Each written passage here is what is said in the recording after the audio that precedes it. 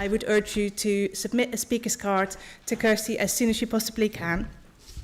But otherwise, I would like James Calder to stand by, please, and I will ask Councillor Sally Pattle from West Lothian to move the motion, and she will also be moving the amendment, which is in your conference papers at the same time.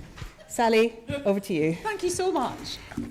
Right, hello everybody, welcome to Inverness, and also there's a dog down here, I don't know if anybody's seen, but he's really gorgeous. I hope we can pet him later.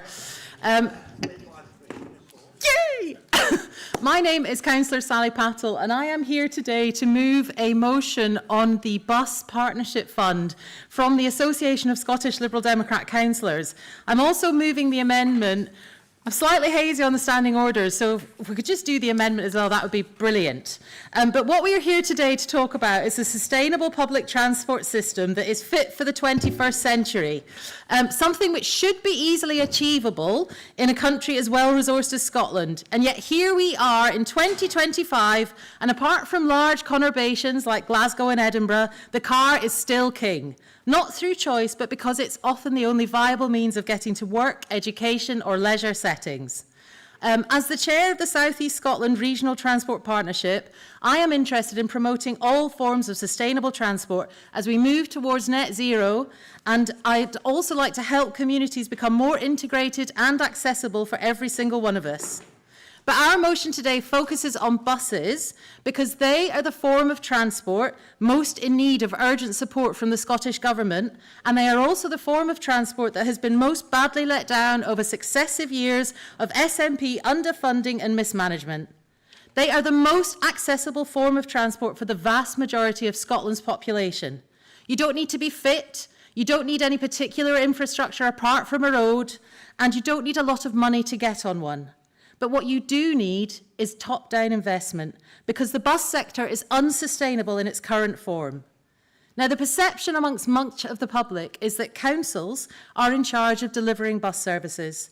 But the reality is that most regions in Scotland operate on a hybrid bus service system.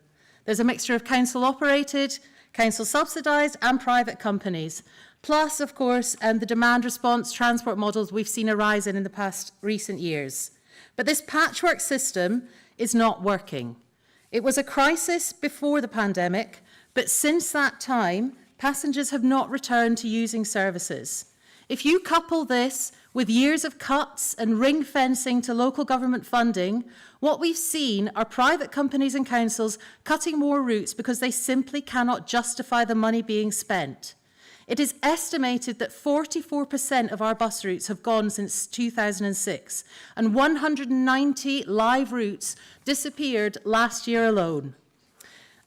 Communities, what we have at the moment is communities where the last bus of the day runs at 6 o'clock, where there are no Sunday services, and some communities where there are no bus routes left at all, leaving those without private transport cut off entirely. In West Lothian, where I'm a councillor, we have several places in this position, and we are only 14 miles away from Edinburgh. And I know that the same situation is being played out across the country.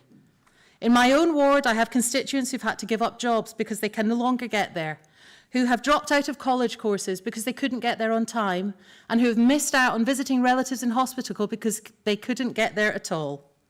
I fully support encouraging people to use active travel where it's possible. We should all be wheeling, walking and cycling where it's practical. But for many people, it is simply not a solution to get on a bike. Those with young children with mobility issues who have to carry work gear or schoolwork, they need the option of a safe, dry bus for when the journey is long or the weather is being Scottish.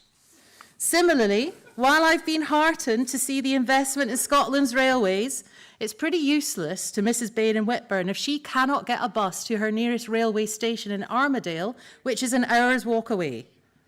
People should have the option to choose what suits their transport needs on any particular day. And instead of putting all of our Easter eggs in one worthy basket of active travel, we should be strengthening the call for a sustainable public transport system as a whole. A system that works for everyone, that takes people where they need to go when they need to get there. I know that this is a huge piece of work, but it should have been achievable. The SNP have had 17 years to do something, anything. And all we have seen instead is inaction and delay. The usual short-termism from the Scottish Government, unwilling and unable to look at the bigger picture of how people actually need to access transport. And so to the Bus Partnership Fund. Some of the more awake delegates, and I'm not including myself, may have noticed that we have put in an amendment to our own motion. Because when we first developed this motion, we wanted to call for the full and immediate restoration of the Bus Partnership Fund. But we have since realised that this is just completely unfeasible. The country is not in a position to do that. When the fund was first introduced in 2022, it was worth £400 million in grants to councils, private operators, other organisations. And it sounded great, but barely a year after it was put into operation, and with only £20 million worth distributed, it was at first suspended and then quietly shelved altogether. In 2024, we learned it had been replaced with the Bus Infrastructure Fund, which was worth only £10 million in total and was directly linked to active travel. But we don't have any more information on how that will work, who can apply and what it is expected to deliver. And there's the other barrier, because currently there is scant information available to local government or private operators on how they are expected to contribute to Scottish Government transport targets, or where any funding is likely to come from. At the same time as the bus partnership was finally laid to rest, RIP, and after years of delay, Transport Scotland issued a report confirming that the Scottish Government could no longer meet their 20% car usage reduction target by 2030. And further, in Transport Scotland's view, it would never be possible to reach that target without punitive measures being introduced on drivers of private vehicles. So instead of recommending long-term investment in a sustainable public transport system, something proven the world over to get people out of their cars, Transport Scotland are instead recommending a big stick to hit drivers with. While we continue to approve massive new build developments, inviting people to move away from well-supported transport hubs, we are doing nothing to improve the public transport links to convey people to their places of education, work and leisure. That's why the Edinburgh Bypass is Scotland's largest car park during rush hour. Now, as Liberal Democrats, we won't keep looking to the past. We need to look forward to find new solutions. So today we are calling for conference to support a pledge to recommence and fund partnership working to make buses more convenient, faster and eco-friendly, helping to protect the long-term future of the bus network. The current fiasco unfolding in bus services across Scotland is just another indicator of how badly we have all been let down by 17 years of SNP failure. But we must now look to the future and pledge to build a sustainable public transport system. I think we should all join in. Sustainable public transport system, yeah! Thank you so much. Councillor Sally Pato. Can I now ask Councillor Trish Robertson to stand by, please, and I call Councillor James Calder from Dunfermline, Kirkcaldy and Cowdenbeath local party to speak for the motion. Thank you. In conference, I did have a minor heart attack when I came in here and I saw Senator James Calder. Don't worry, it won't be me. First of all, I am very pleased as ASLDC convener that we were able to bring forward this motion to conference today, and I also want to thank Sally Patel for all her work on this. While this motion focuses on the restoration of bus partnership working, I would like to also focus on recommendation 4, which looks at additional funding for local authorities for the establishment of community bus services. So this is not just extremely welcome, but absolutely essential if we're going to improve take-up of public transport in our communities. As both the Fife Liberal Democrat group leader and also as the City of Dunfermline area convener, I've witnessed the impact of Scottish Government cuts to funding on public transport. And also, we have done some great work locally to try and mitigate the mess that the SNP have made. So, just as an example, in 2023, the Scottish Government ended its network support grant, which had disastrous effects in Fife. Some of my constituents in Dunfermline, including elderly ones without cars, lost all local bus services, meaning that they had to walk for a significant distance before they could get to a bus. Fares went up in Fife by 15%, having a disproportionate impact on those with the least means during the middle of the cost of living crisis. I raised this at Fife Council, and I was pleased that the Council did take action to try and protect as many of the bus services as possible, but it wasn't able to stop that huge increase in fares. This was an example of the Scottish Government, which at times included the Greens as well as the SNP, making public transport both unaffordable and for some unavailable, and that was wrong. Contrast that with Liberal Democrat action locally here in Dunfermline. So last year, we, Lib Dem councillors worked to secure funding for free bus travel days to encourage more bus usage in the run-up to the Christmas period, as well as sort of reducing that financial impact at a challenging time and helping local businesses by encouraging travel into our city centre. Locally too, we've also been taking steps to seriously promote active travel in Dunfermline. It's clear to me that examples like this, and also what we are proposing in this motion today, that the Scottish Liberal Democrats are the party that will promote environmentally friendly and sustainable options for our public transport. Conference, I therefore ask that we support this motion today. Thank you. Thank you very much. Can I now ask Ian Dyer please to stand by, and I call on Councillor Trish Robertson from Highland Local Party to speak specifically for lines 30 to 36. Good morning, Conference, and welcome to Highland. As you can see, we've got lovely weather for you here today. This is not what it was. I just had a picture come up on mine this morning to say we had deep snow just a few years ago here on this very day, so welcome the sunshine. So the Bus Partnership Fund, you've heard some negative effects of this having taken away. Mine is a little bit more positive, but more positive for it to continue. This new fund that they've given us now is not going to deliver anything like what the intentions was of the previous fund. It's a huge reduction in available funds and raises concerns about the government's commitment to improving bus services and addressing congestion. And here in Highland, we're even more unique than the rest of you. Yes, you're losing services. Well, we didn't have them in the first place. Local authorities and transport organisations have expressed disappointment over the pause and subsequent restructuring of the fund. In Highland Council here, we had used the first tranche of it to actually make our own bus service, and this was a way to go forward. But without continuing funding, this is not going to achieve what we had intended. Many of our rural communities don't have a bus at all, and we really need to get something done. We're never going to get people out of their cars if they don't have an alternative. The Scottish Government has an ambitious target of 20% reduction in car kilometres travelled by 2030. Achieving it necessitates a significant change in travel behaviours and will require a sustainable transport service. Recent assessments indicate minimal progress towards the target, and here in Highland, of course, we are very dependent on the car because the bus services are not available. During COVID, we only had one local bus service at the time, and they held us over a barrel, basically, on school transport. So that meant that, council finding is really bad at the moment. We can't spend it all on school transport. So we had to find a new way forward. But public transport infrastructure and services need to be viable alternatives to car travel. Estimates suggest an additional 1.6 billion investment per year could create 22,000 direct jobs and significantly improve public transport options. Well, we'd all be up for that.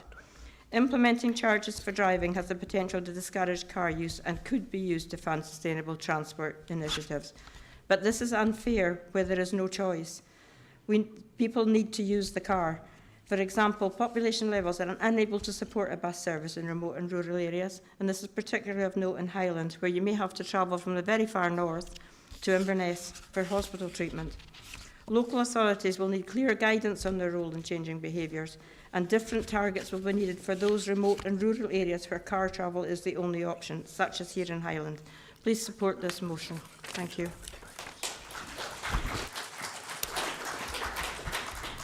Thank you very much. Can I ask Chris Lucock to stand by, please? And I now call on Ian Dyer from Argyll and Bute. Thank you.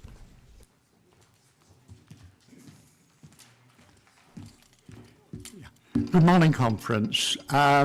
We live in Auburn, and in the urban areas, there's somewhat of a decent bus service, but when you're getting across to some of the islands, there's not. To get across to give one or two brief examples, to get across to Carrera, or Carrera as some pronounce it, you have a choice of either driving, if you've got a car, or going a 2 mile plus walk along to one of the ferry points across to there. Whereas a bus service, albeit a minibus service, would obviate that. If you're going across to the north end of Lismore, you're stuck there because the buses only go as far as Appin, not across the Port Appin, which is the ferry point for the north end of Lismore. And on the island of Mull, there's two main points where you can get buses to, as you know, Tobermory and Fearnport, but not for the rest of the island. That is very, very sadly lacking. Again, West Coast Motors in this case could easily provide a minibus service to get round, albeit some of the narrow roads. So I'm moving full support of the motion and the amendment. Thank you very much. Thank you very much. Can I now ask, please, Jackie Bell to stand by, and I call Chris Lucock, who has indicated that he wishes to speak against lines 48, 51 and 59 to 61. Inverness. Very small point I wanted to make. The lines that I'm talking about are the ones about getting rid of road charging, or not installing road charging. They seem to be almost nothing to do with the rest of the motion, but I think they detract from it substantially. The issue of road charging, and I entirely agree with Trish that for particularly rural areas, it's not going to be a very appropriate policy to have a blanket road charge. But we are not yet addressing the issue about what happens when things like vehicle duty on petrol and diesel cars disappears. That's a major income source for the government. How do we get that money back? It raises a much wider issue than just bus transport. And I think it would be more appropriate, rather than saying, oh, we shouldn't have road charging at all, a sophisticated road charging system that maybe was higher in urban than rural areas may be appropriate. And I think we're jumping our fences far too fast, and I think it should be removed from the motion.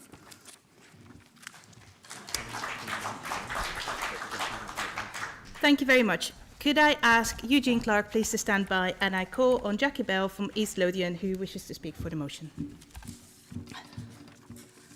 Conference. As Councillor Pattle has said, this motion is of great importance to rural communities where public transport is under threat, where operator profits seem to come before people. East Lothian may be close to Edinburgh, but despite a growing population, infrastructure is lacking. That includes transport. Historically, we had a number of local bus companies offering an excellent service. However, lack of funding for new fleet, recruitment and retention issues have led to difficulties and then pulling out. About 6 years ago, Perryman sold to Borders. Since COVID, the service hasn't returned to an hourly service, and there's no service on Sundays. Places cut off. Last year, Eve sold to Lothian. The former Eve drivers have lower pay and poorer conditions of service. That, in fact, affects their recruitment and retention. The changes have impacted on local services, particularly to the East Lothian villagers.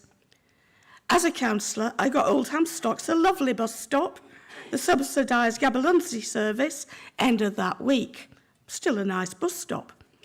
A local survey by East Lammermuir Community Council, the most rural part of Dunbar and East Linton Ward, showed requests for a demand-responsive bus. Last year, a trial funded by a wind farm company was found to be successful, but there was no money for it to continue. The latest blow came 2 weeks ago as the result of tendering by East Lothian came to a head. A number of services vital to communities have now been cut. The Dunbar 130 Town Centre service was originally funded by developer contributions for Asda, run for over 20 years by Eves. It ends tomorrow. The new owner, Lothian, didn't bother to tender. The cut leaves some villagers with no service. How also affected are parts of Dunbar and West Barnes, the housing estates with the highest numbers of older people, people with disabilities. They're going to be cut off from the doctors, the shops, and that's just local. You've got to go to the hospital in Edinburgh or even the care homes in Edinburgh or Haddington. You can't get there.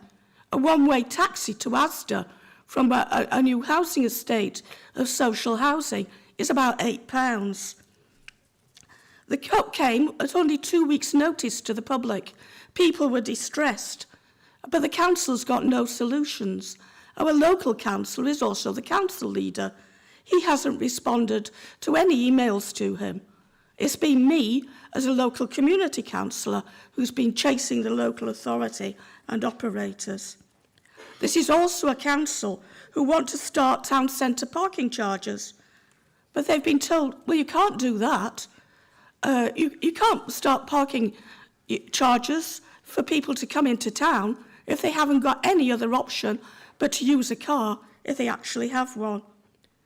Conference, we need effective public transport services, particularly the buses for those who are less well off. We need an affordable public transport service, and we don't want to see more cuts like this because it's the rural communities, the less well off in our society, who are the most affected.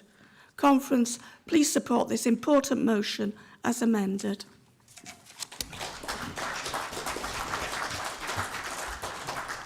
Thank you very much, Jackie. Can I please ask Councillor Peter Barrett to stand by to submit the motion and the amendment, and I now call on Eugene Clark, who wishes to speak for the motion.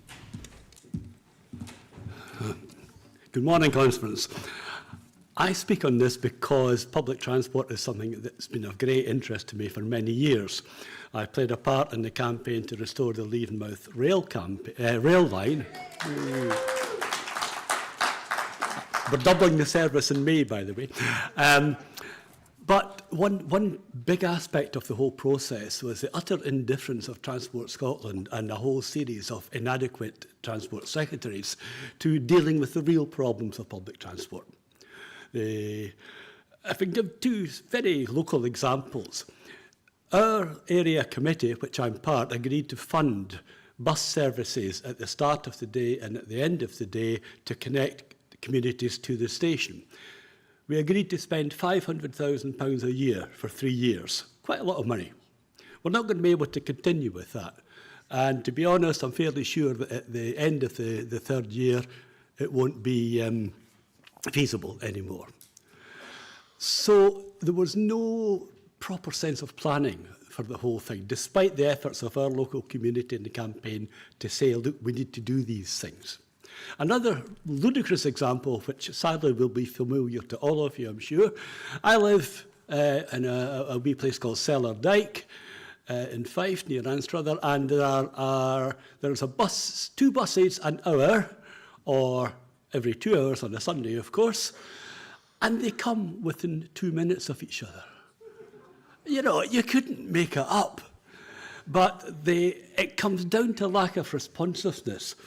And that's why my point in completely supporting the motion as amended is that it's not really a money thing, it's a structural thing.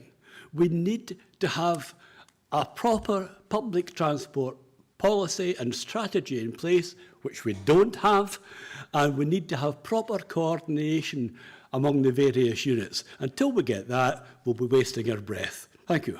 Cheers.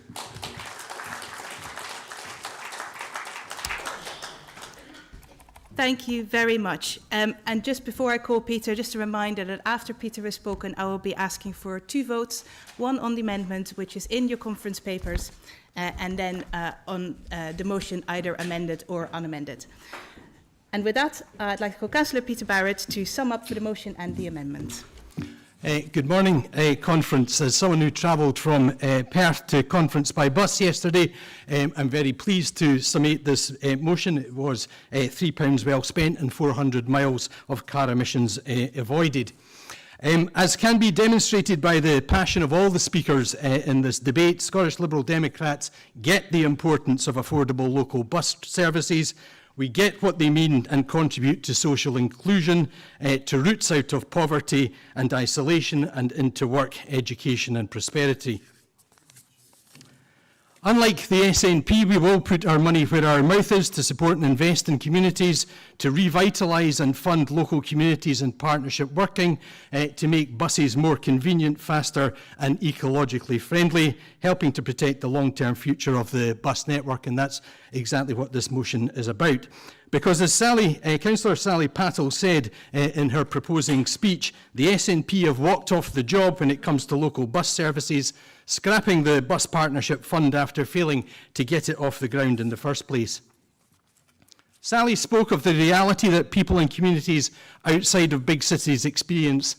No buses to take you to college or childcare in the morning, no buses to get you home after work, far less try to get home by bus after an evening out. The SNP has let communities down the length and breadth of Scotland. They have a strong, if not unique, track record of launching with fanfare and failing to deliver. There should, by now in the Scots language, be a verb to describe it, to silent, to surgeon, or currently to swinny. To Yousaf might have gained currency, but he wasn't around for long enough for that to happen. However, the SNP stuck record has to change, so thank you, Sally and the SLDC, for bringing forward this motion today and demonstrating that Liberal Democrats are the change that people need and want to deliver effective local bus services. James Calder, in his telling contribution to the debate, showed us the difference that active Liberal Democrats made in Dunfermline to encourage modal shift and greater use of local buses, as well as investment in community bus services against an uphill struggle of SNP cuts to the network support grants, which directly drove up fares in the middle of a cost of living crisis. Councillor Trish Robertson spoke about the replacement of the bus partnership fund with a fraction of that size, something far less ambitious and much smaller in scale.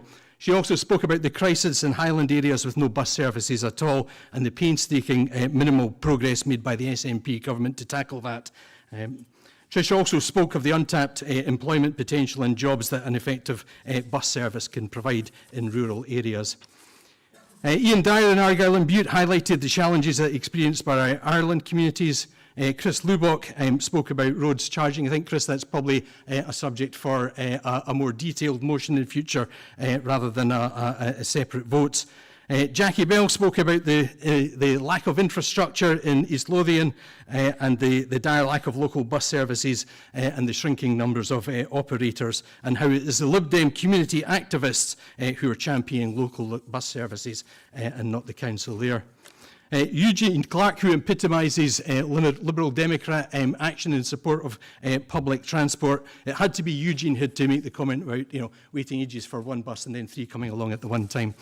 So I'm glad that it was somebody else that did that instead of me. Conference, this motion sets the tone for our conference, action on what matters to local people, empowerment of communities to design and deliver local solutions to meet the needs of local communities, driven by our commitment towards social inclusion, fairness and action to tackle the climate emergency, and improving local bus services and public transport to reduce private car use. Please support the motion as amended. Thank you.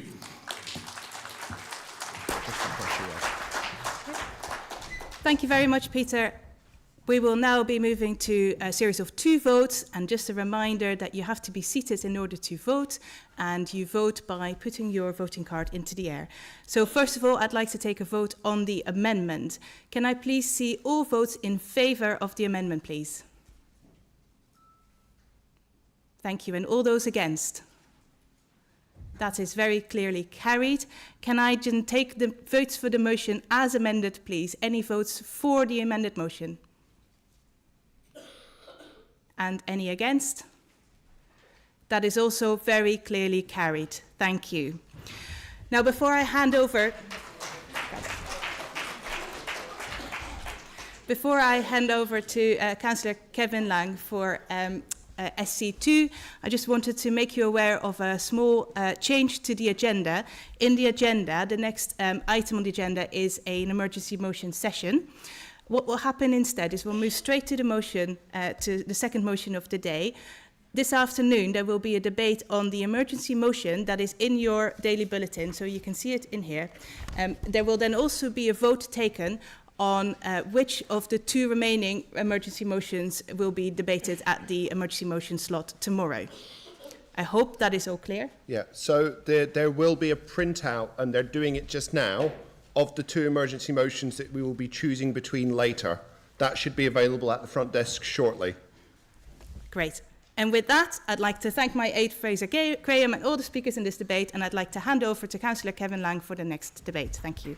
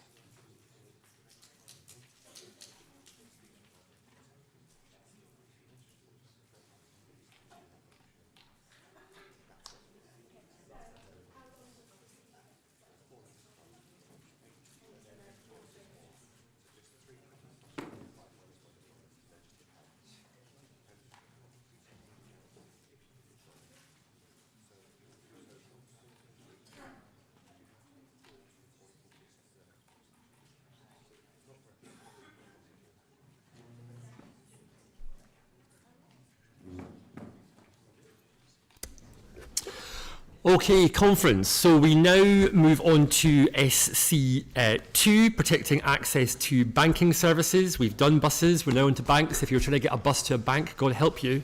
I am going to ask Wendy Chamberlain to stand by. And I call Neil Alexander from Murray Local Party to move the motion. Neil. Jamie Stone. No, it's not. It's Neil Alexander. Oh, okay. Don't worry, Richard, I'm on top of it.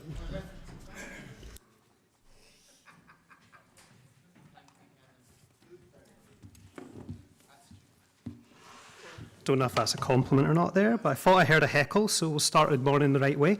Sorry, everyone, I did not realise this was going to be earlier, so I blame maybe the chair a little bit for that, but...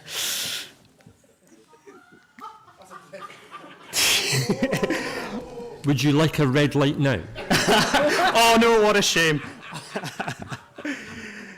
Conference, today I bring to you a motion that at its heart is really simple but crucial, ensuring that anyone has access to one of life's basic necessities, accessing their money.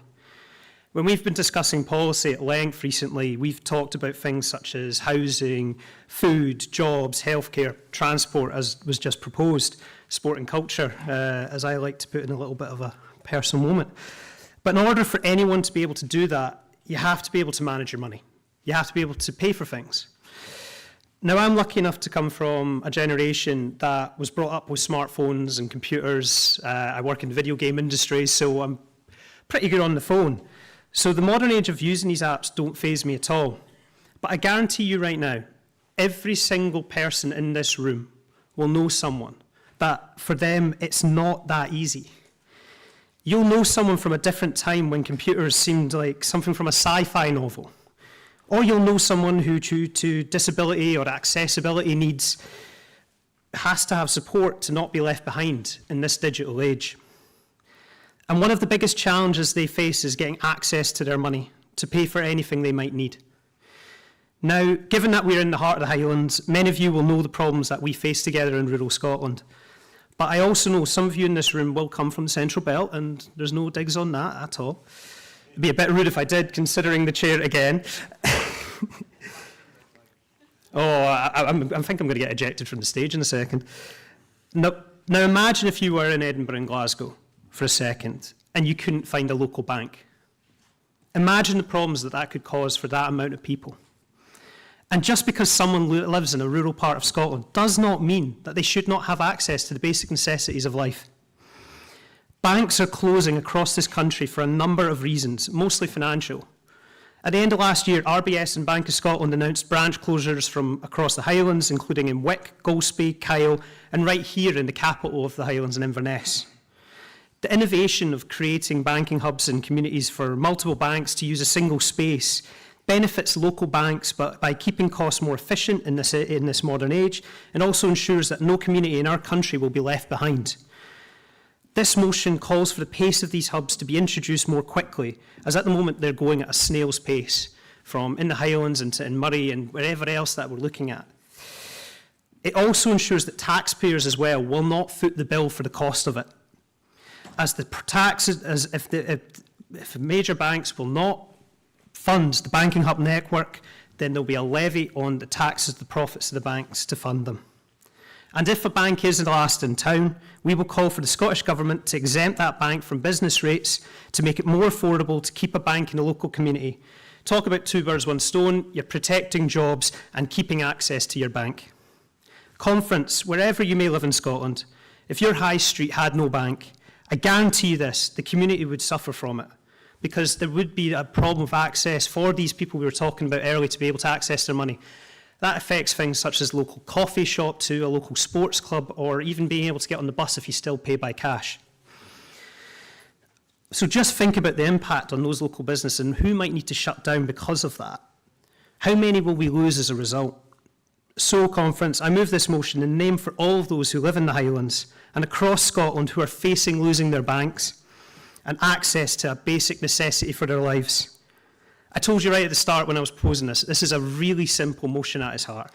It's about making sure anyone in our country can go about living their lives. So please, Conference, do support it. Thank you.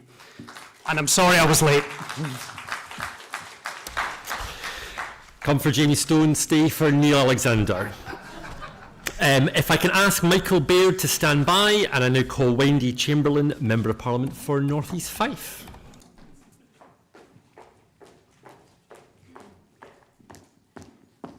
So maybe I should start by, Chair, saying, has Mr Alexander not seen my recent conversations with Jenny the guide dog? And I can maybe see him later. Good morning, Conference. Hopefully you're going to stay after this motion to hear my speech as well.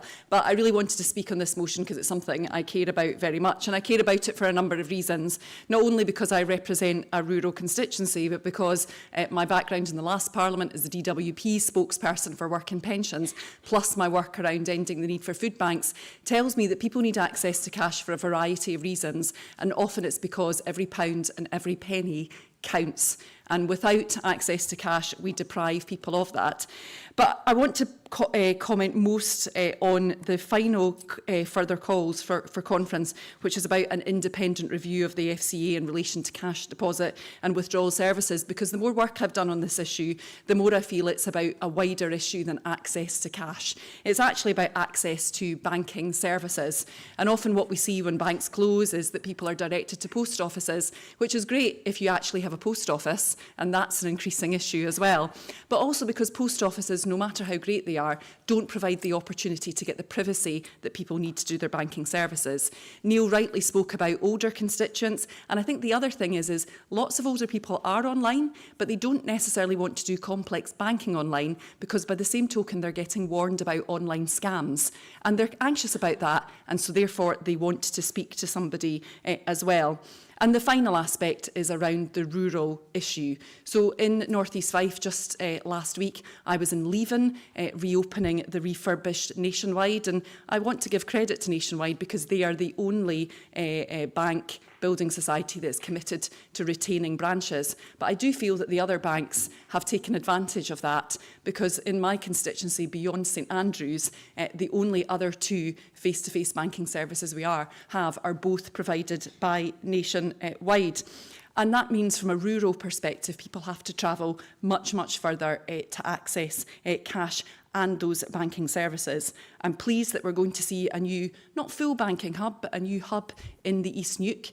That's important, but the visibility of that is important as well, and making sure that constituents know about it. So for me, it isn't about access to cash anymore. It's about access to banking services. And I do believe that banks and other lenders have a responsibility to deliver those. So in terms of those further calls, that's what we should be asking for. Legislative change to ensure it's not just about access to cash, but banking services as well. Because do you know what? Sometimes people want to speak to a real person.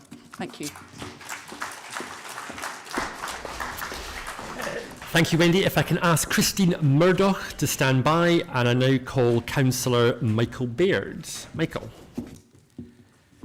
Conference, good morning. I'm the councillor for North West and Central Sutherland. A little bit of background. I was born and bred in Edinburgh, and I moved up to a wonderful place called Bonar Bridge in '93. At that stage, and I was living in a bank house, would you believe, and the bank was there, operative 5 days a week. Wonderful. And as the years have rolled on, the same said Bank of Scotland started moving down to 3 days, 2 days, 1 day, no days. In 2017, it closed its doors, as did the branches in Lairg, Dornoch, Helmsdale, leaving one bank standing in Sutherland at Golspie. That branch has just disappeared this year as of the 4th of February. So we have no banks in the county of Sutherland at all. How are people supposed to be able to go and do their banking? Well, they did have, for a little while after 2017, a mobile service, okay, that came in once a week into the villages of Bonar Bridge, Lairg, Dornoch, Helmsdale. And then when COVID came on the scene, hey-ho, the mobile service was pulled, and it took some time before it introduced again. But when it came back, it only operated every 2 weeks. To confuse the poor public, particularly the elderly, as to which week now this branch mobile bank was going to come into town. And if you missed it, well, that's nearly a month before you're going to be able to do a face-to-face on a mobile bank. The other option, of course, is that you would be asked to perhaps go to the post office. Well, that's fine if your post office, as Wendy Chamberlain mentioned in her speech, is there and open as well. We, in Bonar Bridge, for instance, our post office doesn't open on a Monday, but we are slightly saved in that the local Spar shop has a wonderful mobile banking facility, only to find that when you come along at about lunchtime, there's no money in it. Hey-ho, because everybody else has been there before you and taken the money that they need to do their shopping, etc., etc. So I'm going to pursue the whole matter again on the 15th of May at the Lloyds Banking Group annual general meeting. I've been there nearly every year putting in questions to the board. Does it do much good? Well, it certainly brings their attention that we're fed up with the way that we've been handled in banking. And now I just want to support this motion. Thank you. Thank you, Michael. If I can ask Declan Gallagher to stand by, and I now call Christine Murdoch from Dumbarton Local Party.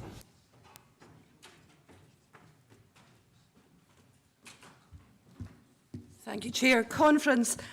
I might be Dumbarton Local Party, but I live in Kilcreggan, 16 miles west of Helensburgh, arguably in the central belt, but also a rural village. The only bank in Helensburgh, the Bank of Scotland, will be closing next year. According to the Bank of Scotland, there has been a 40% reduction in transactions conducted in branch since 2019. They also claim The elderly are not the biggest demographic. The biggest group are aged 55 to 75. Now, I am sure there are many of us here that are delighted to know we are not elderly. But if elderly is described as over 75, it is no wonder they are not the largest demographic. However, in rural Scotland, you do not always have access to fast broadband speeds, thereby impacting access to online banking. Last year, Helensburgh was promised a banking hub within 3 months. We're still waiting. Further, at a public meeting on this issue last year, a local business operator pointed out that the Faslane Naval Base has a major influence on cash demand and digital connectivity. Cash machines are often emptied on a Friday night if there is a large vessel in port, and card transactions cannot be completed when there are large data transfers taking place to or from the base. I know, I live nearby. There is a further but connected issue in that at the same time as branches are closing, charities and other not-for-profit organisations are having banking charges added to their accounts. This is putting money in the pockets of shareholders and highly paid executives at the cost of these charities and other third sector organisations. To that I say, shame on you.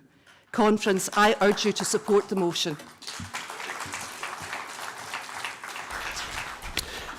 If I can ask Sheila Thompson to stand by, and I call Declan Gallagher from Highland Local Party. Declan.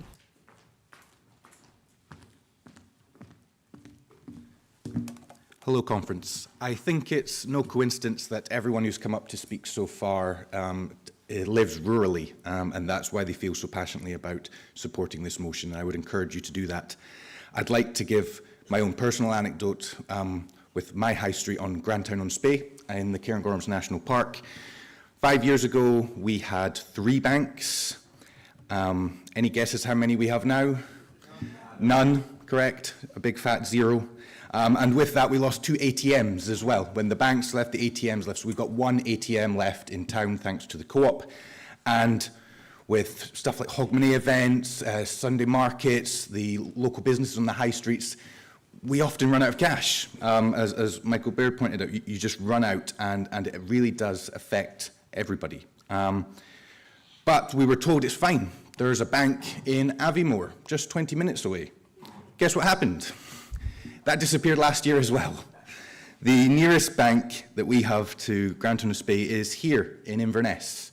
That's 50 minutes away by car. We've just been speaking about buses. It can take much longer to get here by bus.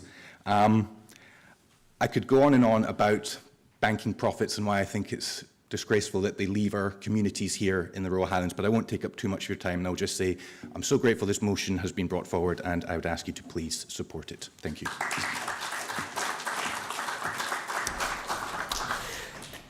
So if I can ask Trish Robertson to stand by, and I now call Sheila Thompson. Morning, Conference. I'd like to think about the whole of Scotland, whether it's rural or urban, and look at people that are facing poverty and their access to banking. Banking is much more than just cash. Banking is about getting the services that Wendy spoke about, is getting advice and support. And if you're facing poverty and you're struggling and you don't have someone in a bank that you can speak to, it can be very difficult to phone, speak to an unknown person and not get the help that you need. If I take you to the chairman's ward and to a part there that I used to work in, people there face most of them face poverty. When they look for financial advice, they have to go into the centre of Edinburgh. That comes with cost. So even when you have a bus, the cost of the bus to get your money is really difficult. And remember, if we go to a hole in the wall, the minimum we can take out is £10. If you've £9.90 left, you've no access to it unless you can get to a post office or a bank. But if you want advice and support, then you need to speak to someone. And that's often for people that are facing poverty, much easier to do in person. Banking hubs are possible. I worked in one many, many years ago. When we had lots of branches, we also had banking hubs. I worked in a banking hub at a part of Aberdeen University, where each day different banks would take cash there and provide banking services and advice and support to students. There was also a banking hub in Shell in Aberdeen, in one of the biggest office blocks. I've worked in both of those, so they are possible. Banks have always known they're possible and shouldn't be taking the time that they are to get round to getting them set up. I would encourage you to vote for this motion, whether you live in an urban area or a rural area. This affects everyone, particularly those struggling to get financial advice. I'd encourage you to vote for the motion. Thank you.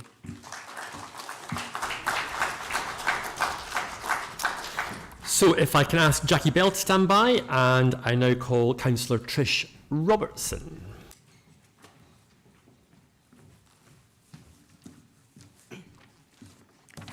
Yeah, back again, but it's no surprise to you all to realise that both these two motions are quite an impact on rural communities. The loss of bank branches has significant economic, social and technological impacts. And just for Wendy's information, in my ward alone, we have lost 2 post offices as well in the recent times. So post offices are not the answer to the banks closing.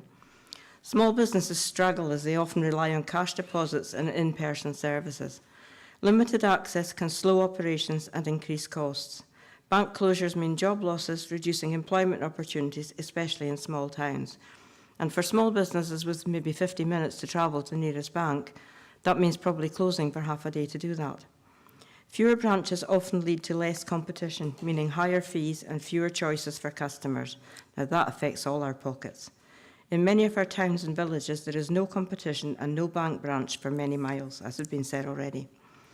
Older adults, those without internet access, and low-income individuals may struggle with digital banking and are left without the personal contact they need to carry out financial transactions. Banks often act as anchors in local communities. Their closure can lead to reduced foot traffic and harm surrounding businesses. The technological shift to digital banking is convenient for many, but some customers feel left behind due to lack of digital literacy. More online banking means a higher risk of fraud and hacking. Banks save money on overhead costs by closing branches, and digital banking is fast, convenient and cheaper as long as there is a digital connection available. Often a big problem, lack of that in Highland. Often also missing in other remote and rural areas. While digital banking is the future, the decline of physical branches leaves gaps that many communities struggle to fill. Banking hubs which provide shared spaces where multiple banks can provide basic services. As banks move digital, hubs offer a middle ground, keeping in-person banking alive without the full cost of full branches. They won't replace traditional banks entirely, but they help bridge the gap in areas losing branches. Delays in setting up banking hubs leave communities in limbo for far too long. As a positive way forward, banking hubs should be part of the process in deciding when banks will close. This would maintain access to basic banking services for communities. Integration is all, whether it be banking or buses. Thank you.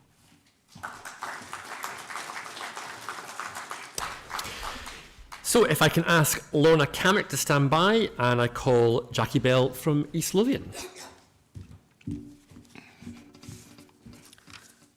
Conference.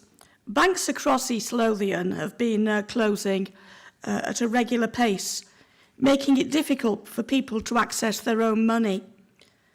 Dunbar has had 3, plus a couple of building societies. Our last bank closed in May last year. RBS has a mobile that comes for an hour a week, but it offers no privacy, and there's a big issue for those who can't climb the steep steps. It's not well used.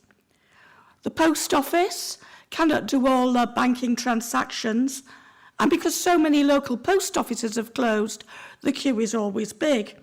Again, no privacy if you want to discuss something.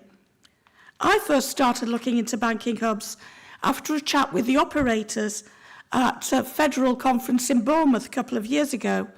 I started saying to our MSP and the council, this seems a good idea.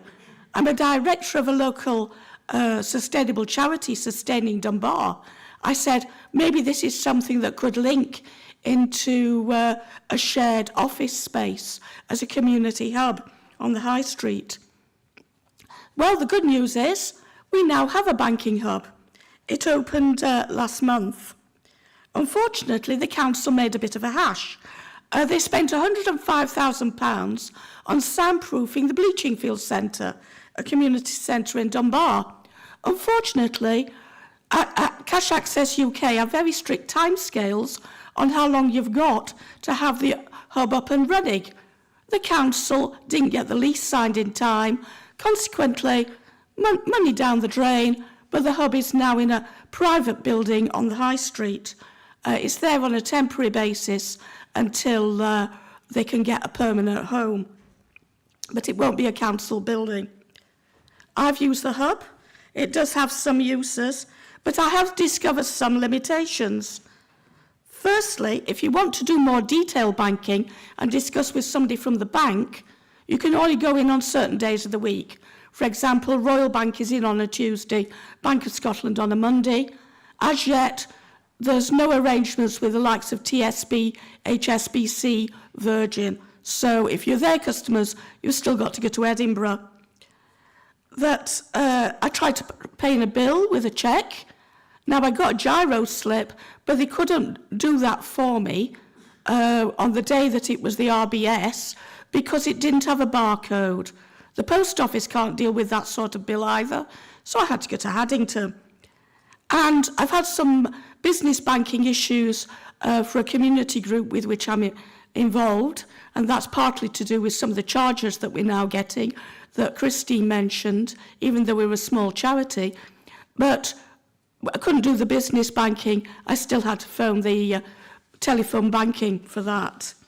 However, despite all those issues, I still do think that the banking hub is a good provision, but although a bank would be better. And I've been telling people, use it or lose it. And, you know, that if we aren't going to get the banks back, then it is a viable option and should be welcomed in our communities. Thank you. If I can ask David Green to stand by and invite Lorna Kamek as our next speaker.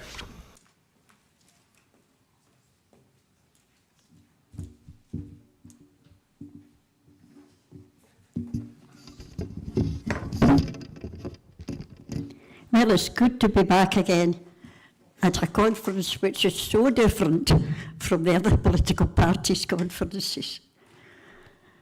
I'm pleased too to be able to be the only person to give good news about banking. And I need to tell Wendy and everybody else that the Cooperative Bank still has a branch in Glasgow and a very efficient online service. So the branch in Glasgow is in Gordon Street, just opposite the Central Station and not far from the nearest bus stop. And the team in there are very efficient, very friendly, and there's pretty good opening hours. I can't remember them exactly. So I go there quite often. The online is very, I remember there too. I can do it on my mobile phone and on the desktop. And by the way, I'm 93.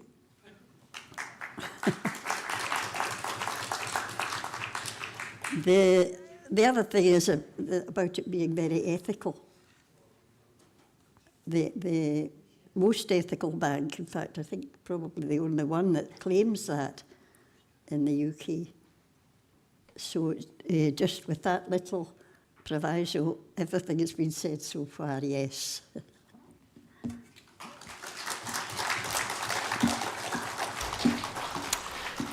Thank you. If I can now call David Green to submit on the motion as a whole. David.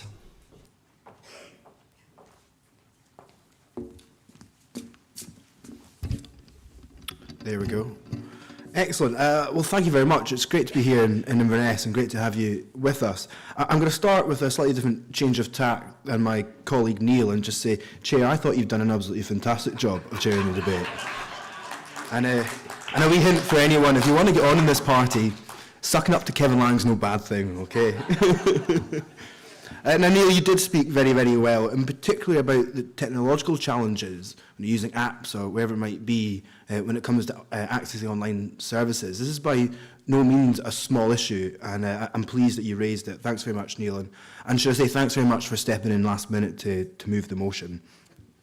Wendy, looking forward to your speech in a moment. Thank you very much for the contribution we just had there in the debate. I thought you spoke very powerfully about access to cash, particularly those who are counting the money in their pocket and relying week to week. I thought that was very powerful. And again, on the point, and I recognise your work on this issue, when it came to the review of the FCA functions, and particularly when it comes round to the importance of privacy when it comes to banking services. My colleague Michael from Sutherland, thank you very much for contributing to the debate. Michael has been campaigning on this issue for years, and what a job he's been doing. He highlighted that, of course, with the closure of Golspie, there is now no bank left in the county of Sutherland, which is an absolute disgrace, and you hear it on the doors everywhere you go. So thank you very much, and keep fighting the case, Michael. Christine, thank you for contributing to the debate.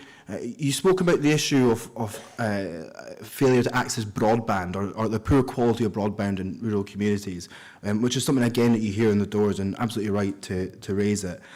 A point that you raised that I wasn't conscious of before this debate is actually about the charges that are put on charities, taking money away from charities and putting it in the pockets where it shouldn't be. That's just absolute disgrace, and you spoke powerfully on that. And you and I are both on the Future Leaders programme, a fantastic programme, and I think you're a great colleague on it, and I look forward to seeing where you get selected for the 2026 elections. Declan, you spoke powerfully from the experience of your own community, as did Jackie as well. I think there were great illustrations, both from an urban context and a rural context, of what we're seeing with the closure of banks. So thank you very much for that. Sheila, it's fantastic to see you here at conference. Thank you for coming through. I thought your illustration about access to cash, if you've got £9.90 left in your bank account and you can only take out £10, that's a really important illustration. And I know you've got, with the work that you've done over the years as a counsellor in social care, you understand these issues well. And the point you made about working on University of Aberdeen campus, a great university, Emery's got an alma mater there, you're doing well, I'm sure, was really important in terms of the requirement of support that people need. And the point that you made as well, which I thought was really interesting and different from a lot of the other speakers that we've had, is that this is an urban context, not just a rural context, so thank you. Trish, another great Highland councillor, thank you very much for the contributions. You are absolutely spot on about speaking on the case for businesses, where some businesses, and we've seen this reported on multiple occasions across local papers, they have to close for up to half a day at a time, which is taking money out of their pockets. Lorna, it's always great to see you at conference. I think you actually illustrated the real positive benefit of when you do have an effective bank, and that's where a service that we all need. And by goodness me, 93, if I'm here in 60 years' time, I think I'll be doing well. So thanks very much, Lorna. Look, I'm going to come to a close. It's been a good debate, and I really appreciate the contributions. Jamie couldn't be here today. Sadly, he's away at a funeral, but he's been campaigning on this, just like Michael, for years. And some of the work that he's done around banking hubs is something that I think all of us should emulate in our own communities.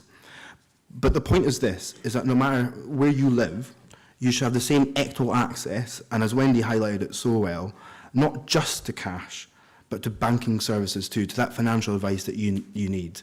That's the point of this motion. So please support the motion, stick it in your focus leaflet, and get out there and campaign for it. Thank you.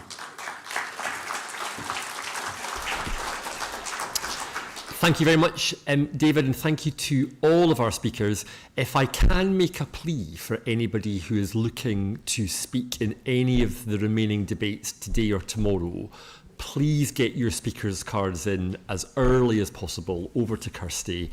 It helps the chair and the aide enormously to have early access to all of the individuals who are hoping to speak, just so that we can plan debates properly. So if you are looking to speak any debates today or tomorrow, please get your cards in early to Kirsty. So we now come to the vote on SC2, protecting access to banking services. There are no amendments, so it's a simple vote for or against the motion. Can I see all those in favour of the motion, please show? Thank you very much. And anyone against? That is very clearly carried. Thank you very much indeed, conference. And I'm going to thank my aide, Mel Sullivan, for keeping my timings right.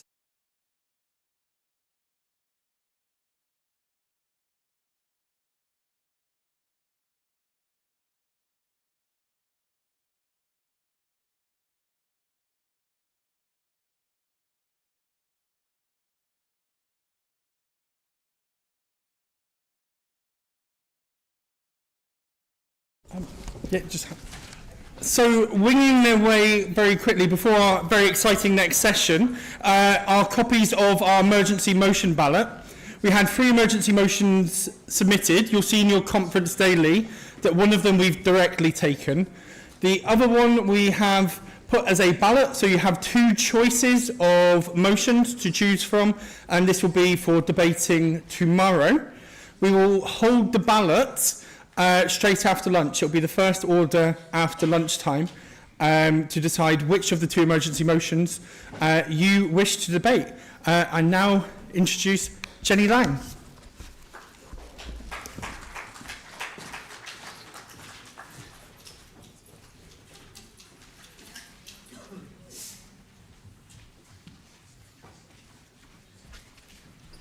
Thank you very much, conference.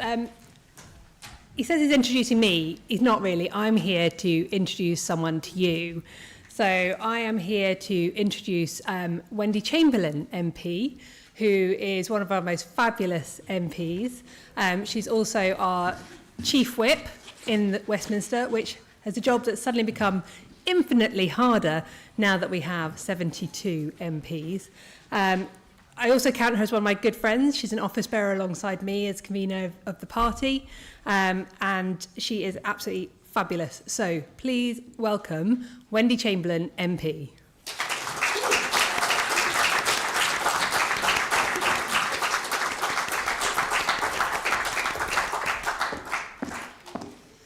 I love how Jenny started by suggesting that my job had become infinitely harder by going from 14 colleagues to 71. I mean, I think having the largest party in a century, a Liberal Party in a century, is a very nice problem to have.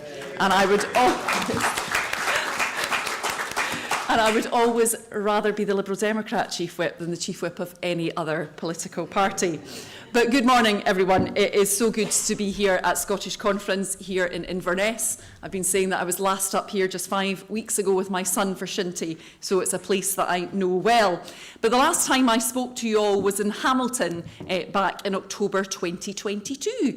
And that was just 1 week after Liz Truss had resigned, having been outlived by a lettuce. Doesn't that feel like a long time ago now? But what a time it has been. Back then, we Liberal Democrats were calling out both SNP and Conservative incompetence. And last year at the general election, voters did exactly the same. Because voters don't want elected representatives who take them for granted, who waste taxpayers' cash on vanity projects, who ignore the rules and create scandal after scandal. Unsurprisingly, voters reject that. They want strong local champions. And that is what they have got, with 72 Liberal Democrat MPs now in Westminster. I'm going to be honest, I can name them all, but I cannot point them all out on a map. And yes, I just heard that there. We cannot ignore our famous 73rd member, Jenny the guide dog, who works with Steve Darling. But that achievement of 72 MPs took a lot of hard work under the fantastic leadership of the man I'm proud to call my friend, as well as my colleague. I think once I actually accidentally inferred in a parliamentary debate that he was my carer as well. And that's obviously Ed Davey. We had that best election result in Liberal Democrat history under his leadership. And as I say, we know it wasn't always easy. We worked really hard. You all worked really hard. So thank you to all of you.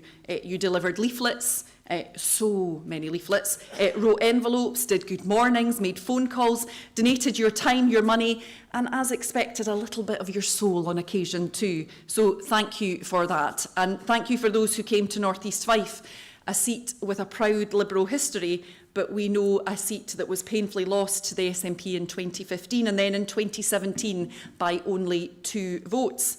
And thanks to your hard work, we got it back over the line in 2019, not with 2 votes, but with 1,300, which is when I became the newly elected Scottish Liberal Democrat MP for North East Fife.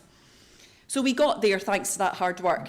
But even for us back in 2019, it was a difficult night because we were commiserating with Liberal Democrats across the UK. And I am so happy that in 2024 it was a completely different story. So my amazing bar chart from 2019 with those 2 votes became 1,300. And then last year, just a couple of months before the election, everything had the SNP regaining North East Fife on the basis of the new constituency boundaries, which made it quite confusing on election night. I was getting texts, even from my husband, saying, why does it say regain? Or why does it say a Liberal Democrat gain? But we've now got 13,500 votes in it.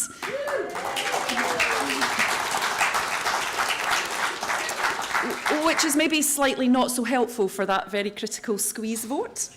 But I see Willie there and Ming too. Eat your hearts out. I think it's fair to say that you both are probably likely to still be able to run further and faster than me. But when it comes to running in North East Fife, I think we know who the best performing Liberal Democrat is.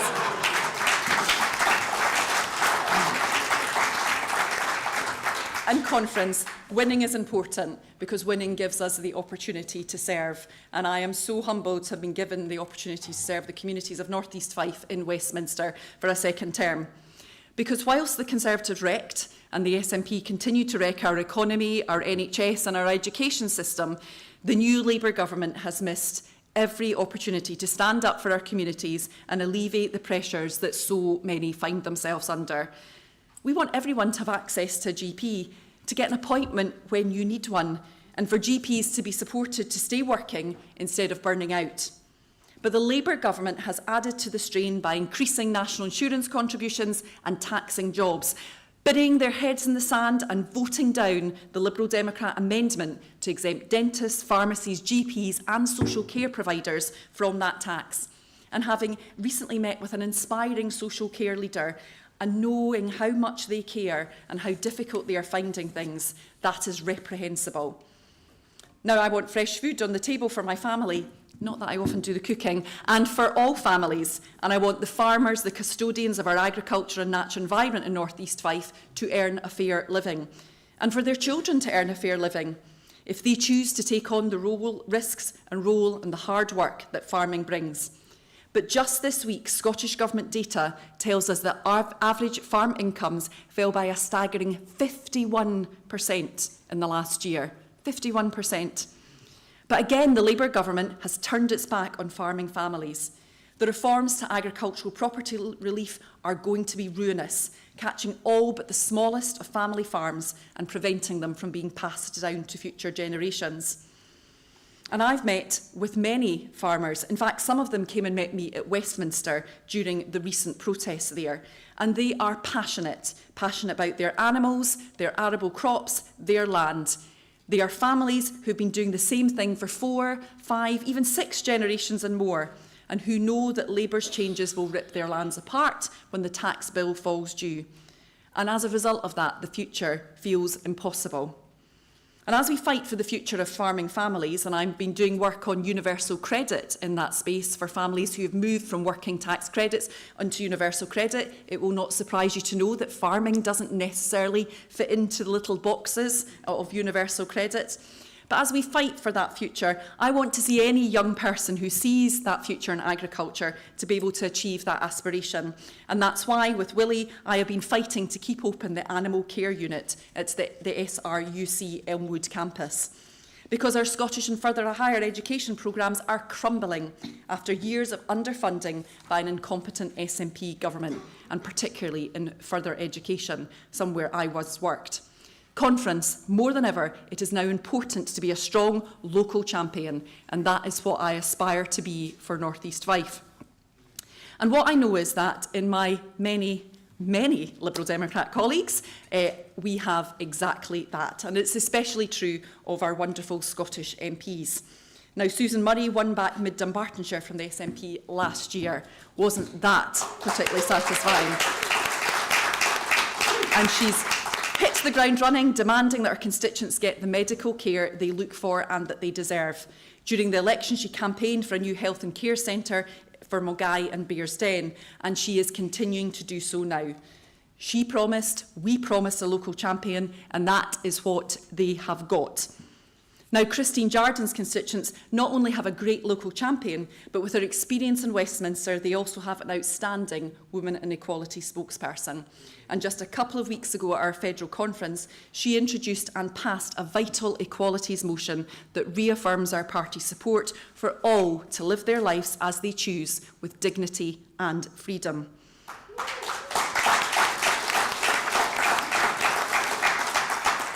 And Conference, it's a sad truth that too often discussing equalities policy can be at best emotive and at worst deeply toxic.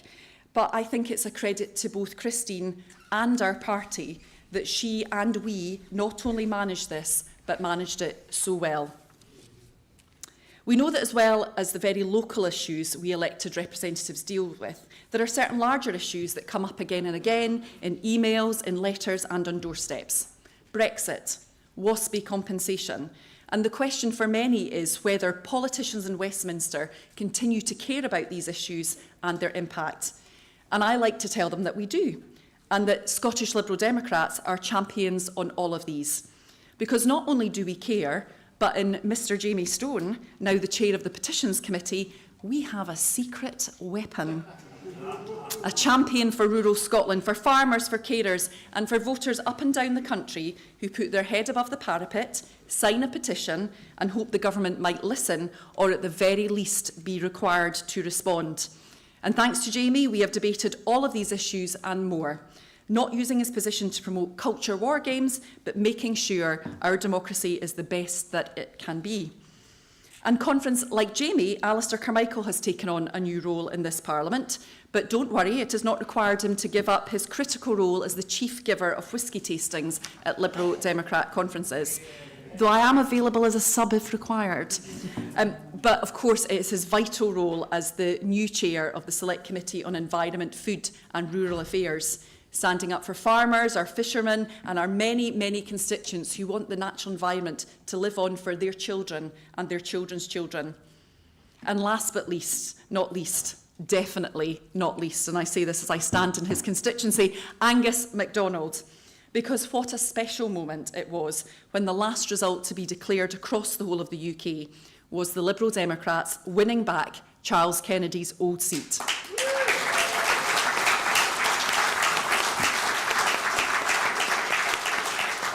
So well done, Angus. Your victory was the one time I was forced to accept that Alex Cole-Hamilton was right. And he is doing Charles, the Liberal Democrats and his constituents proud. He's a champion for energy community benefits so that all his constituents, no matter how remote, will get the benefits of the growth in renewable energy. It was the subject of his maiden speech, and he has pursued it ferociously. Just last month, he and other Liberal Democrat colleagues secured commitments from the Minister for just that in relation to the GB energy legislation. Because what we Liberal Democrats know that is sometimes being a local champion means working with the government to make progress real. And Conference, that is what it means to have a Liberal Democrat representative. Community champions who make change. And no one knows this better than Ed himself, which is why he joins us this weekend, having gotten on his hobby horse this week to kick off the English local elections, so that we can elect more local champions for more opportunities for voters to know the value of a vote for the Liberal Democrats. And next up, it's Holyrood. And luckily for Alex, he has already had his equestrian run-in at last year's general election manifesto launch, when the Shetland pony he was leading managed to tread on his toe. It was a good meme. Conference, our current MSPs are fantastic. In this most recent budget alone, they have secured funding for social care, hospices, family carers, affordable homes, education, and so much more. So, Conference, just think about what the Liberal Democrats can achieve, what we can do for the people of Scotland when we have more MSPs with them in Parliament. Because, Conference, our presence in Scotland grew last year at Westminster, and it will grow again next year. In Fife, we will keep Willie's seat. I need my pal. And we will look to secure an MSP on the Mid-Scotland and Fife list. With Angus winning here, yep, definitely. With Angus winning here in the northwest, that gives us prospects in Skye, Lochaber and Badenoch, and I'm very pleased to see Andrew Baxter selected. David Green, who spoke so well just there, has already been selected in Caithness, Sutherland and Ross, and I know he campaigned tirelessly for Jamie and Angus, and I can't wait to see him elected next year. With Susan taking back East Dunbartonshire, their voters will be looking for their next Liberal Democrat voice, and they have it in Adam Harley in Strathkelvin and Bearsden. And with Christine's emphatic hold in Edinburgh West, we look to build with the election of Sana Dijkstra Downey in Edinburgh North and Leith. Conference, we've previously been criticised for being limited to our citadels, but now the Scottish Liberal Democrats are nationwide. It will be hard work, but frankly, nothing worthwhile ever came easy. That's certainly what I tell my kids anyway. And I know you're ready for it, for every door knock, every call, every leaflet. And I can assure you, Conference, I am ready too, because it is time for change. Voters are sick of SNP incompetence. They say Labour floundering at Westminster, and they know that Liberal Democrats are that change. So, Conference, let's give it to them.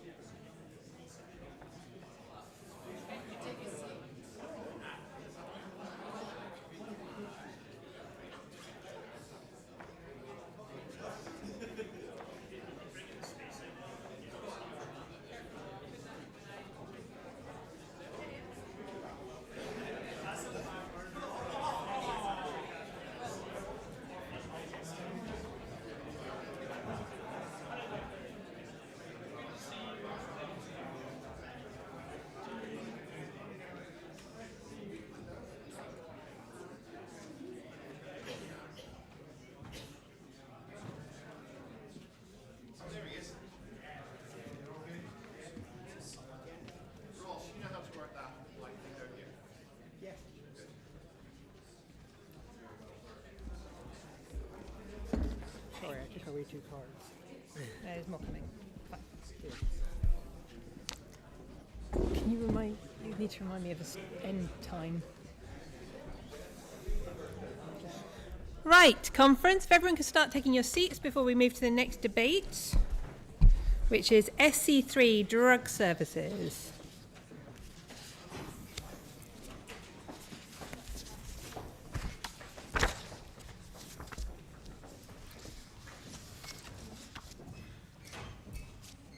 Right, so SC3 drug services, that should be in your agenda. Can I ask Fraser Graham to stand by? I now call Alex Cole-Hamilton, leader of the Scottish Party, to move the motion. Thank you, Jenny. Thank you, conference. Good morning. I am really here speaking in my capacity as the Shadow Cabinet Secretary for Health rather than in my capacity as leader. And it's a brief I've held for the 8 years it's been my privilege to represent West Edinburgh in the Scottish Parliament. But in those 8 years, nothing has changed. We have seen a drugs crisis of the SNP's own creation spiralling out of control. And what do I mean by that? Well, in the year I was elected, in 2016, the budget that was passed by the SNP government, while Nicola Sturgeon was Health Secretary, leveraged a cut equating to 25% to all of Scotland's drug and alcohol services. That primed the drug death emergency that we are discussing in this motion today, but it also sparked the biggest HIV outbreak in Glasgow since the 1980s. On the subject of Glasgow, if you are living in Glasgow, you are 10 times more likely to die of a drug overdose than if you are living in London. That makes this a particular Scottish problem. We cannot ignore or hide from that reality. Scotland has the worst drug deaths in the developed world, and it is remaining stubbornly high. Conference, Scotland is in the grip of a public health emergency. And for too long, our country has held that insidious record.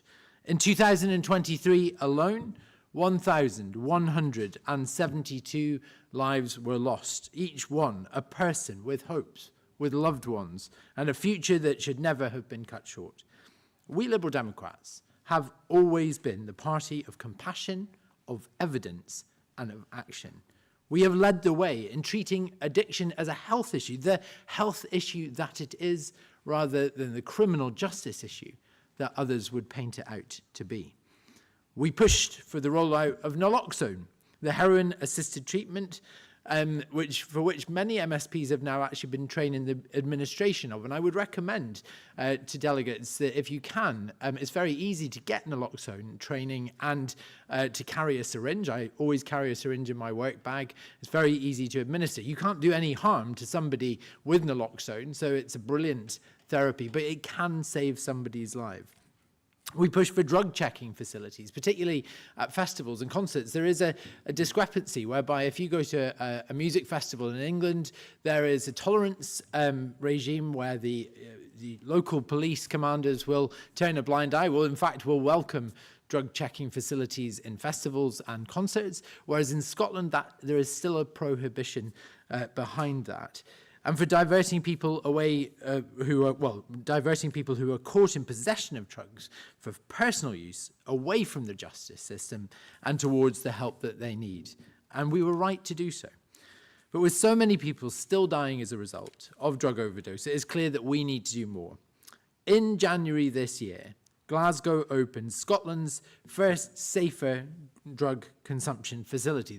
I think it's called the Thistle Centre, and it finally caught up with those other nations who have long embraced this life-saving intervention. We aren't pioneers in this conference. In Portugal, in particular, where they rolled this out, it has demonstrably reduced drug mortality. These services prevent overdoses. They reduce harm. And crucially, they provide a gateway to treatment and to recovery. But we must be clear, one facility in one city is not enough. This crisis is national, and our response to it must be national also. That is why today, in the lines of this motion, I want us to call on the Scottish Government to roll out a network of safer drug consumption facilities across Scotland without delay, whether it's urban or rurality. We need these facilities everywhere. We need to ensure that we are continually learning from the Glasgow facility and that we are implementing that learning across the country. But we can't afford to wait the 3 years that we're being asked to for the pilot to report. We are not pioneers. As I've said this, there is a lot of international learning about these centres. It's why we green-lighted the Thistle Centre in the first place. We need to have more life-saving facilities up and running as soon as possible. And it's not just adults who are battling the damaging effects of drugs either. Since 2017, at least 1,500 Scottish babies have been born with neonatal abstinence syndrome. That's babies born dependent on drugs because their mothers were struggling with addiction during pregnancy. Can you imagine a worse start in life? That is why I am so proud that last month, Scottish Liberal Democrat MSPs secured £2.6 million worth of new funding for drug and neonatal services. That one is personal for me.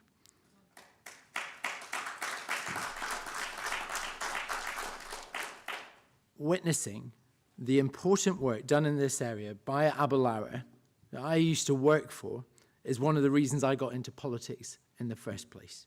We must now ensure that funding is invested in new, dedicated mother and child recovery houses and intensive community perinatal services to help these women and their children get the best possible start in life.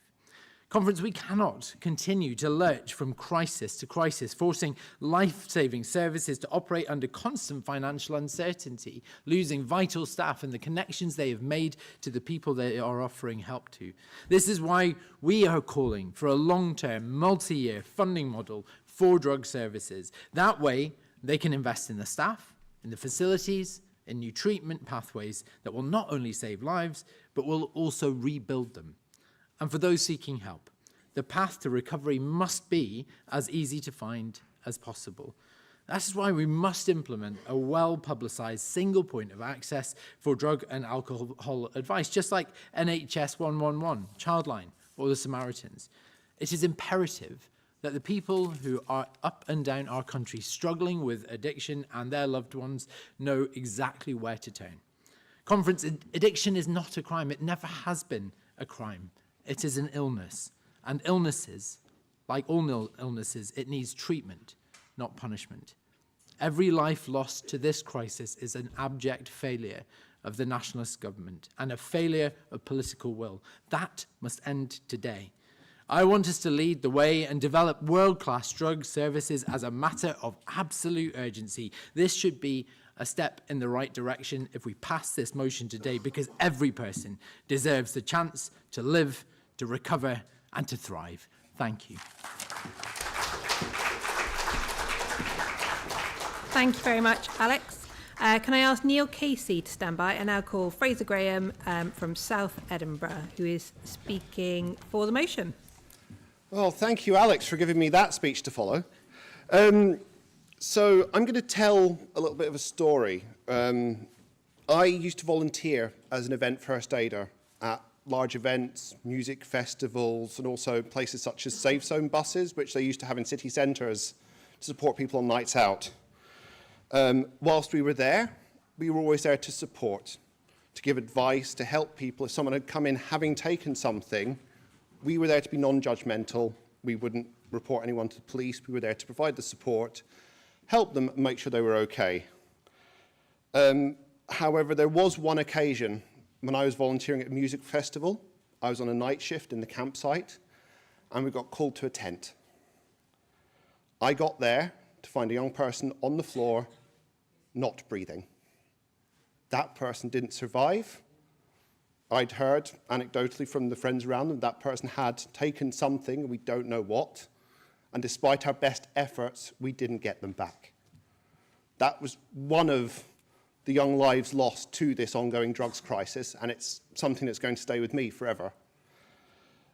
I saw a quite interesting article in the BBC just at the end of last month, which was 48 hours in the Thistle, which is the new drug consumption centre in Glasgow.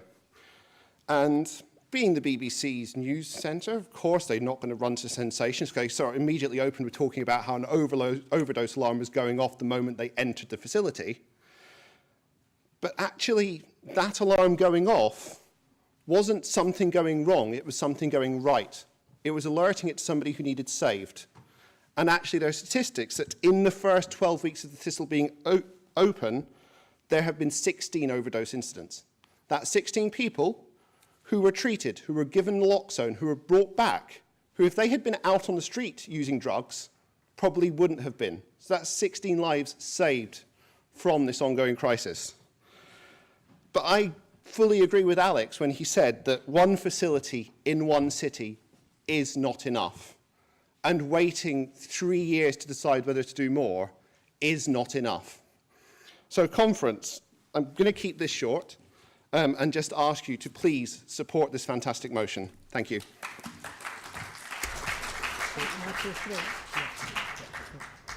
Thank you very much, Fraser. If you want to put a card in for this debate, can I urge you to do that pretty quickly before we move to summations? So I'm going to call Neil Casey, but I think there's a couple of cards about to come in. So I will call the next person in a moment. So just be ready. If you just put a card in, your name may be called. So Neil Casey, who is our convener of our policy committee, who is speaking for the motion. Thank you. And good morning, conference. It is just about still morning. I want to commend Alex for his work on this. It's been tremendous and it really is good work. And coming from Glasgow, we can see the benefits of it. It's a tremendously important issue given how drugs affect our society, in particular the problem in Scotland and Glasgow, where I come from.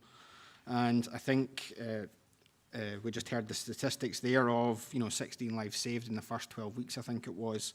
When the Thistle opened in week 1, I think it was getting something like 131 visits in that week, something like 20 per day. So clearly, this system works. This is why we need more safe consumption rooms. And this is set to be a pivotal issue at the next election, I think. And with the work that Alex has done, the Scottish Lib Dems have positioned themselves as championing innovative and compassionate public health solutions. And given the demonstrated benefits in reducing drug-related harms and improving community safety, we will be able to campaign on this issue and hopefully drive further change. And so I urge you to support this motion. Thank you. Thank you very much, Neil. Can I please ask Sally Pattles, stand by, and can I now call Ben Langmead? Sorry, I'm just dropping you in this, but I did warn you if you just put your card in, I was going to call you. So Ben Langmead from Eastern Bartonshire, who's never spoken at conference before, and he's speaking for the motion as a whole. Long-time listener, first-time caller. Thank you very much, conference.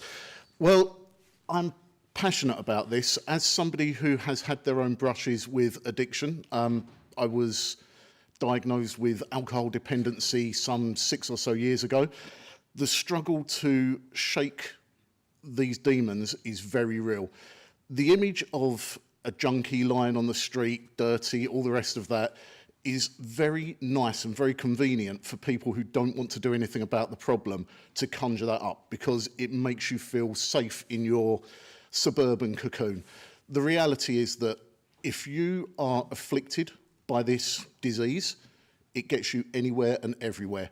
I was incredibly fortunate in that my wife stayed by me and didn't walk out with my kids, that my parents supported me, and that my firm that I work for had a support program that put me in the Priory for a week or so.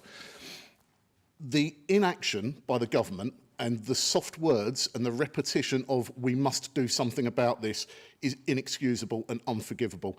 People are dying through no fault of their own. As Alex said, it's a disease. The concept of somebody just taking drugs for a laugh is not real. When you start down this path, it's very destructive and very easy to get sucked into this vortex of worse and worse drugs, worse and worse people, worse and worse situations. You'll excuse me if I'm rambling. As I said, first time speaking, and I haven't made any notes, but I'll leave it there. I commend this motion and wholeheartedly support it. Thank you. Can I just say thank you very much to Ben. Ben's also on our Future Leader programme as well at the moment, so I look forward to seeing you speaking a lot more, Ben, at conference. But thank you, because that was really personal for a first speech. Thank you.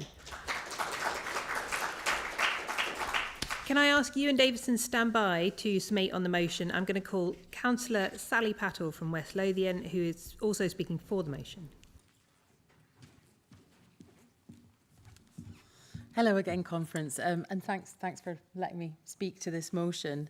I think we are all painfully aware that Scotland's got the highest drugs death rate in Europe.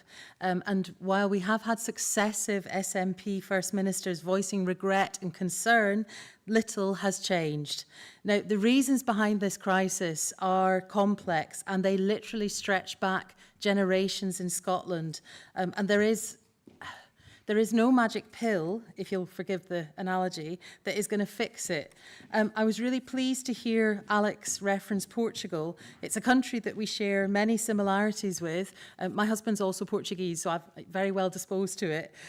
Their drug crisis equalled our own, if not exceeding our own. Some parts of Lisbon were literally no-go areas until their government decided to put in place a multi-pronged and progressive and above all compassionate approach.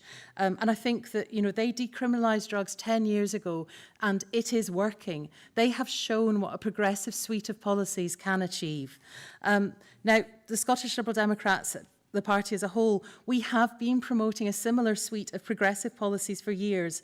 And while it is good to see the recent investment the Scottish Government have put into drug and neonatal services, and for that we have to thank our fantastic MSPs, there is still a shocking lack of urgency in rolling these out.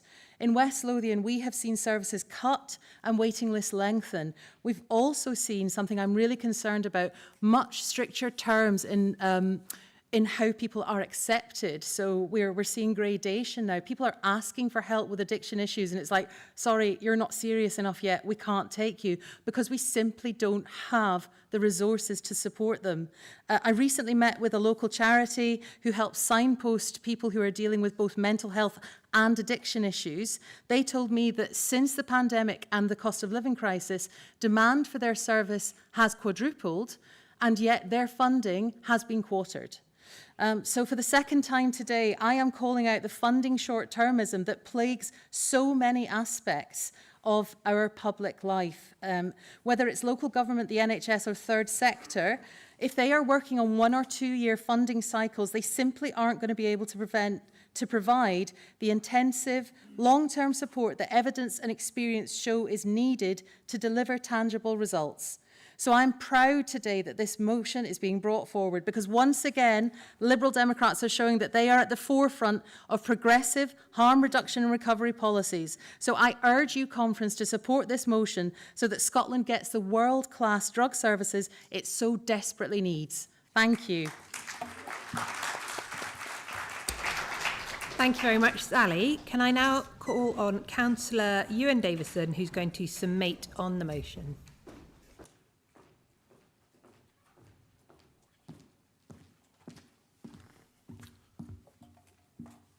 Conference. This party is at its best when we're bold, evidence-led and rooted in our belief that every person deserves dignity and compassion. Scotland has for far too long lagged behind other countries on drug policy.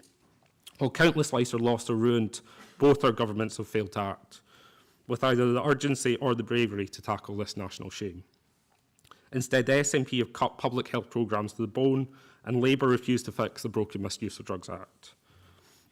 Thank you, Sally, for highlighting the complete lack of action from the Scottish Government, the short-term approach to funding and the failure to support our local services. And really highlighting that progressive approach that's transformed so many lives in Portugal and other countries. We've offered a different approach as a party. As we heard from Alex, week in, week out, our MSPs have held the Scottish Government's feet to the fire on this issue. In Edinburgh, I was so proud that one of the first amendments our group introduced following the council elections was kick-starting plans for a safe consumption facility for Edinburgh. I am beyond angry that 3 years down the line we still do not have a facility due to the Scottish Government funding cuts and bureaucratic hurdles by the UK Government. As Neil highlighted, we know that the Thistle Centre has already saved so many lives. Every community deserves that support. Fraser, thank you for telling us about the heartbreaking case of that young person you were supporting. I think that really highlighted the importance of effective non-judgmental drug checking services. And Ben, thank you so much for telling us about your personal experiences. We have to tackle the stigma. Conference. Let's be clear, people are dying, not because we lack the solutions, but because of a complete lack of political will to implement them. Let this motion send a message to the Scottish Government, to local services, and to all the families who've been affected by this national shame. We will not sit back and let this continue. Thank you, Conference. Please support the motion. Thank you, Ewan. We're now going to move to a vote, so if you get your voting cards ready. For those in favour of the motion, please show the yellow sides of your cards. And do I see any hands against? I don't see any hands against. That is very clearly carried. Thank you very much. Thank you to all of our speakers today. That was a very important debate. In a moment, we're going to hand over to Angus, who is going to launch his work on health and social care in just a couple of moments. In the meantime, I just want to remind you that after that, we will be moving to fringe meetings. We've got some fantastic fringe meetings. They're in the back of your agenda. They're on the far side of the building. If you go past the front desk, so you have to look at the raffle prizes again. And down to the far end, you'll find all the fringe rooms. So we've got the Royal College of Psychiatrists who are talking about ADHD and autism. We have Joseph Rowntree Foundation talking about children's early years, childcare crisis. And we have a third one, which is ALDC, who are empowering local government. So 3 really important fringe meetings. Some of them even have catering. Some of them might even have wine. I don't know. I can't promise.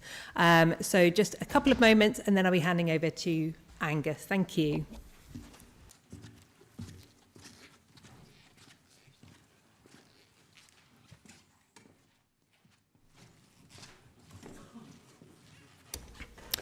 Last year in York, I was sat at a coffee table with my son and a couple other young people.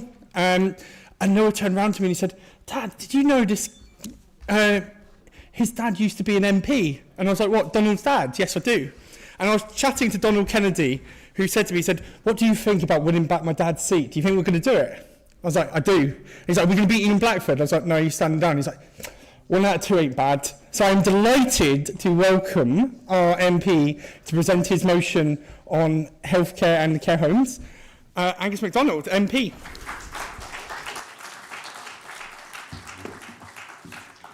I've been told I've got 10 minutes to speak on this, and I've only prepared to do this as long as Alex Cole-Hamilton doesn't cuddle me at the end of it. That is the deal. So many of us know that my initial sort of inspiration to really make a difference to the Highlands is community benefits from renewables. And in my opinion, it is the only chance that the Highlands can get really prosperous all the way from the west coast of Skye to the east coast. I have spent quite a lot of time down in Lochaber worrying about, for example, the Moss Park care home closing. And I got very involved in that, and not least because my father, aged 93, is at that age we spend time looking at this. And I did spend a bit of time phoning around the care homes trying to find him a bed in the Highlands. And basically, there aren't any. In fact, some care homes said that they could fill the bed twice over if they had them. So that caused me to do some research into the care homes in the Highlands. And I've discovered some pretty shocking information. I'm going to let this go through because I'm not going to talk. You guys can read as well as listen. So especially the women, you can both do 2 things at once. So I'll let you read that as we're going through it. But basically, we have an enormous issue where we have a demographic change, which is a very much olding population, which is not just in the Highlands, but in Scotland as a whole. And we have major financial constraints, and the mathematics just doesn't work for care home operators or private care home operators in the Highlands. Can you turn to the next slide? I don't know who was doing it. Oh, there you go. There you go. This was magic, eh? So this is the demographic change. Is basically the population is getting much older and is only going one way. We have half the children when they leave school want to leave the Highlands. Isn't that a shocking indictment? And that came out of a Highland Council report not very long ago. So there's a real shortage of people. Oh, look, there we go. How do you go turn? Is that how we go to the next one? Yes. Clever. And so there's a real problem having young to staff the care home, and it is not a very sexy place to work. So it's very difficult to get people to work in the care sector. So the care home closures, there are 20 less care beds over the last 20 years, care homes rather, in the last 20 years. And one of the precipitants of our survey said that we were in a social care desert. 40% of the population live in rural or remote, and remote is basically people who are not commuting distances of Inverness areas, and they're the ones who are suffering the most. I know for a fact that people are being sent from Dunvegan to Inverness to care homes. So their families are obviously 100 miles away from where they were, or from Ardnamurchan to Fort Augustus or Old Bay or Wick. So people are getting sent a long way from their loved ones, and that cannot be a just treatment of the people who have served us so well over the generations. Very interesting about this, the self-funder public sector paid. The public sector pays around about £900 for an elderly person who cannot afford it to go into a care home, and a self-funder in that same bed could be charged, say, £1,600 or £1,700. So they're effectively subsidising the public sector elderly member of your family.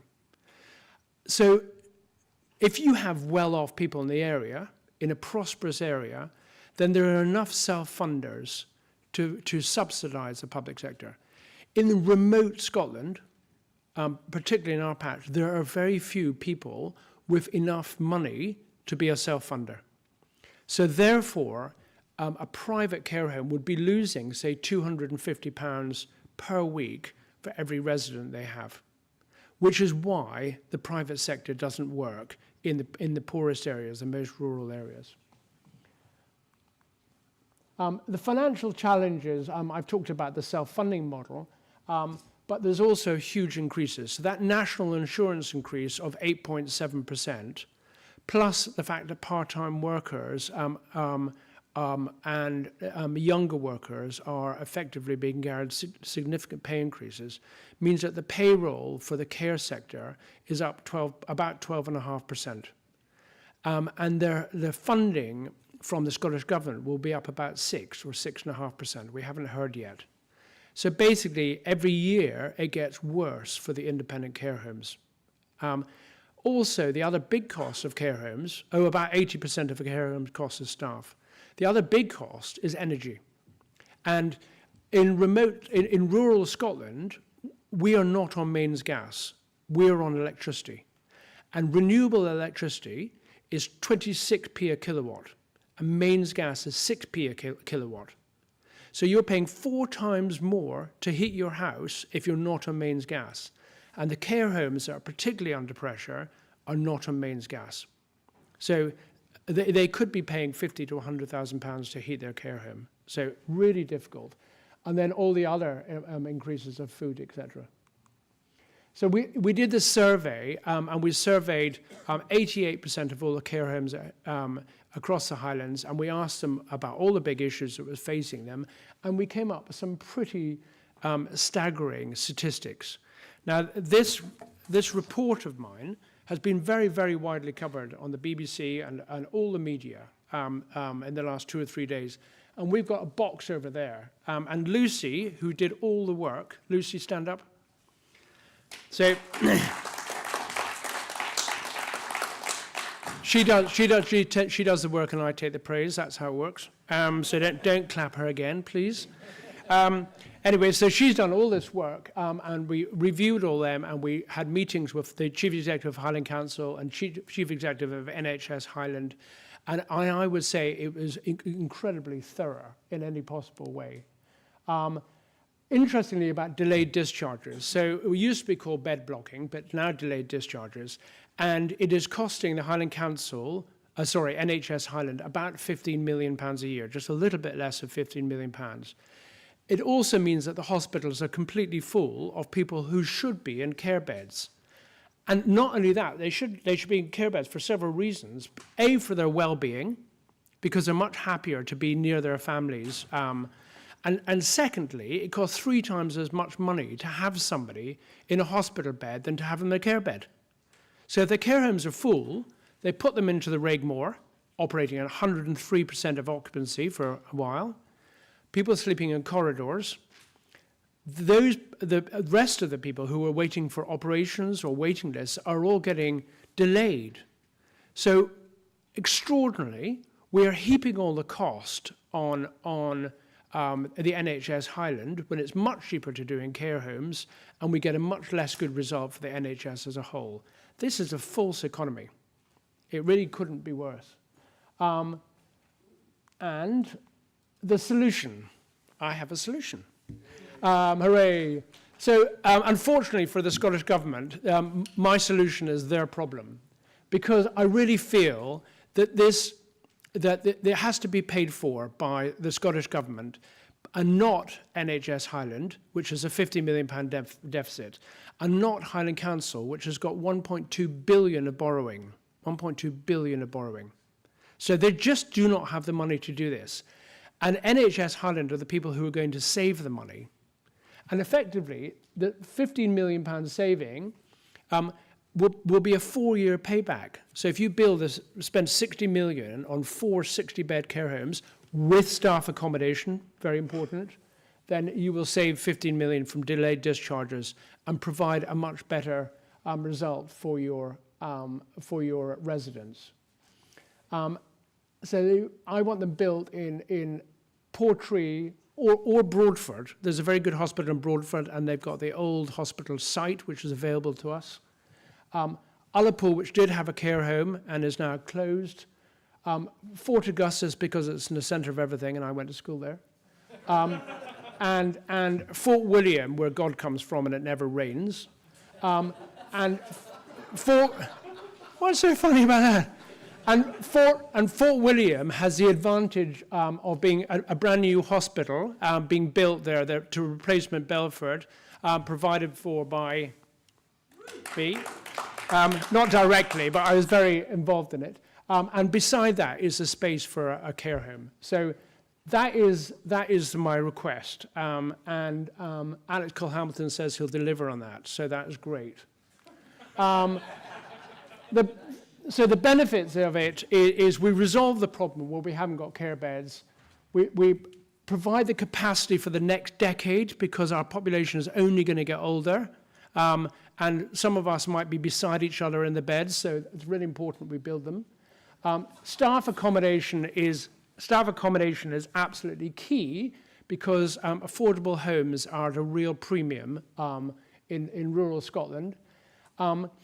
We will save the money for the delayed discharges. We'll free up capacity. The Highlands has got the NHS Highlands got the highest level of waiting lists in Scotland, so that will free up a huge capacity there. And we preserve rural jobs, and we move.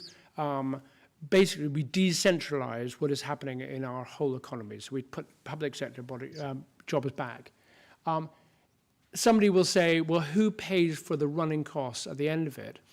I think that there should be a supplement paid by NHS Scotland to cover remote areas, because there is definitely much higher cost of having care homes in remote areas. So that is it.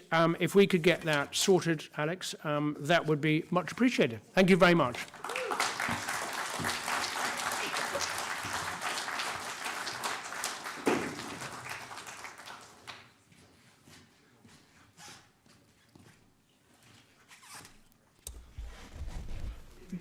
Yeah, I'll get it a second. This concludes our morning session. Can I strongly recommend fringes to the far end of the building from the Royal College of Psychiatrists, a societal approach to ADHD and autism in Scotland, and also Scotland's early years childcare crisis, which will be starting just shortly. Yeah, if I can strongly recommend those, these organisations help support our party by coming along in order to deliver these messages. So if you would kindly go along to those, I'd be very grateful. Thank you.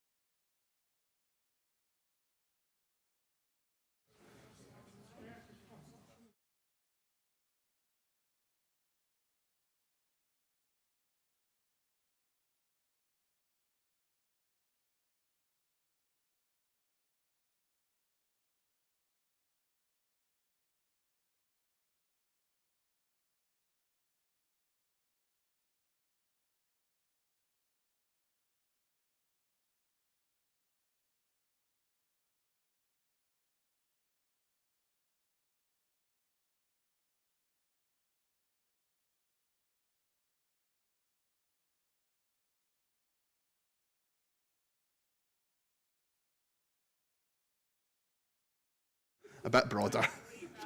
Oh, there we go. I've got the permission to leave. I know, not even a...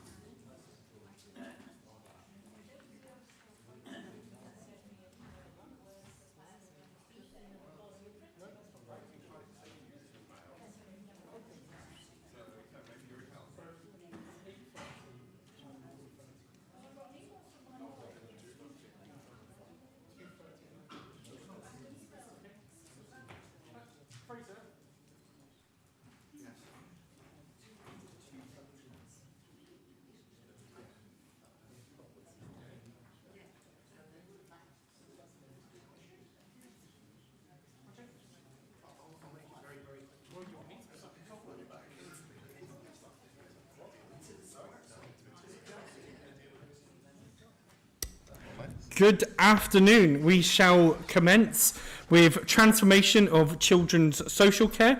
That is SC4. We still might have one or two slots for late speakers cards. Particular treat if you do, you'll get to see Leo walk over there in his kilt. so do feel free to submit a speaker's card. I now would like to commence this debate by calling Duncan Dunlop to propose the motion and ask Lorna Cammock to stand by. Thank you.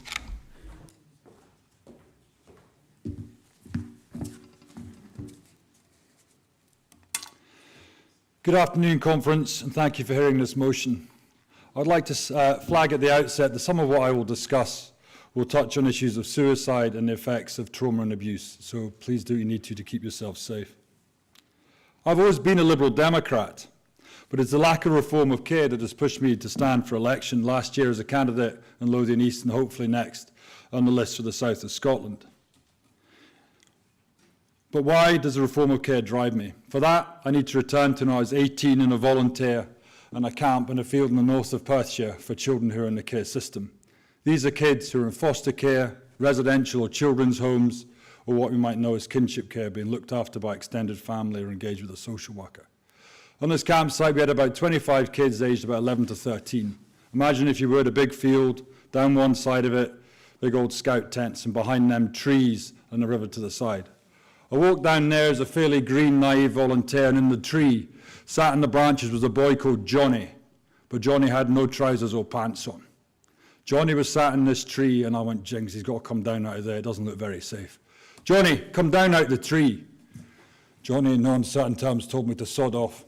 We carried on for a while, not getting very far, so I changed tack. Johnny, why is he up the tree with no pants on? And Johnny eventually delivered the immortal line, I'm waiting for Bob to come out of the tent so I can do a jobby on his heat. These kids were brilliant. They managed to catch 3 sheep and stuff them in one of the other volunteers' Ford Fiesta. I was born on a farm. You can't do that without a dog or a crummock or a fence to work with. They had ingenuity, entrepreneurialism, and a spirit that, it was just great to see. But there's also another kid there, Peter. He didn't engage, he was more aloof, and eventually went home early, much to my regret. 2 weeks after that camp ended, Mary, the leader of that camp, rang me up, and she said, I've some sad news. Peter's completed suicide. He's dead. Peter was 13. How was that possible? It took me till I was in my 30s till I could comprehend and understand what was happening when I started working more with people leaving the care system and care system reform. Derek McGill, the governor of Parliament Young Offenders Institute, then told me he reckoned 80% the young men he had incarcerated in his institution were care experienced. They make up 1.5% of our young population. How is that possible? Even today, for adult offenders, at least a quarter, over 2,000 are care experienced. A third of our street homeless will be care experienced. Why is this? Well, half will leave care with a significant mental health problem. They're 6 times more likely to be excluded from school, twice as likely to leave with no qualifications. And there's a 500% chance they're more likely to die prematurely. This is our nation's shame. Yet it is not inevitable. I've worked with thousands of care experienced people. It does not need to be the case.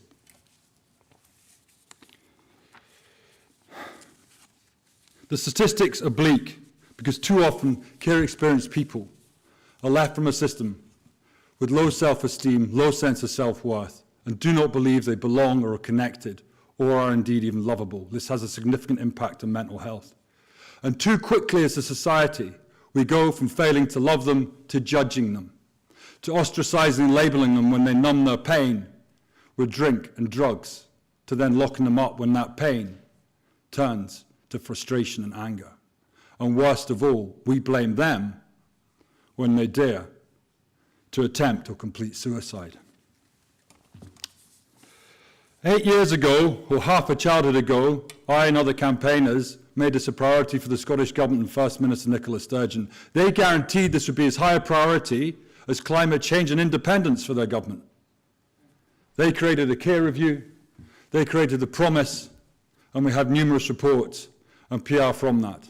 But we are still to have an action plan that says what must start or stop, who is responsible for making it happen, when it should happen by, and how much it should cost. It is literally the definition of governmental long grass, but this has life-limiting consequences for our children in care.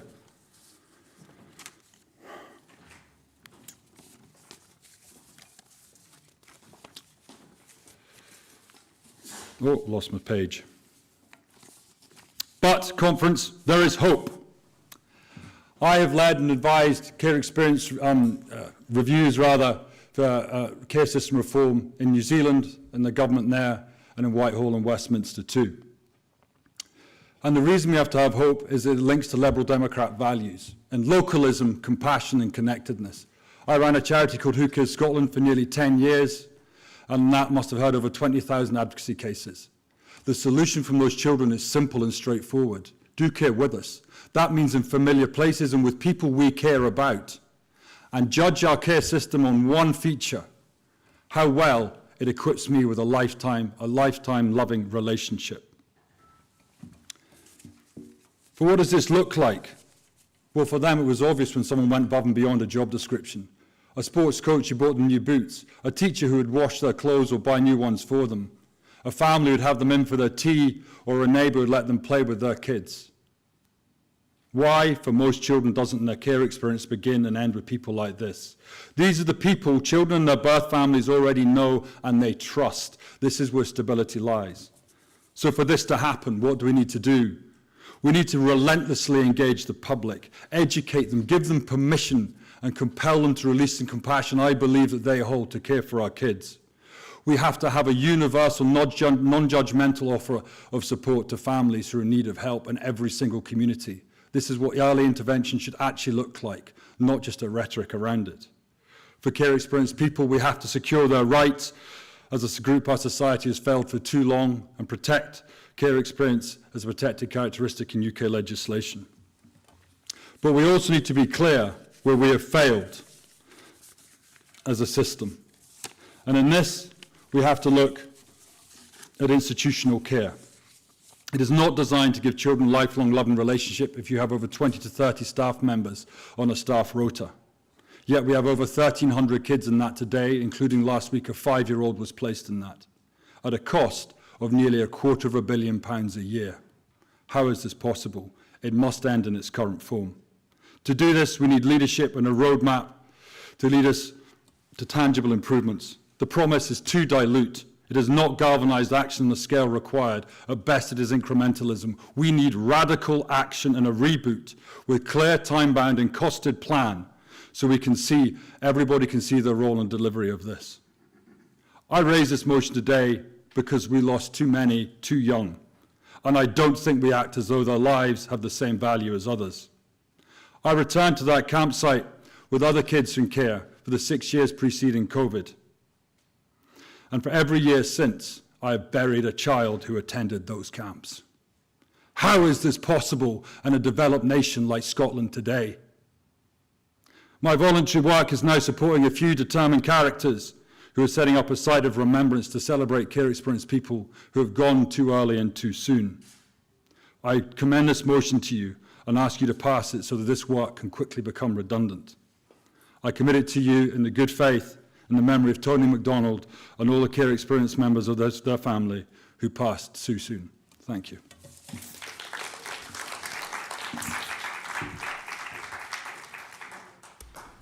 Thank you. I ask Christine Murdoch to stand by, and I call Lorna Cammock to the platform.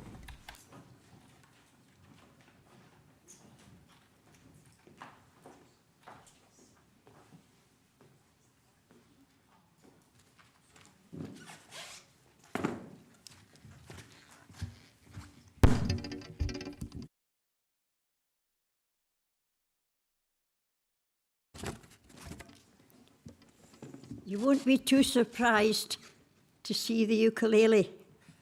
I've already been playing it at lunchtime, and it truly is a great wee instrument, and it just illustrates what I'm going to say. The member from Dumbarton, I told him about the lovely song there is for Dumbarton. Dumbarton's drums, they sound sae bonny, and they remind me of my journey. Such fond delight shall steal upon me when Johnny kneels and kisses me. I'm a musician, and music is known to raise the health and happiness of children, mothers singing Twinkle, Twinkle, Little Star to babies, and to adults, choirs and orchestras. I wanted to propose a motion called The Power of Music. And there's so many motions at the conferences, but I'm so grateful to be given the chance to do it now.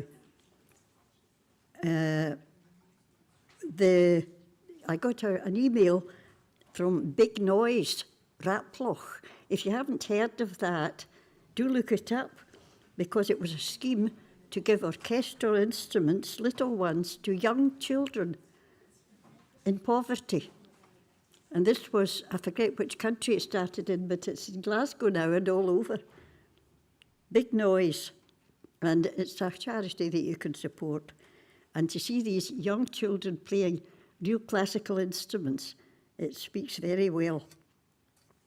And I think as a result of this, if you approve it, we would sing more and play instruments, maybe even have a Lib Dem choir, or even an orchestra. Most people play recorder because in colleges, the education colleges anyway, they taught students recorders.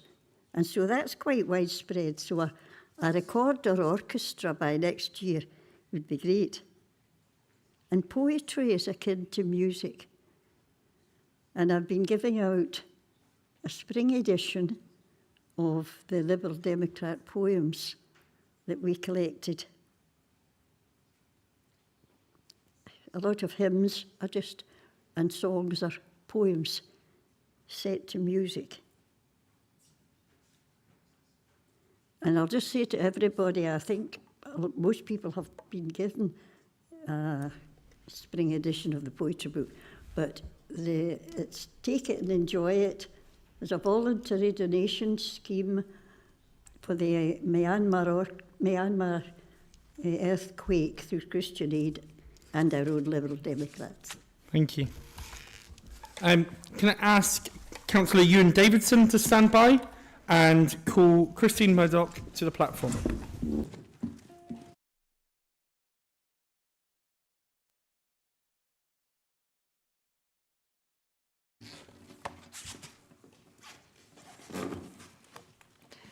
Thank you, Chair.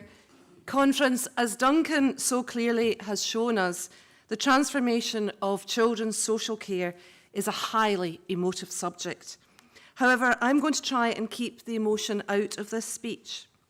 I was delighted when I opened our manifesto for the Scottish election in 2021 because education was the first policy area in the document.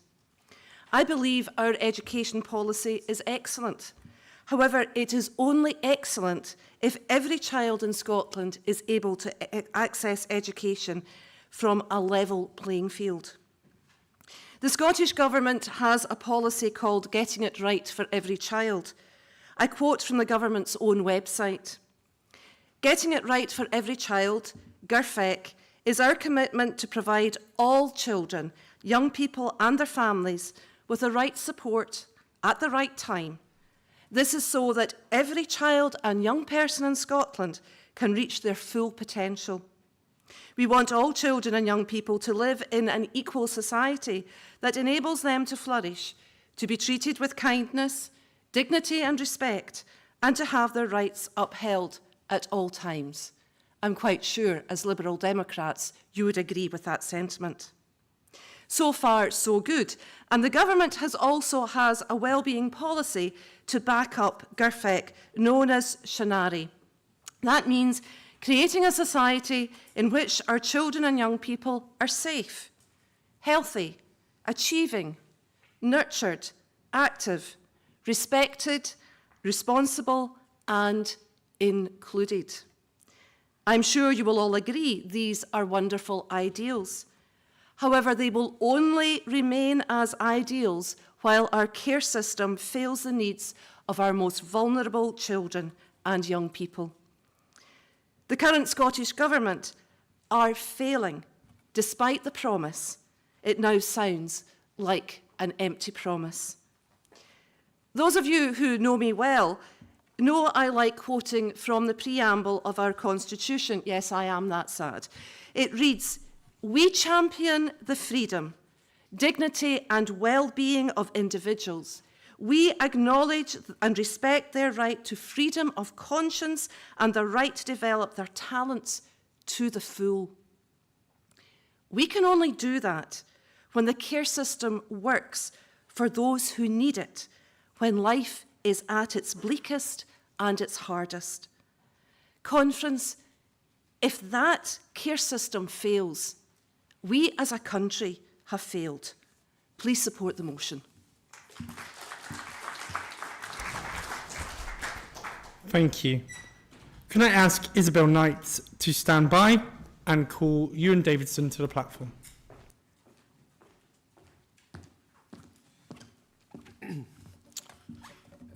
Some years ago, the Scottish Government announced that it wanted Scotland to be the best place in the world to grow up. For too many young people, that mission is clearly failing. I currently lead for us on education issues at Edinburgh Council, but previously I worked as a child protection social worker, so I've seen the system from both sides of the table. Reform of the children's social care system is desperately needed. We need real support for preventive services, a system that celebrates and empowers our workforce rather than doing them down, and massive investment in camps to deal with the real impacts of abuse and trauma. What have we had instead? The Scottish Government wasting time on an unwanted and centralised national care service, brutal cuts to struggling children's services, and flatly ignoring the closure of vital preventive services, both run by councils and in the third sector. Right now, our councils are facing horrific choices, with the closure of so-called non-statutory services across the country, which are actually often the only support that families in desperate need on the edge of the care system have. Conference, please support this motion, invest in our preventive services and actually deliver on the promise for our care experienced young people. Thank you. Could I ask Willie Rennie to stand by and I call Isabel Knight?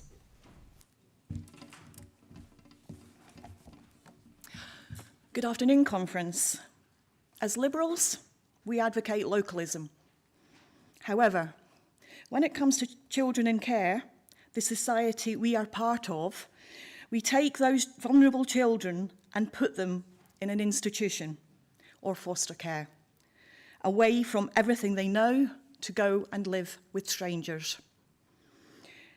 An institutionalized child may experience anywhere up to 30 parents as they work through the shift patterns of staff. This is nowhere near the close family relationship or extended stable community support that a child needs, no matter how nurturing those who work in the sector may be. We need to educate the public more. We need to aid them to understand the experiences of these children and the correlation between negative behavioural issues and the risks to the child's mental health. Figures from Public Health Scotland indicate that 25% of all deaths among 5 to 24-year-olds were probable suicides. However, there is no record of statistical information to confirm the exact number of those who had gone through the care system. Not acceptable in any way. Why is this information not available? Early intervention to support families within communities is vital. This will allow children who have at birth have no physiological differences from any other child to live a full, safe and supported life to adulthood and beyond, and become a well-rounded member of society. On a personal note, I grew up in a socially deprived working class area in Motherwell, but proudly, it was one where families and communities raised children together. My own mother would go without to provide food for a hungry child in our street. In our neighbourhood, we all knew the safe and trusted homes we could go to as children, just to be ourselves, or just to be. I'll finish by asking you to consider one question. As a society, we use mental health institutions as a last resort. We prioritise care in the community. So why are we putting children into institutions? I ask you to commend this motion. Thank you. Thank you. Can I ask Fraser Graham to stand by to submit the motion? And I call Willie Rennie, MSP.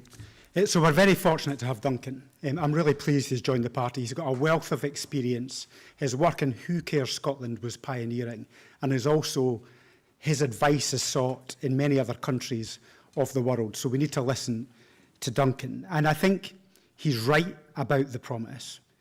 A lot of it is quite woolly. It's high principles. The practical action and steps that need to be taken are a bit loose. But in some ways, for me, the promise is about the fact that all leaders at that time stood up and said this was a priority and things must change. And we cannot afford to let the SNP government off the hook on this, which is why I'm cautious about saying we need to move away from the promise, which is what some people, I know not Duncan, but some people are suggesting we should do that. We need to stick to the promise because we made a promise to those care-experienced young people that we would change their lives, that we would give them opportunities. Now, there's an experience, I've got many pieces of casework from my constituency, and the one that strikes me most, and it's happened more than one occasion, is where a family who's a foster family, they plead for help from the social work department. They plead for help at an early stage to try and get support to help them through respite care, support at school, support at home. And they plead for month after month after month, and they are ignored until they get into crisis. Then they get into crisis, and the young lad gets into trouble and he's taken into secure care. Not only is that bad for the child, but it's bad for the family, it breaks the trust with the local authority, but it also costs us an absolute fortune putting them in secure care, where they should never have been in the first place if we had dealt with this. And I had a piece of evidence the other day of where families are encouraged to say that their children are still in crisis just to get the basic level of support. Why should you have to say you're still in crisis to get the basic? We are only providing a statutory responsibility just now. It's a crisis service rather than a preemptive service, rather than early intervention, and that's got to change. The 15-minute timetables. We're not supposed to have any exclusions of care-experienced young people from school. They've now created 15-minute timetables a day, 15 minutes a day, in order to get round that. Now, that's fine if there is an additional level of support when they go home or when they're working elsewhere or volunteering. That's fine. But in many occasions, that just doesn't happen. They're given 15 minutes a day. That's a tokenistic adherence to the promise, and that's got to change. The whole Family Wellbeing Fund, new fund set up, great thing. It's used to backfill where service has been cut elsewhere. In many cases, it's not additional. It's doing some good work. But is it permanent? That's a problem for the long term. So there are many, many examples just like that. But I, on the Education Committee, am determined to hold the Minister to account to make sure that they keep the promise in order to help the people that Duncan's talking about. Thank you. Thank you. Can I now call Fraser Graham to the platform to submit? Fraser, you have 3 minutes and 30 seconds. Okay. Seems I'm playing follow the leader today. Conference, I would like to commend those spoken on this motion for sharing their experiences and views. Duncan for a heartfelt proposal speech that touched on so many topics. Lorna Camnock for a moment of reflection on the power of music. Christine Murdoch for highlighting the importance of equal access to education. Ewan Davidson for sharing his experience from working within the social work and children's care system. Isabel Knights for highlighting the instability experienced by so many cared for children and the lack of available statistics, and then for sharing her own experience. And of course, Willie, for making clear that we need to push the SNP to fulfil the promise made by Holyrood, and sharing the story of his own constituents being failed by the current system, as well as highlighting other examples where the system is failing. Duncan asked me to point out one issue that has been raised in this motion, which is about protected characteristics. As someone who has a protected characteristic, I know the importance this can have in supporting and protecting rights. It's not about attaching a label to someone. It's about preventing marginalisation, and it's about providing them that support and that protection. We recognise and respect the work done by those in this sector. This motion is a way to support them, to love and support cared for children in the way that they need to. Conference, I commend to you this motion and ask that you support it and make our party one that supports and stands up for love and for those in care and for those with care experience. Please support this motion. Thank you. Thank you. We will now move to the vote on this motion. We are simply voting on the motion as a whole. So can I please see those with your voting cards who are in favour of the motion? Thank you. Can I now see those who are against the motion? Opposed? Okay, that is very clearly carried. Thank you very much. Our next session is one I am very, very excited about. But I do not, as David Green's first time addressing us in a formal setting, to rush him. So I propose we come back again at 2:15, or if you just stay in the hall and we'll start sharply just before 2:15. Very excited about it, so please do make a point to come into the room for that. Thank you.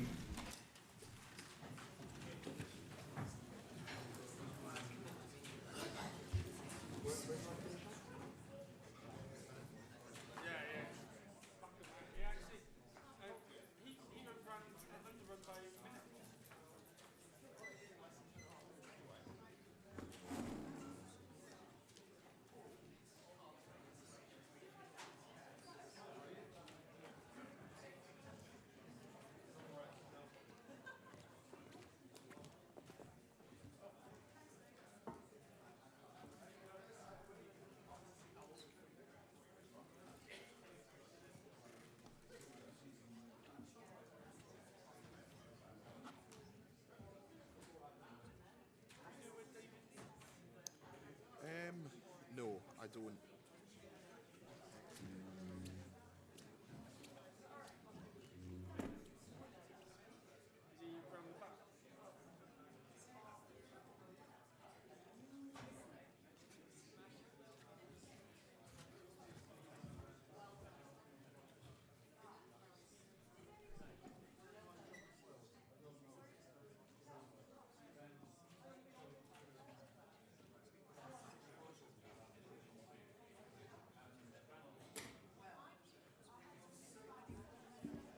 Get the motion in, Ben.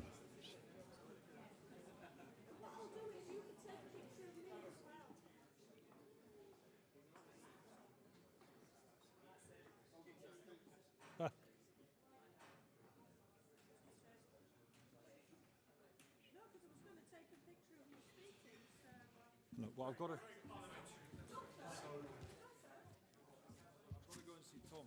He's going to go. That man there.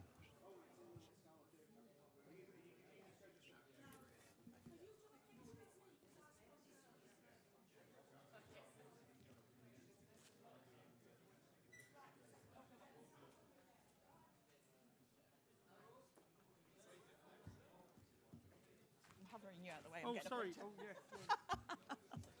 No, I'm going to go that way. Give me 2 secs.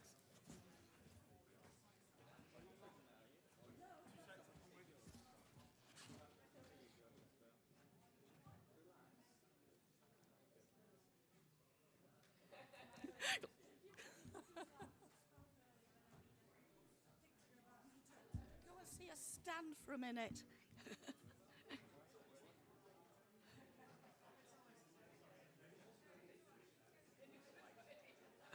No, the last part poor.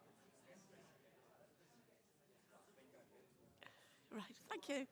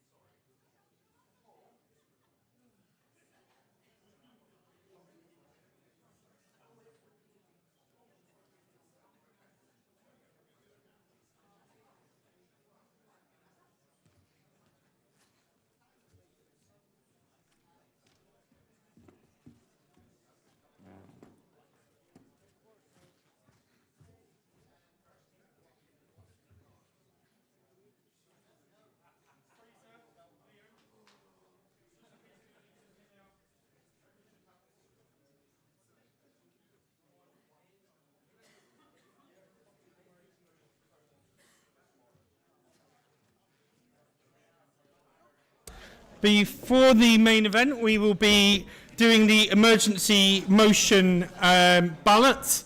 My apologies, I was supposed to do it at the beginning of the first session, but I messed up. So, we'll do it now.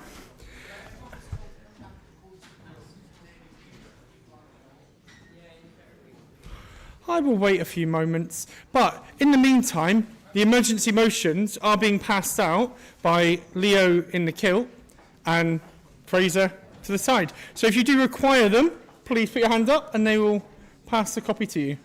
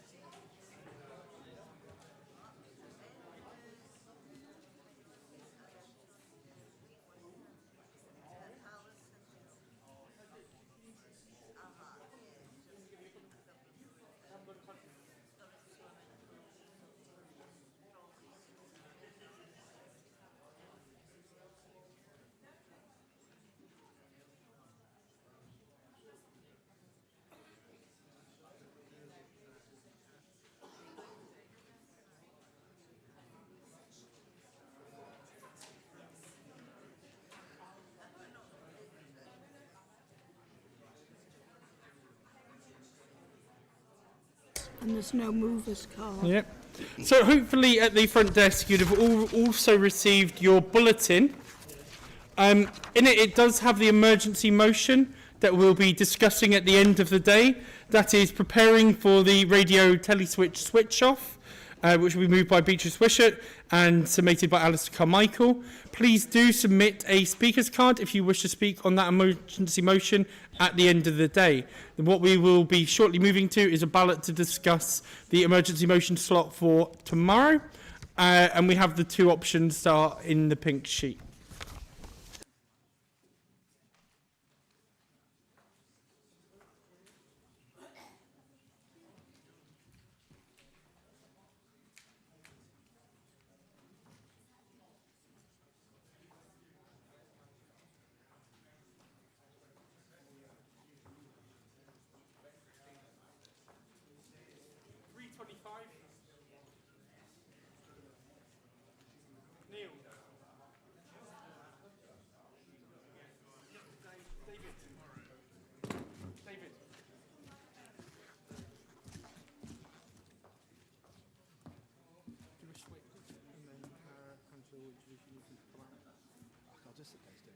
Do that then. Fine. No worries. More comfortable for you. Yeah. Yeah. I just put them there. Yeah, just if you move the job. Oh, right. Oh, yeah. Sorry. Okay. No, that's fine.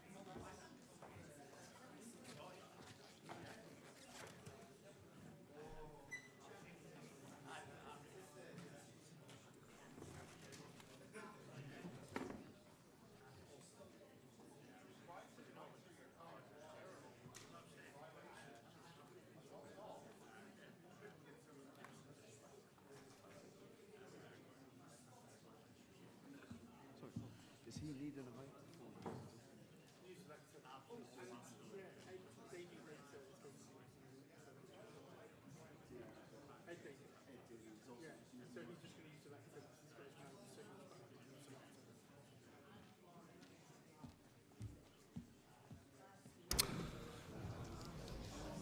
Good afternoon again. We'll now move to the ballot on the emergency motions. So the two emergency motions we have are emergency motion 1, strengthening Scotland's role in national defence and industrial strategy, and motion 2, addressing the crisis facing young men and boys. Can I please see those in favour of emergency motion number 1, strengthening Scotland's role in national defence and industrial strategy? Thank you. And can I see those in favour of Emergency Motion 2, addressing the crisis facing young men and boys? Okay. Can I see Emergency Motion 1 again? Thank you. And can I see Emergency Motion 2? Okay, I think that is more clearly now Emergency Motion 1 is the motion that we'll be debating. Thank you.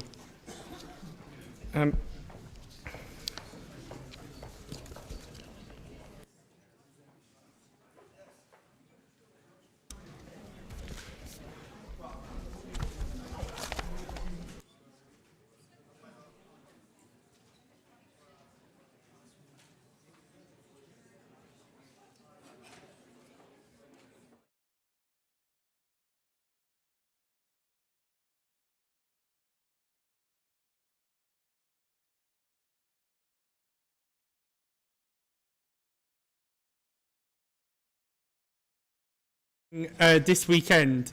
And sorry, Alex, the one I'm really looking forward to is coming up next. But I would like to invite to present our speaker, Councillor Angela McLean. Thank you.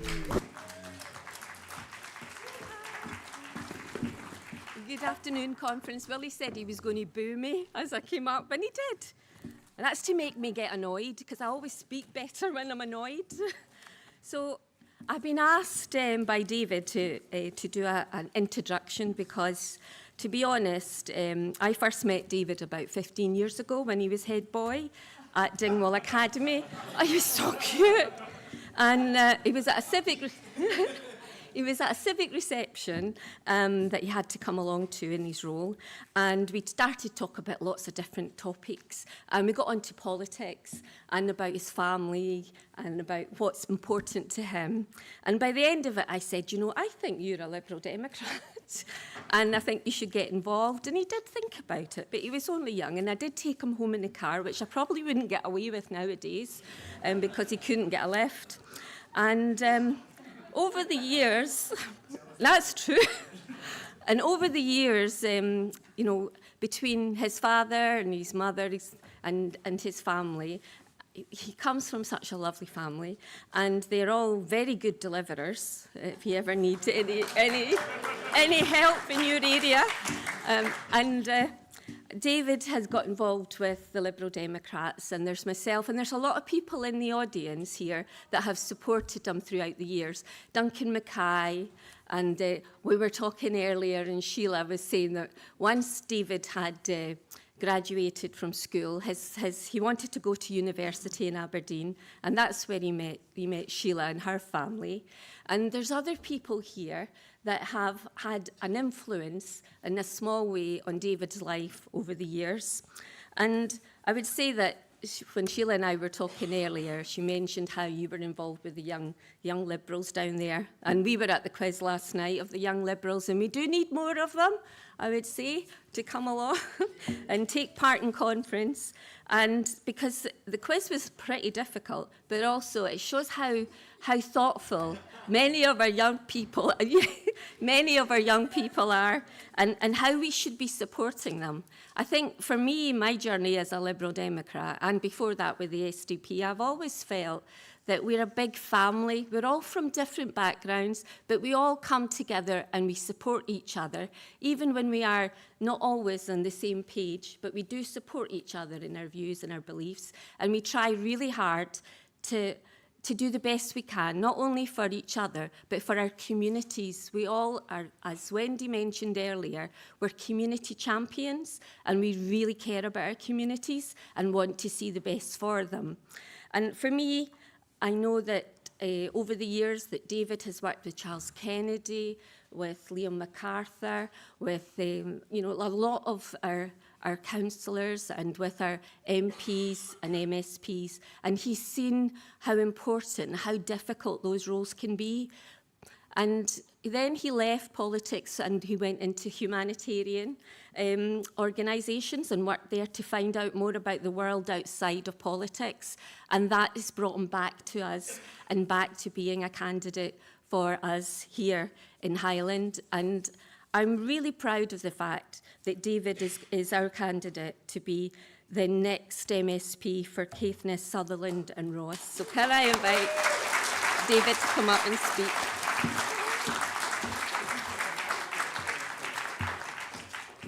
Goodness me. I hope you don't know everything, Angela. Thank you very much, Angela.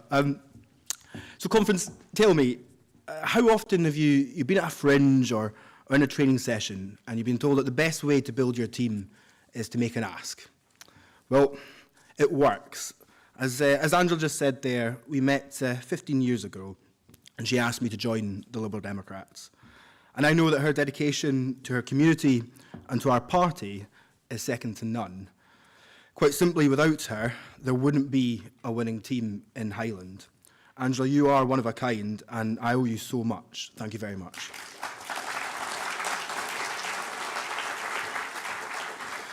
So, friends, it's fantastic to meet here in Inverness, or as they say in Caithness, the deep south. That's it. You're all laughing at the right moments. That's good. Now, after the fantastic general election that we had last year, victories that you all worked so hard to deliver, you can now travel from Lerwick in Shetland to Fort William in Lochaber and not leave a Liberal Democrat constituency. With Angus and Jamie, I'm pleased to say that once again, the flame of Liberalism burns bright in the Highlands.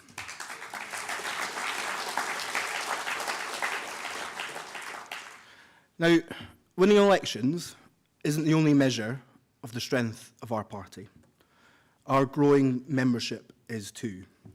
And I have lost count of the number of new members that I have met since the election last year. Many of them are here today. But there is one member in particular who I'd like to mention, someone who has already gone above and beyond for my campaign and without whom I simply wouldn't be here today. So, conference, please do me this favour and give a very warm welcome to my mum, Ellen Green.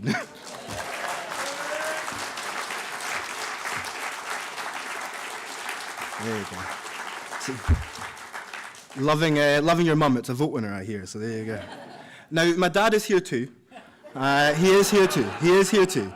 But you see, sat over Sunday lunch, I told them both that I was invited to speak here today. And without hesitation, my mum, she said, I'll be there. My old man, well, he paused, down went the knife and fork, and he rushed over to the calendar. And he looked back round at me, and he said, well, Ross County are playing at home on a Saturday. If you're speaking then, you can count me out. Dad, don't worry. If it was a choice between watching Ross County or listening to me, I think I'd rather be in Dingwall too.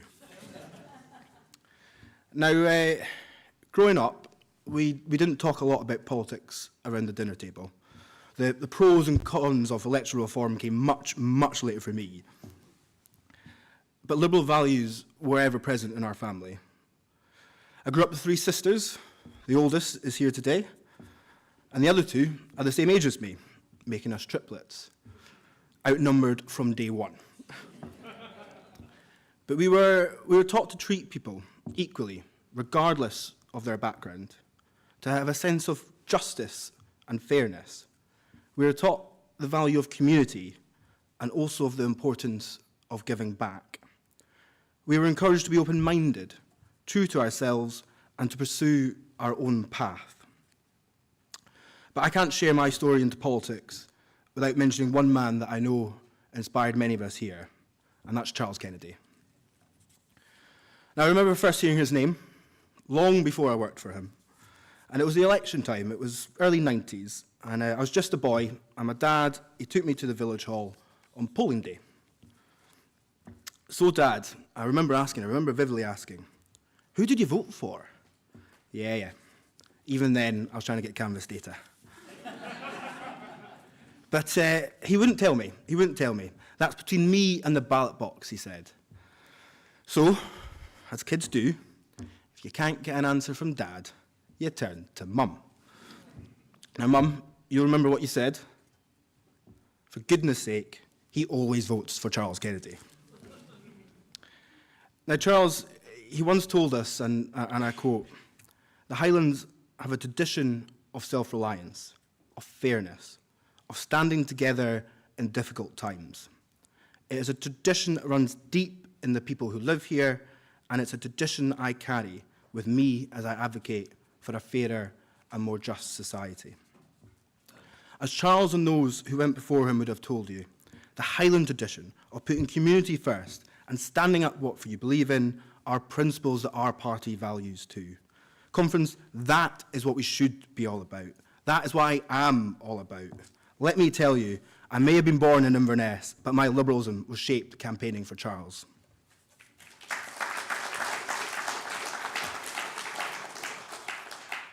Now, there are plenty Scottish Liberals that have inspired me. People like Jim Wallace, Alistair Carmichael, Danny Alexander. All Liberals who delivered for their communities, both in opposition, but crucially too, in government. And in my own career, I am fortunate to have learnt the ropes from many in this party, many I see here today. Take Liam MacArthur. He taught me of the importance of working cross-party to get things done. And hasn't he just? From stopping the SNP's centralisation of Highlands Islands Enterprise to securing ferry funding for Orkney, there is not a better example of what it takes to be a local champion for your community.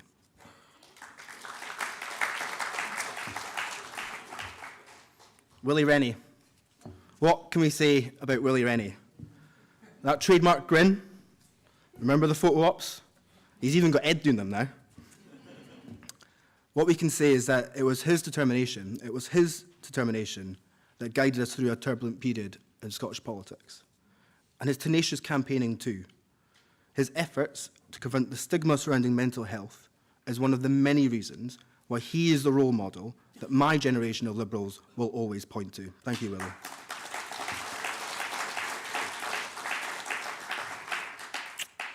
All right, his successor then, Alex Cole-Hamilton.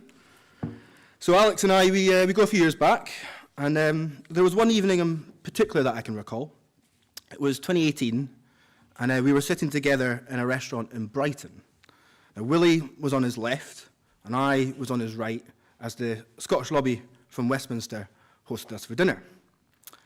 The wine was flowing, the glasses were clinking. Let's just say we were having a bit of a merry time.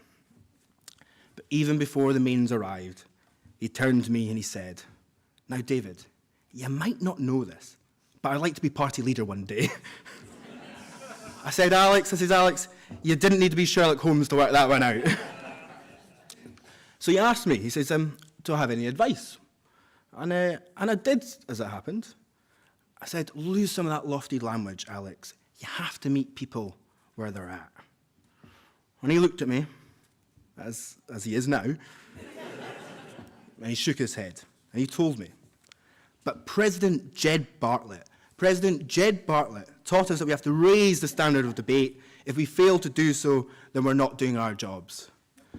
Alex, I thought, Jed Bartlett wasn't a real president, and we're not living in an episode of The West Wing. But Alex, for good measure, the day may come, that I walk into Holyrood, and I go down through that garden lobby and into the MSP offices beyond Queensberry House. Heading to your office, where I can imagine see you flanked by your team, I will say those words that you want to hear. I serve at the pleasure of the President.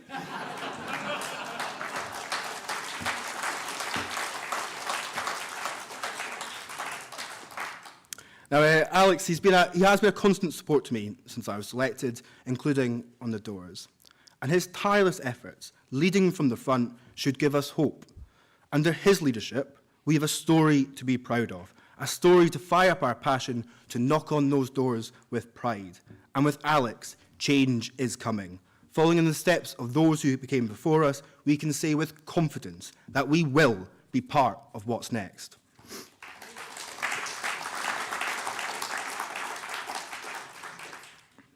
Oof, by goodness me, doesn't our country need change? When I speak to people, too often I hear frustration in a way that just no longer surprises me. From the centralisation of the police, to the ill-judged attempt to impose highly protected marine areas, and now the botched National Care Service. This catalogue of decisions running against the interests of Highland communities, embodies the broken relationship that this SNP government has with rural Scotland. People have had enough of decisions being imposed on them and not made with them. And the change in SNP leader, it's done little more than put stale icing on a burnt cake. With almost 2 decades in government, too many in the SNP have for too long chosen to toe the party line and leave rural voices to feel ignored. We need a change in direction. It isn't acceptable that the teacher I met in Dornoch has to room with a colleague on the West Coast during the week because there isn't available housing. It isn't acceptable that the elderly woman I met in Ballantor is left isolated in her home over winter because she fears the damage that potholes will do to her car if she drives at night. And it isn't acceptable that the vast majority of expectant mums to be in Caithness have to travel 100-mile plus journeys to give birth at hospital in Inverness. It is no wonder that campaigners have presented their case to a Human Rights Committee in Geneva. So let me be clear. Investing in public services on the basis of population alone is no longer equitable. I believe that everyone who lives in this country should have the same right to essential services that enable us to thrive, and it is up to us to make that case. So my message to the people in the Highlands is therefore this. If you feel let down and taken for granted, we are with you. If you want action to tackle NHS waiting lists and the cost of living, we are with you. If you want change, we, the Liberal Democrats, are with you.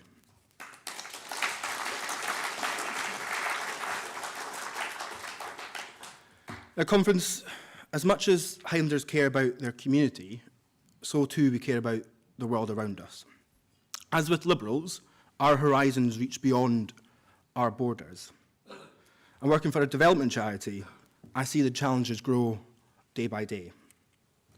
Conflict in Ukraine, in Gaza, in Sudan, climate disasters, the earthquake in Myanmar last week. People are in crisis. All this now made worse by Trump and his cheerleaders in reform, and as Jamie Green reminded us this week, an increasingly right-wing Tory party too. If ever the world needed Liberals, it is now. We know that how we treat the most vulnerable is the measure of our humanity. But for those who thought that Labour understood that too, Keir Starmer's decision to cut the aid budget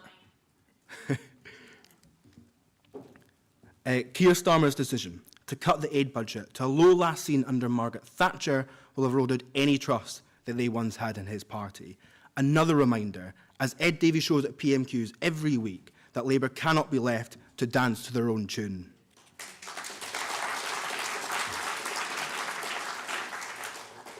But amidst that despair, there is hope. Let me share a story with you. It's about a remarkable woman called Natalia, who I met in Ukraine last year. Before the war, she was a councillor in the now-occupied Kherson region. She told me it was her mission to help her community. And like many tens of thousands like her, she was displaced by the conflict. But that didn't mean that she gave up on those she served. When she arrived in Odessa, she founded a charity to help people from her hometown. They created a support system. They gave displaced people the basics, such as clothing, blankets, hygiene products. But as Natalia explained to me, they quickly realized that Ukrainians everywhere are in dire need of psychological support. So they now provide those services too. Natalia, she refuses to give up. She remains determined to go back and to rebuild. For those of us who are seeking to serve our community too, she's an inspiration. But her story is more than that. It's a reminder to say to our Ukrainian friends and those struggling in conflict around the world, we stand with you. We stand with you today, tomorrow, and always. Let's not forget, while Farage and Trump's nationalism is about building barriers, it is our liberalism that will tear them down.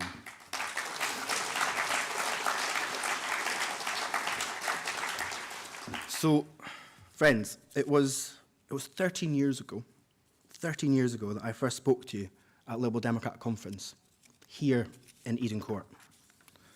And then, for someone who grew up in a small Highland village, standing for Parliament felt little more than a distant thought.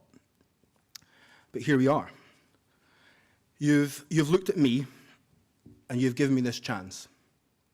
And I take that responsibility seriously. From the bottom of my heart, thank you.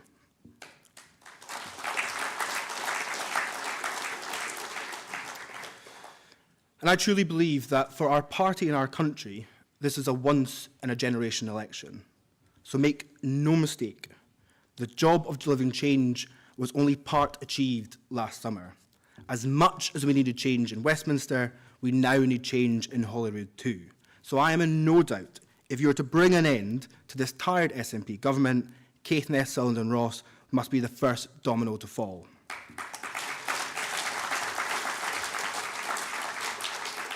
So for the first time, let me just say this. We can win. We can win. We can win in the Highlands, and with your help, we can win right across Scotland too. And we need to win. For the young people in rural communities who can't buy a home. For the women in the far north who are travelling hundreds of miles for healthcare. And yes, for the heroes in Ukraine and around the world who need Liberals that will stand with them. Conference, the task falls to us. Together we can do this. Let's make it happen. Thank you.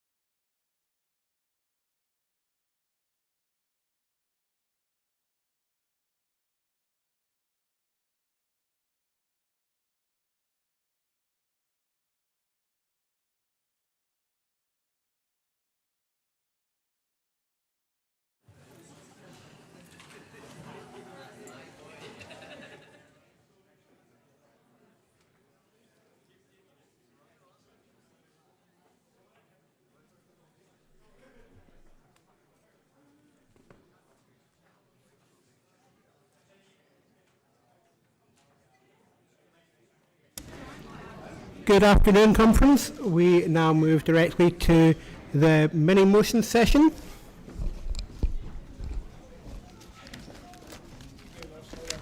Yep. The topic of this session is rural communities. Now, for those who are unfamiliar with how these sessions work, mini motions are not, as the name might imply, simply smaller versions of policy motions. What they are is policy proposals. And what we will be having is not a debate for or against, but a discussion of the policy proposal. There will be indicative votes at the end of this discussion, but those votes are not making policy. They are advising policy committee on whether Conference would like to see that idea taken forward and developed into a full policy motion or policy paper. The first, the text of the mini motions can be found in your daily bulletin, and I now call Angus MacDonald to put forward energy prices in rural Scotland, the imbalance no one talks about. Thank you very much, Ross.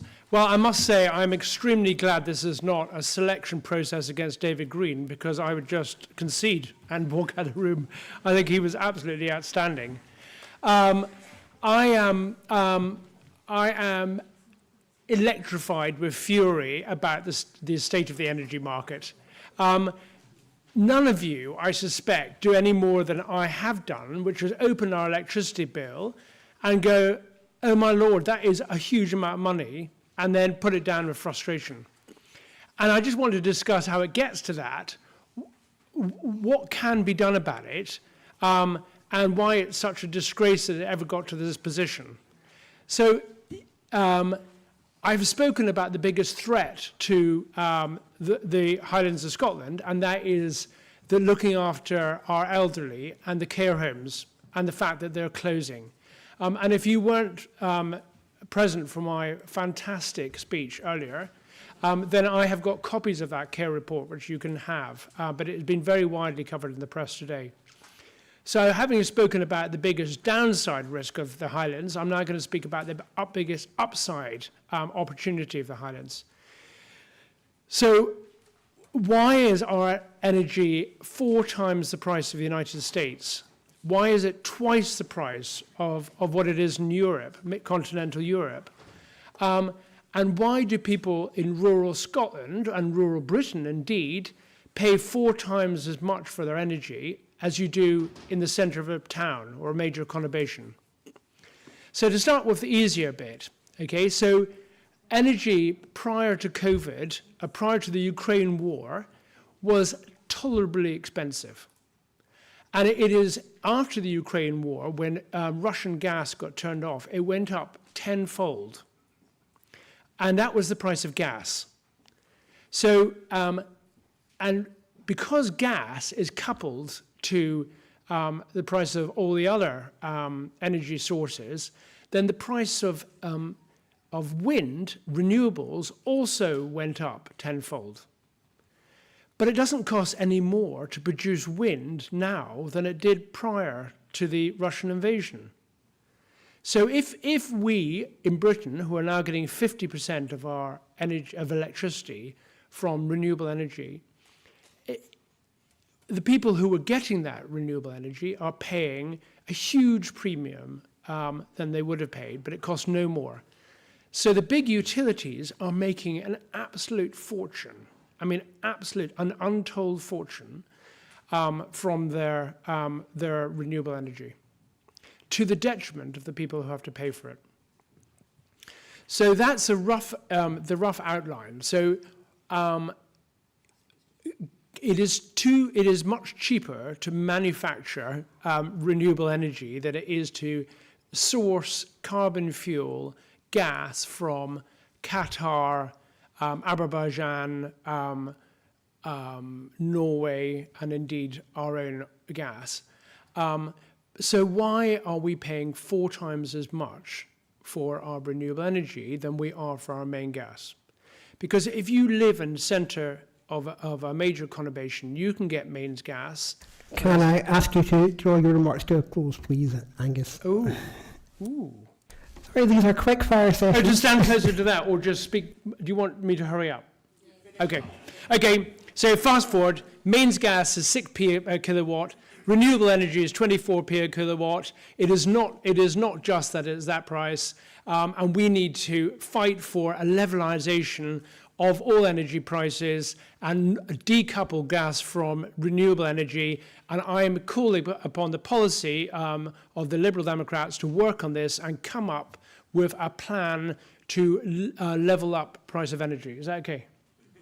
Thank you very much. Thank you, Angus. I had 2 hours set aside for that. As this is not a formal debate, it's a discussion, there are no speakers cards. We simply take speakers from the floor, hands up. You can, don't feel the need to make a massive speech. If you have a short intervention, that is as a welcome. Okay, thank you. Trish Robertson from Culloden and Argosy, local to here. Yes, Angus has got a huge point here. The electricity is very difficult, and we haven't done our populations much of a service, really. Back in the 1950s, we had power from the Glens with the hydro schemes, renewable at the start, fantastic. And at that time, my dad was one of the guilty ones who went round encouraging everybody in the West Coast to buy kettles and all the rest of it so they could use that electricity. In today's world, we're changing to air source heating, dependent on the electricity. We're completely dependent on electricity for our lifestyles now, charging our phones, charging our various implements, everything else, and yet we pay so much more than anything else. It's just not right and it's not fair, and Liberals need to take this on board. Thanks.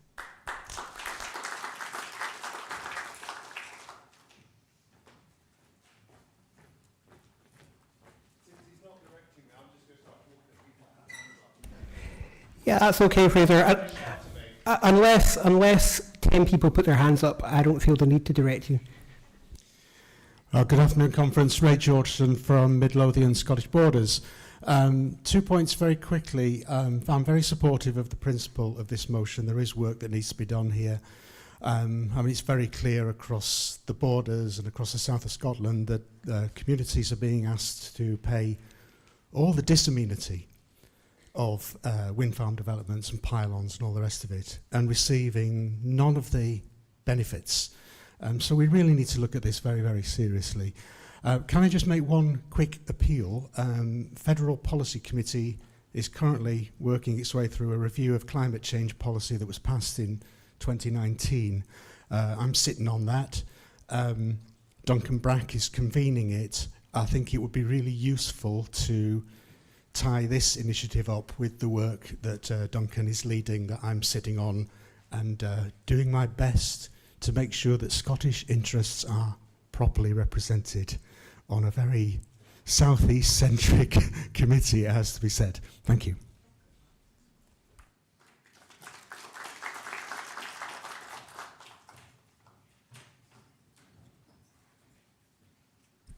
Thomas Prague. It's a question. Sorry, I'm sure I'm not the only one sitting here who doesn't really understand why the electricity and gas prices are linked. Why should they need to be linked? If we're going to undo them, I'm nothing against the motion at all, I wouldn't dare. But why are they linked? Can somebody explain that quickly?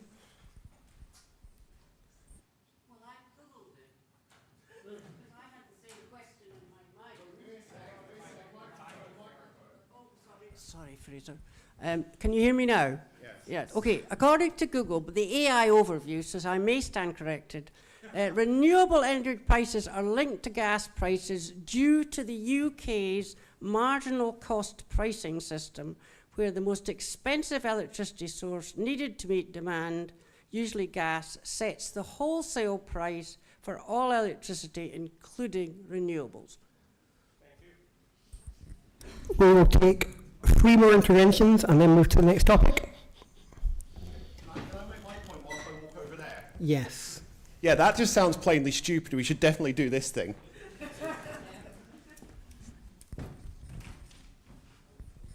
Thank you very much. John Grafton, Councillor for Coolin Mallaig. In my area, we have currently the Corrie Glass Hydro Project. There are 2 more hydro projects coming online. One of them is bigger than Corrie Glass. That's in the Corrie Eric Pass. We have multiple wind farms. We have battery energy storage. We have vehicles up and down our roads day and night producing the equipment for these sites. We have helicopter overflying guest cottages that are reliant on on visitors for business at 7 o'clock on a Sunday morning. We are doing more than just paying for this by money. We're actually paying for this with our lifestyles. My constituents have got 10 years potentially to look forward to ongoing works on their doorstep. This is why Liberal Democrats need to pick this up and do something about it. Thank you.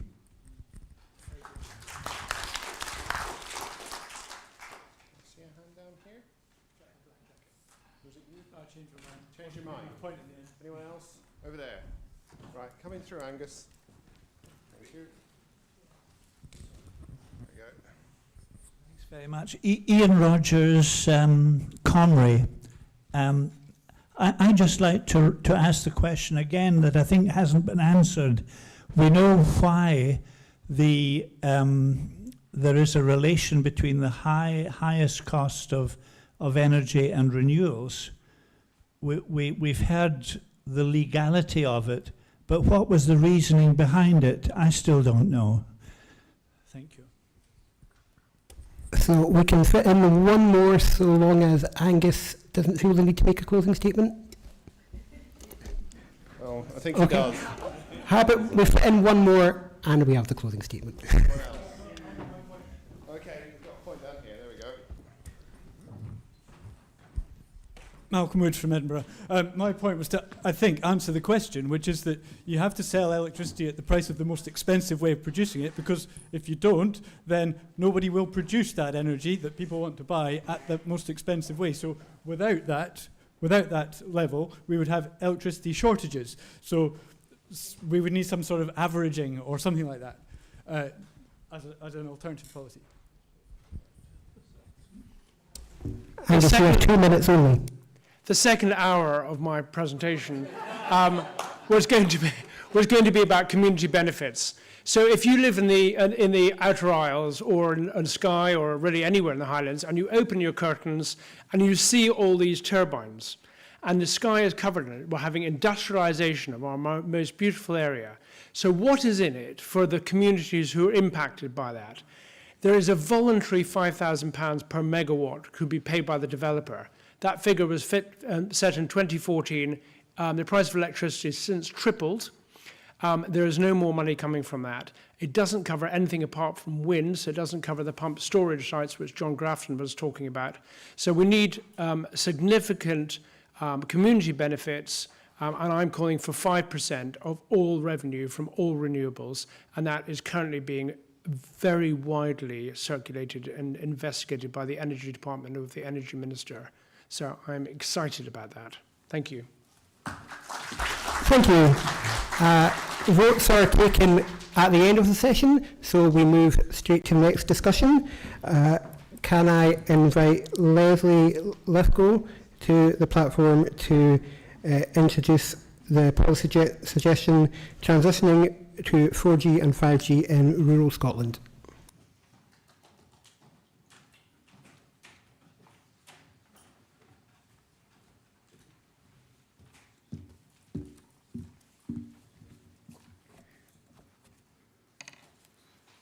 Okay, conference.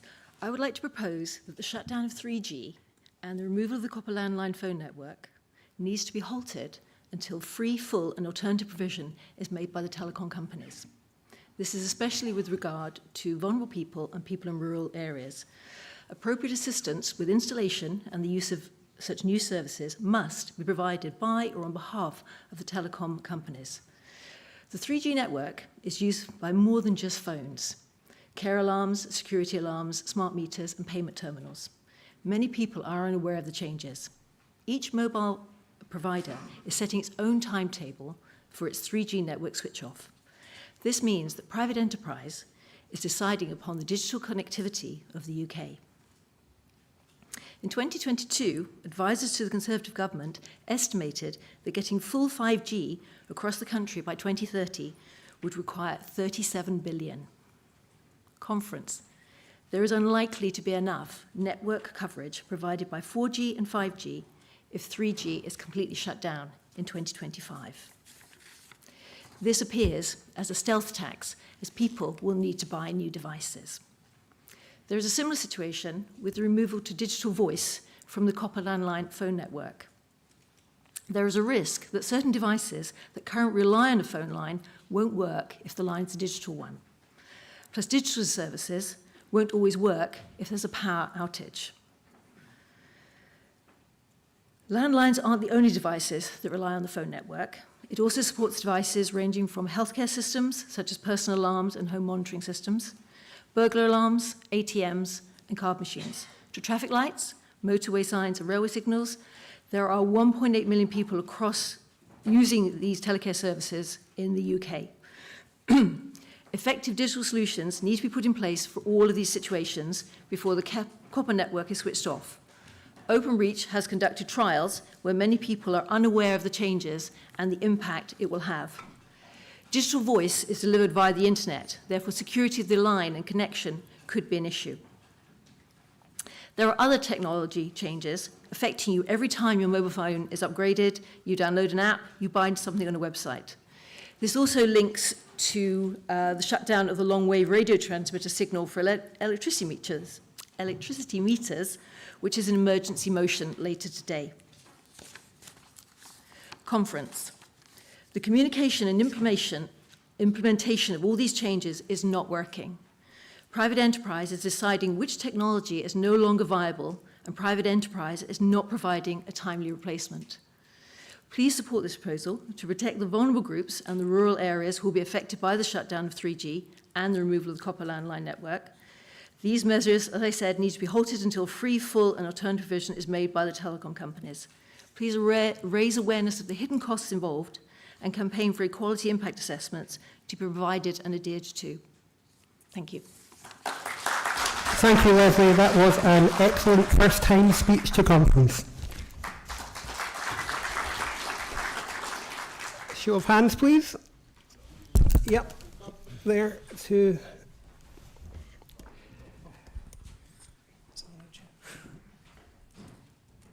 So conference, I just want to start by saying this has a very similar vibe to one of the speeches I was making earlier about the banking and the closure of local banks.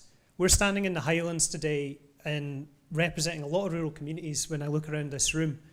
Now, self-confessed, I did not know a lot about this issue in terms of 3G connectivity and the problems that would cause by closing them down. We've just heard from a great speaker in David who has just told us we can win in the Highlands, we can win across Scotland and in rural communities, and that is because Liberal Democrats listen to those who are not listened to in these areas. And if we do not connect and keep people connected in that way to smartphones and devices, etc., when there's not an alternative, then they will become left behind. So conference, I thoroughly think that we should be supporting this motion. I completely commend it. It was a great first-time speech for somebody putting in a first-time motion as well, so please support it.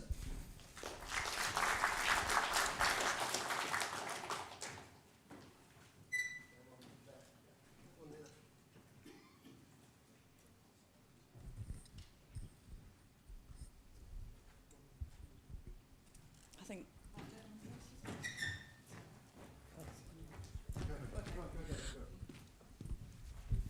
Hi, Isabel Knights from Angus and Mearns.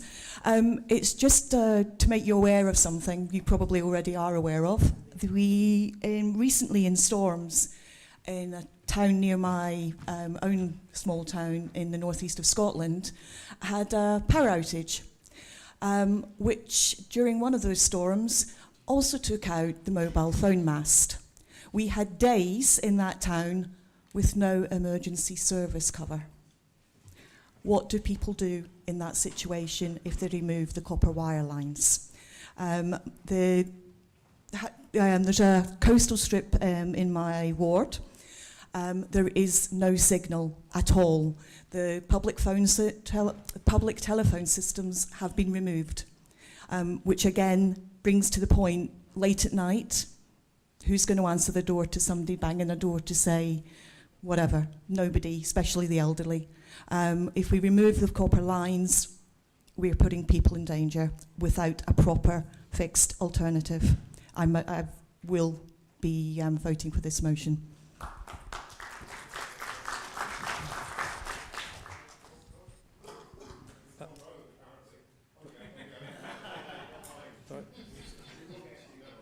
Jamie Dobson, Western Isles. Just to really emphasise what's just been said there, we had a 5-week outage of internet in the Western Isles. That was a 4G system which was struck by lightning. And when we were finding out what was happening there at the end of the saga, we also discovered that the copper lines are about to be removed as well. I recently ran a survey about that, and you wouldn't believe the number of people who would not normally ever leave their houses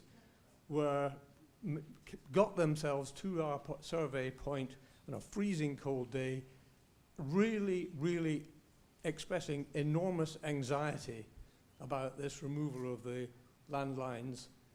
We have done some follow-up action. It turns out BT are not allowed to do that if there is not a viable alternative. They have not publicised that. There are hundreds of people who are in real distress about this at the moment, who depend on these systems. So I definitely think we should support this motion.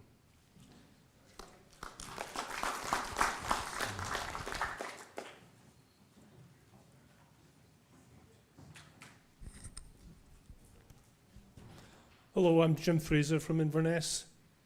One of the things that people don't realise about 3G is that 3G is the only one of these technologies that can do everything. It can do quite reasonable data speeds, it can do native voice, it can do native text messages. And one of the areas where that's important is mountain rescue, where call-outs are done on the basis of text messages. And before 3G was rolled out relatively recently in the northwest, call-out messages to mountain rescue team members were sometimes buffered in the 2G system for up to 2 weeks, which is an appalling standard of service, and that was only improved in many areas when the 4G was rolled out and they put in 3G equipment at the same time. Now they're talking about taking it out, and it's only been in for a couple of years, basically. The whole 4G, 5G thing, it's a bit of fakery. Some technical people are still calling 4G 3.95G, and 5G is kind of a thin veneer over the top of that. So when you think you're using a 5G phone, most of the technology behind it is actually the 4G network. On the VoIP rollout, this is yet another tech rollout disaster, along with airwave to emergency service network and the 5G thing. And we need to get to a situation where government is considering these kinds of technological changes in much greater depth, because there's a whole list of these projects that are failing. Just had a bit of feedback. Can we please try and hold the mics a bit closer, because some people aren't hearing it. So try and keep the mic right up if you can. Good afternoon, conference. My name is Jonathan Chartier. I'm the convener of the Highland Liberal Democrats. Thanks to my previous colleague who actually started to go into the technicalities, but I also feel I'm going to be slightly of a contrarian now, because I have concerns. People have a strange understanding of what 3G, 4G, 5G means. We need to talk about the radio spectrum. We have a finite amount of radio spectrum, and that's used for everything from your mobile phone through to television to satellite. Everything uses a section of that spectrum. So for mobile phones, 3G uses a section of that spectrum. 4G uses a section of that spectrum. 5G uses a section of that spectrum. The 3 or 4 or 5G, it's a compression technology. Each one is more advanced. It allows to transmit more data because they're compressing it better. So you're giving a section of that radio spectrum to a technology. And the problem 5G has is it's only got a small chunk of that radio spectrum. So the reason they want to shut down 3G is to give more radio spectrum to 4G and 5G, which means their performance improves, their capability improves, and they can step into the things which are troubled now. And that's what's pushing this. So I give the caveat, yes, we've got to make sure that people are supported, and we make sure that 3G is just not stopped instantaneously and it causes serious social problems.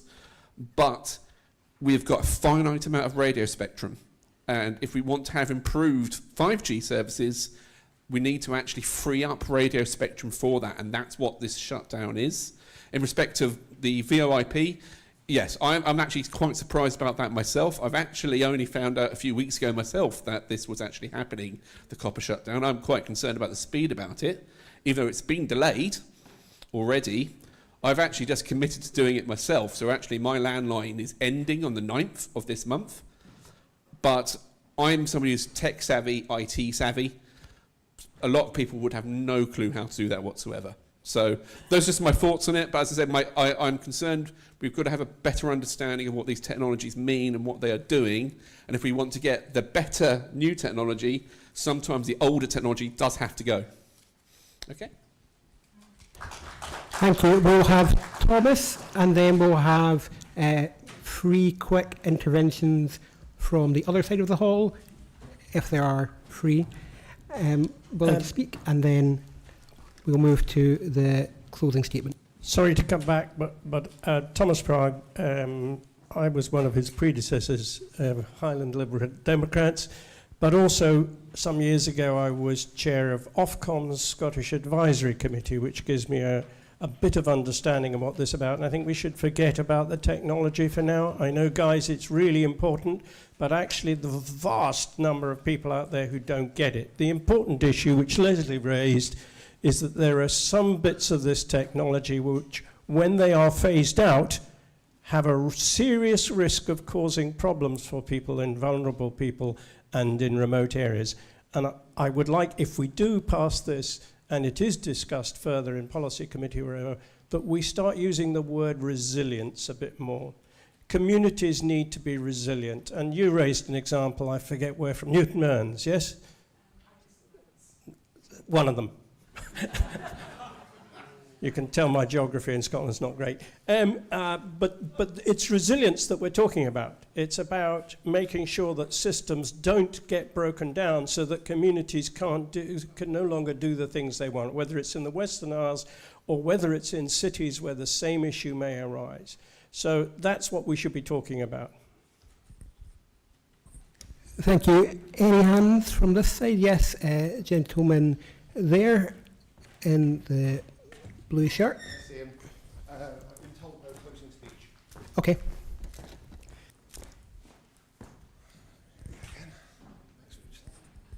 Thank you, John Grafton again. I'd like to bring the care industry into this. I've been talking for quite a while now with NHS Highlands, and they want to bring in a new care model. They want more people to have care at home. In rural communities, that means that the carers visiting homes, the people living in those homes, need to be connected. A lot of my constituents haven't got a clue with a mobile phone, and a lot of us haven't got a signal. We rely on the landline and on digital communication. If one of those elderly people has a power cut and they need help, they've fallen, they can't get contact with anybody. So bear that in mind. The direction we're going in terms of care is reliant upon that communication. Thank you. Thank you. There were actually no other hands up that I could see in that round of hands up. If I'm incorrect, please put your hand up now. Okay. Then conference, we move immediately to Alan Reid's proposal, a policy on ferry services.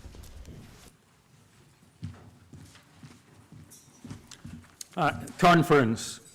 Ferry services to the islands and peninsulas on the west coast are supposedly delivered by Caledonian McBrain, that's CalMac for short, owned by the Scottish Government.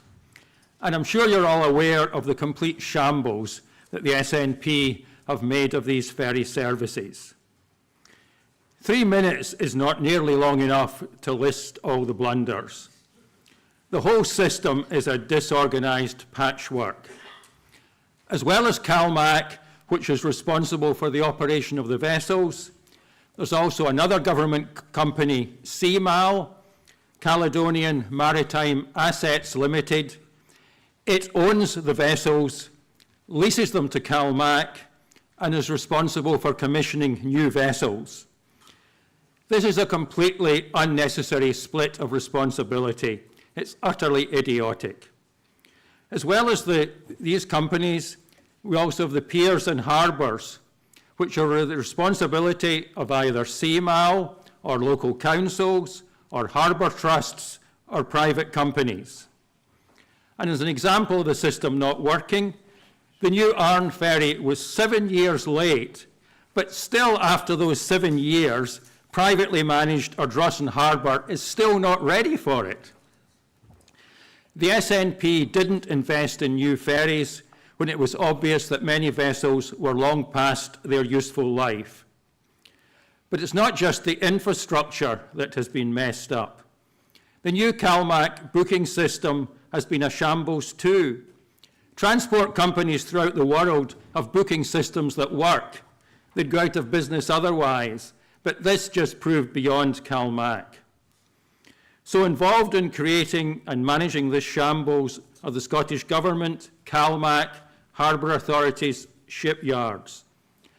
But I'm sure you've noticed that one group that has no input into the running of the ferry services, and that's the passengers. They are dismissed as an inconvenient hindrance. The views of passengers and the business communities in the islands and peninsulas served are completely ignored. And let's look abroad. Let's look to Norway, which has made a far better job of running its ferry services. There, the government specifies minimum standards after consultation with local communities. The services are then put out to tender, and there are several competing private companies that tender and deliver the service. There it is working far better than the system of all these separate organisations works in Scotland. So for our manifesto next year, we need to come up with a far better approach to running our ferries. We need to work out the details, but we have to put communities at the heart of decision making.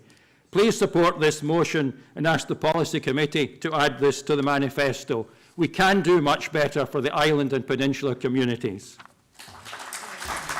Thank you, Alan. So we're starting at this side now. Any hands up? Oh, Fraser himself. Yeah, so I work for an architecture practice, and recently I had to go and visit a property on the Isle of Mull that had just been finished. We need to go do snagging on it. And despite this visit having been planned for several weeks, I had to take a lovely long journey from Perth, across through Crieff, up, along, and we didn't turn to Oban. No, we had to go up further, along over the Corran ferry, and week our way round to Loch Allen to get the ferry to Fishnish, because there was simply no capacity left on the Mull ferry route from Oban to Craigniur. And that has been, we have several jobs ongoing on Mull, you know, it's a key part of the business we do, and the amount of times me or other people in my office have had to take that long route, or had to go on the ferry as a foot passenger and get someone to pick them up on the other end, has been just constant by this point. Like, it's actually getting to the point where we're not even bothering to check the Craigniur ferry. Like, that's how bad the ferry service is becoming. And that's without even factoring into the chance of a cancellation or a delay, or, that ferry's just not doing it today. And you see it constantly in the news. So I'm fully supportive of this plan to actually, you know, fix it. You know, we need, these are lifeline ferry services for the islands. We need to actually be providing reliable ferry services for these islands. Thank you, Fraser. We do have time for 3 more interventions. One at front, and then gentleman at the back. Ian Dyer, Argyll and Bute. I first of all fully support Alan's motion. It's an absolute total shambles, and repeat shambles. You've got at times the ferries restricted to 45. What sort of a service is that? None. You've got, if you've got cancellations, you've got islanders from Mull having to come across the island. I'll start again on that. Sorry. Kidney dialysis patients having to come across from Mull to the mainland. And if the ferries are disrupted, how the hell are they going to get to their appointments? It's bad enough them having to travel the distance as well. It's also the effect on the both the islanders, of course, and the tourist industry. What sort of an example is it for the tourists, you know, when there's such a shambles with this? And the cost overruns that there has been is absolutely disgraceful, to put it mildly. If they were in private industry, to quote Alan Sugar, it would mean, "You're fired." Here, here. I saw one at the back. If there's another one. There we go. Getting my steps in. Hello, Jim Fraser from Inverness again. I think we should be careful with the blame game here, because when David McBrain's Limited was nationalised, which must have been 8 years ago now, we should have been thinking about properly resilient and standardised, well thought out systems for our ferries to the islands, and we should have been thinking about other solutions like tunnels and so on as well. So successive governments for 80 years have been messing this up, and we need to get towards a more resilient and well-planned solution for these communities. We have time for a few more. One at the front. One at the front.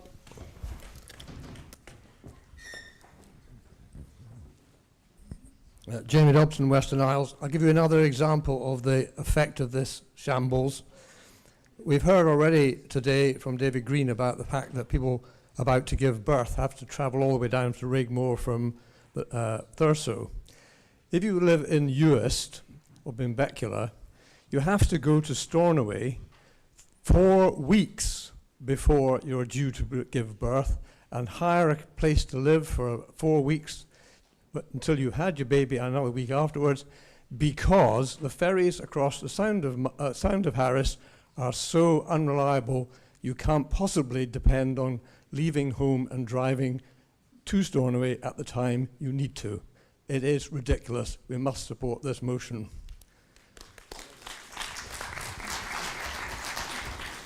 One more? Come on, you know someone at the back wants to just make me run up the stairs. Come on. Oh yeah, we have got one right at the back as well. There we go. Thank you. Hi, Mike Evans, Highland. I think we have to be a wee bit careful with this because for me it's a bit of a vague proposal in that we seem to be suggesting that we give almost control to the islands. And sometimes if you give people control of decisions, you end up with Brexit. So I think if the proposal is that we look for a more responsible, joined up ferry service that looks at the whole of Scotland's needs with local representation on it, then absolutely I would agree with that. With the proposal as it stands at the moment, I'm not sure I could agree to the local people deciding on everything, because how do we make sure tourism is protected? They may not feel the same about tourism as the rest of the country might. So I think I would suggest that if we do go through with this, that we change it slightly. Alan, would you like to make a closing statement?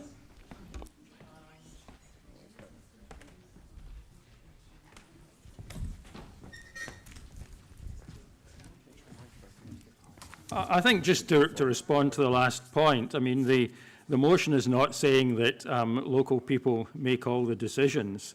The proposal is that they are, they're part of the decision-making process rather than left out of it completely the way they are at present.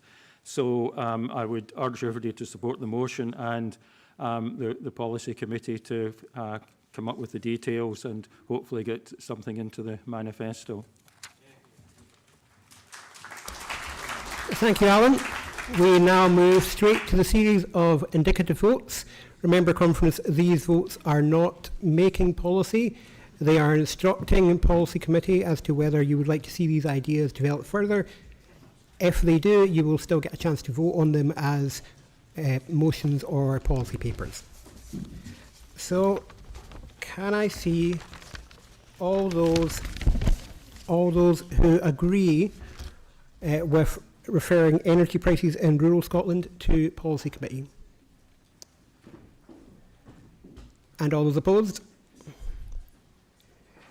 Conference quite clearly would like that to be referred to policy committee. Can I see all those who would like transitioning to 4G and 5G in rural Scotland to be referred to policy committee? And those who would not like it to be referred to policy committee? Conference would clearly like that to be referred to policy committee. And can I see all those who would like the ferries policy to be referred to policy committee? And those who would not like it to be referred to policy committee? Conference would clearly like that policy to also be referred to policy committee. Thank you, conference. Can I thank Fraser Graham for his deft legwork and my aide, Kevin Lang. We now move to the main event of the day.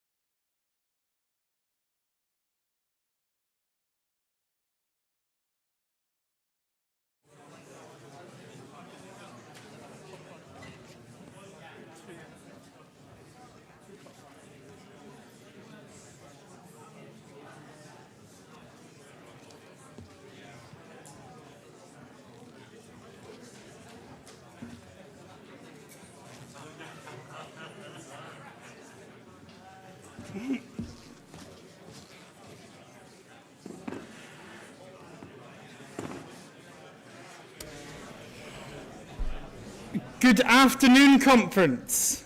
It's always been my aim as conference convener to give opportunities when introducing key speakers to emerging and upcoming talent within our party. So to introduce our key speaker, can I bring Alex Cole-Hamilton?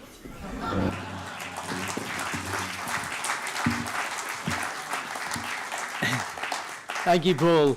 Good afternoon, conference. It's my great pleasure to introduce my friend, our federal leader, Sir Ed Davey. This is the first time Ed has spoken to our conference since our historic general election victory last summer, the best result for Liberals in these islands in over 100 years. There is no doubt that with the energy and the colour of his campaign, Ed captured the attention and goodwill of the British public, and in the Blue Wall in particular, he offered a progressive and liberal alternative to so many people who felt the Conservative Party was no longer recognisable to them. Conference, it was that sentiment that underpinned the dramatic events which unfolded in Holyrood just yesterday. Jamie Green is widely respected on all sides of the chamber. He is one of the Parliament's most effective communicators and has a selfless compassion which is seldom seen in our line of work. His decision to resign the Conservative Party whip has sent a shockwave through British politics. In time, it will be seen as a mile marker of a realignment that has already started. If you haven't read his resignation letter, I urge you to do so. It speaks to a massive constituency of people who voted for or joined the Conservatives at the time when Ruth Davidson offered an inclusive and socially liberal vision for Scotland.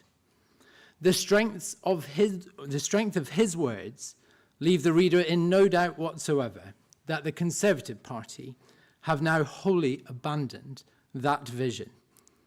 His letter should speak to us as well.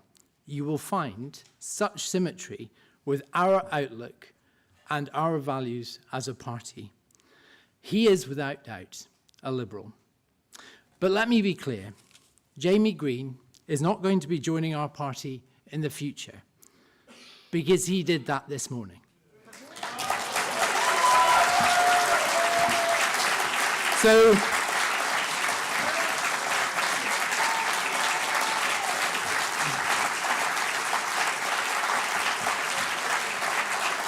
So, conference, let me introduce you to my friend, the newest member of our Liberal Democrat Scottish Parliamentary Group, Jamie Green, MSP.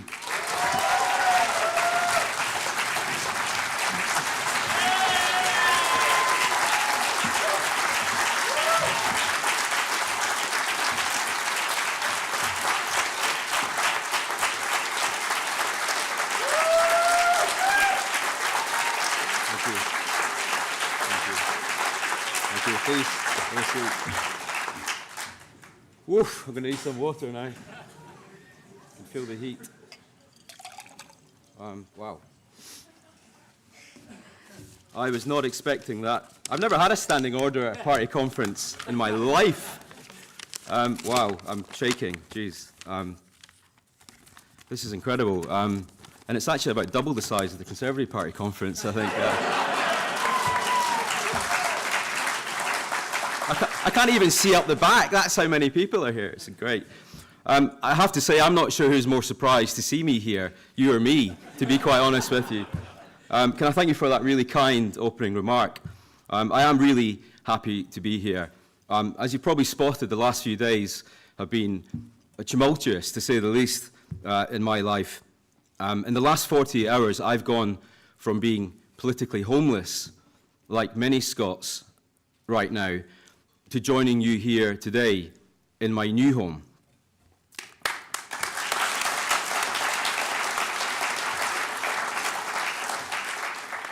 And let me say to you, and I'm going to speak earnest and frankly with you all here today, I think everyone deserves a home. Everyone deserves a home to feel welcome and where they know that they belong. Now, I know that my journey here was slow, about as slow as the A9 itself. But do you know what? It's the destination that matters, not how you get here. I'm sorry if I'm sounding a bit croaky. I haven't had a lot of sleep this week. But I do hope that coming up from the Central Belt to these beautiful highlands and all that fresh air will help shift my cold. But it really feels like a breath of fresh air to be in this room with you today.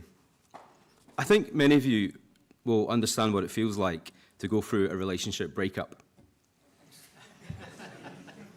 He's nodding. He understands exactly what I'm...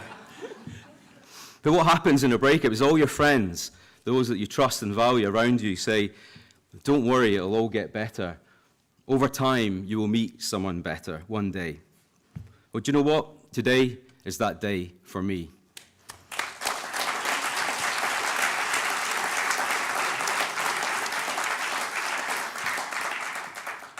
I've been to many party conferences over the years, and I know it's a chance for you to speak to each other and speak to those in the room.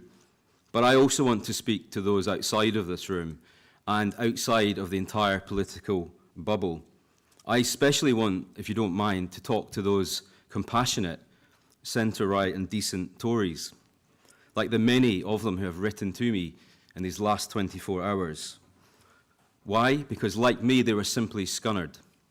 They were scunnered with the endless culture wars and the fringe issues that my former party has become obsessed with. In these dangerous times that we live in, let me be direct. The language of hatred, of right-wing populism, and of scapegoating people must be fought against and must be defeated.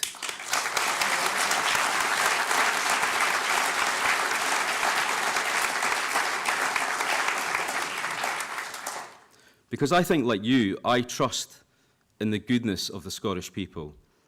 I trust them to take on that fight, the tolerant, liberal society that I think Scotland really is. Now, I think I've already been doing that, but perhaps just from the wrong place. I also say to those people watching, there is light at the end of the tunnel. If you too want to fight the Trumpism that has appeared on our political backyard, if you feel the same way as I do, then there is a home for you, and that home is here, right now.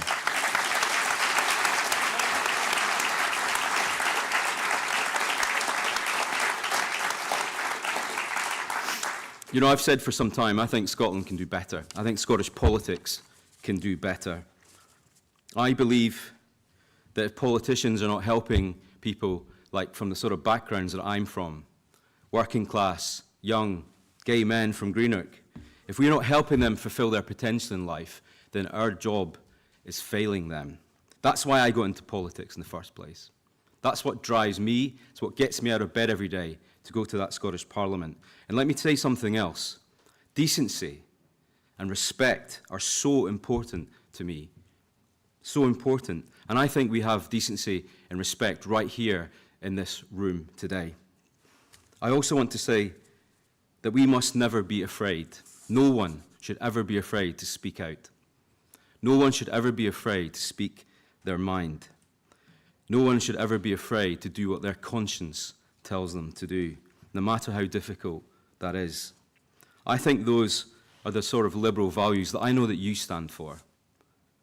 I think those are the sort of liberal values that I think most decent Scots stand for. And let me tell you, those most certainly are the sort of liberal values that I stand for.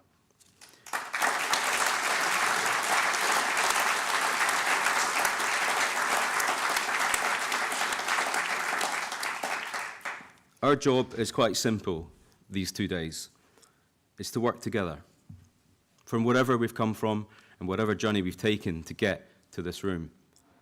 I think we need to bring back some decency, some tolerance, and some much-needed respect back into Scottish politics.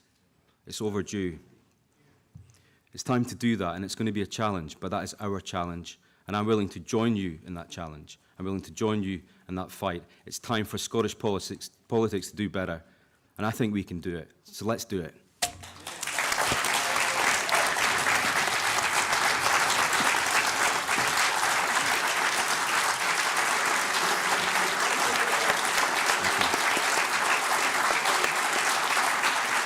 Just stay here. Just stay here.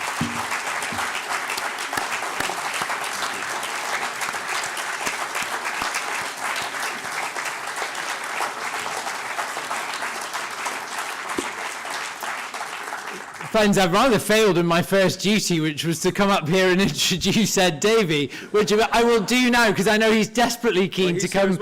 He is here, and he'd like to meet you. So let's hear it for our federal leader, Ed Davey.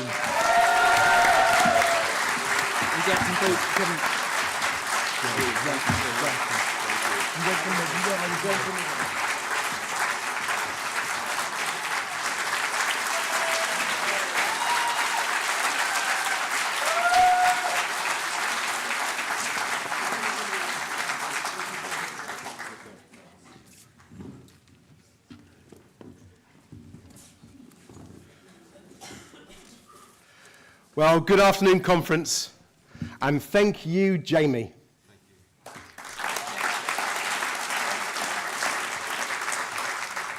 Welcome to our Liberal Democrat family. I hope someone's explained that after my speech, that's when you get tested and measured for your wetsuit.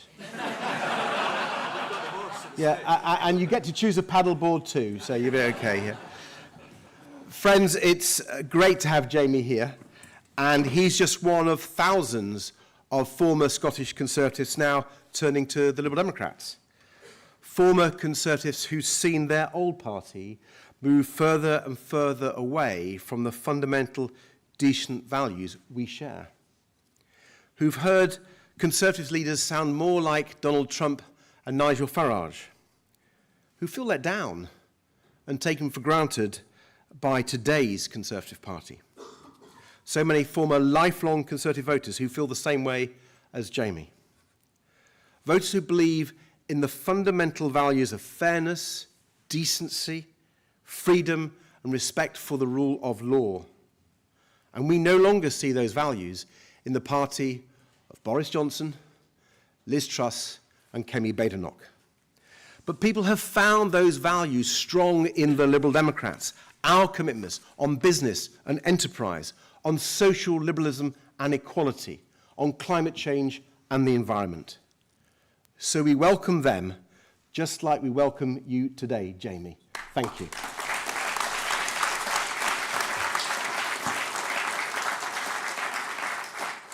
And friends, it's wonderful to be back in Inverness, this great city, especially now it has a great Liberal Democrat MP once more.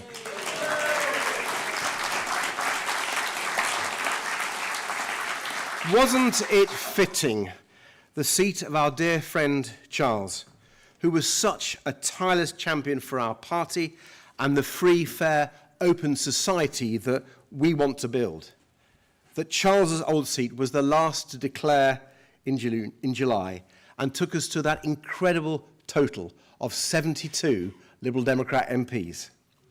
So I want to start by thanking you, every single one of you, for what you did to make that achievement happen at the last general election. To send Angus and Susan, to join Wendy, Alistair, Christine and Jamie as our brilliant team of Scottish Liberal Democrat MPs in the House of Commons.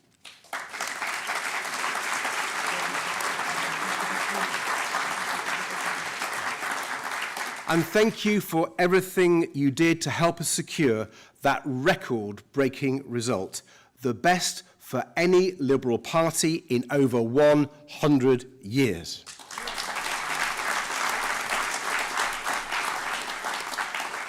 Now, we've just launched our local election campaign in England, and I was keen to come and talk to you today about the challenges we face, because I don't know if you've noticed, but we've got a fight on our hands against a really nasty, divisive party of populist nationalists.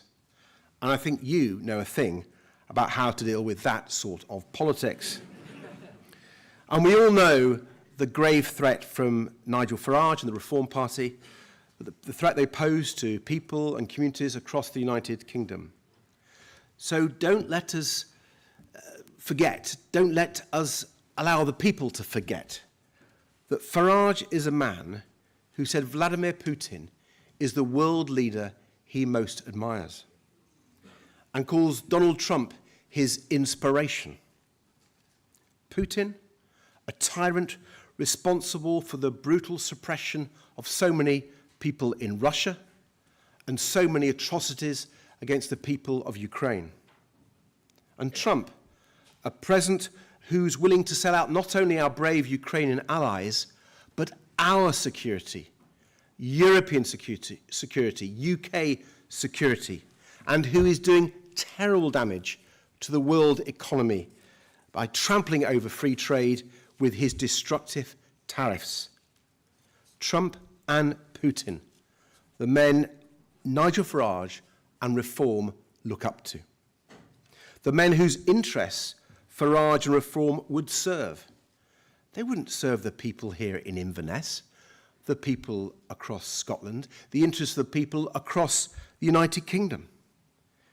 And with all the volatility in the world at the moment, Putin's war on Ukraine, Trump's trade war, the rise of China, the global climate change crisis, this is no time for a nationalist. What people need are real patriots, and that is who we are, Conference.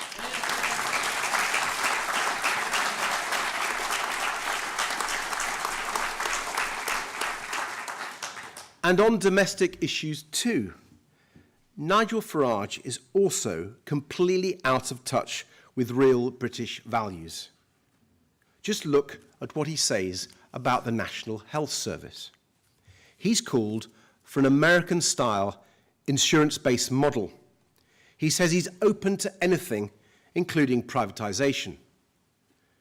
Nigel Farage has long made clear that he simply doesn't believe in the fundamental NHS principle of universal healthcare free at the point of use.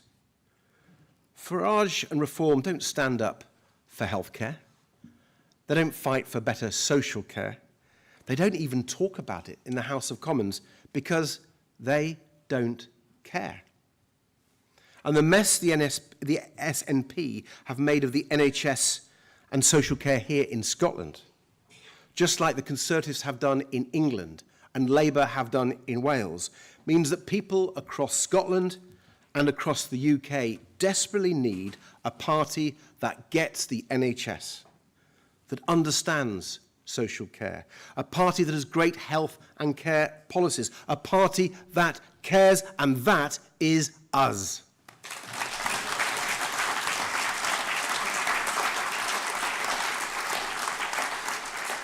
Never forget, the NHS is a proud Liberal invention. We Liberal Democrats will always defend an NHS free at the point of use. We will always campaign for better social care too, in Scotland and across the UK. And we will campaign against Farage, against Reform, against anyone who puts people's health and care services at risk.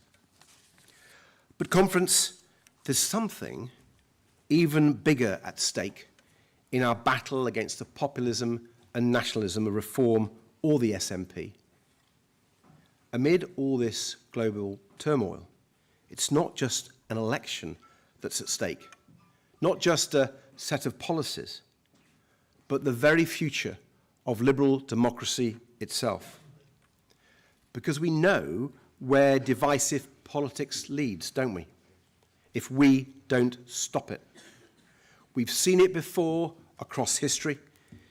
It may start seeming reasonable, even beguiling, with an appeal to common sense and plain speaking.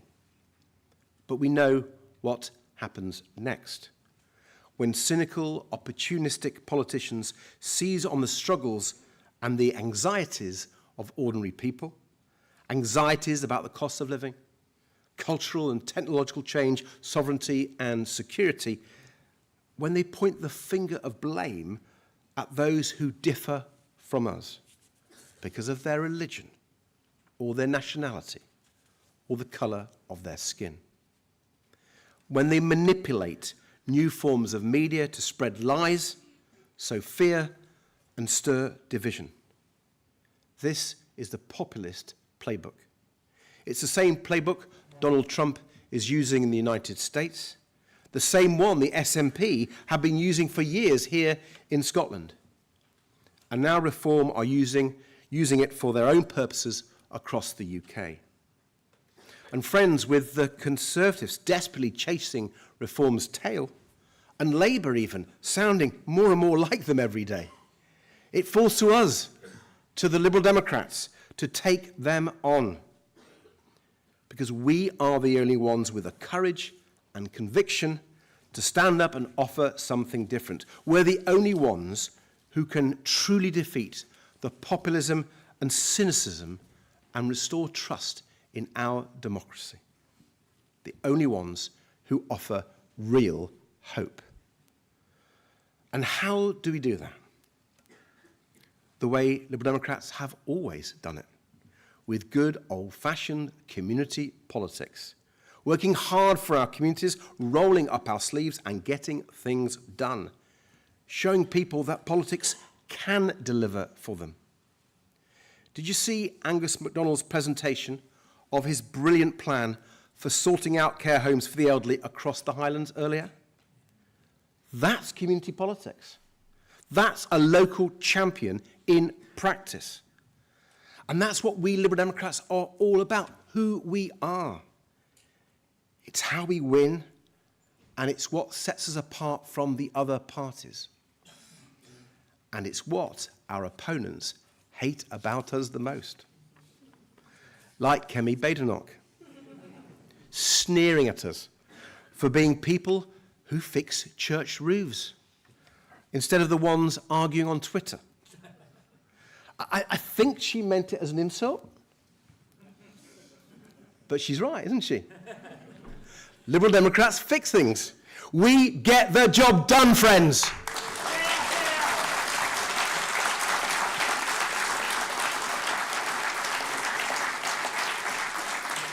So whether in local councils, in Holyrood or in Westminster, Liberal Democrats are tireless local champions for our communities. I'm really proud of our sextet of Scottish MPs and the impact they're making, both on the national stage and for their communities. Susan Murray, standing up for Dunbartonshire's small businesses and local health services. Angus MacDonald, who after years of tireless campaigning has secured funding to replace Belford Hospital in Fort William. Jamie Stone, a tenacious champion of maternity services in the Highlands, something we heard David Green speak about so powerfully earlier. And won't David be a brilliant local champion for Caithness, Sutherland and Ross at Holyrood next year?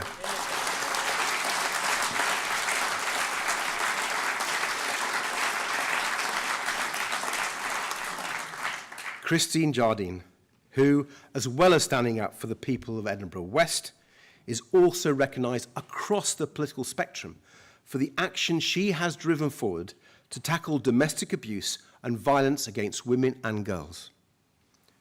Wendy Chamberlain, our fabulous Chief Whip, who not only does a great job keeping our 72 MPs in line, only occasionally having to deploy her famous shinty stick, but she's also changed the law to give unpaid carers the legal right to 1 week of carers' leave every year, a cause especially close to my heart and to all our hearts. Thank you, Wendy.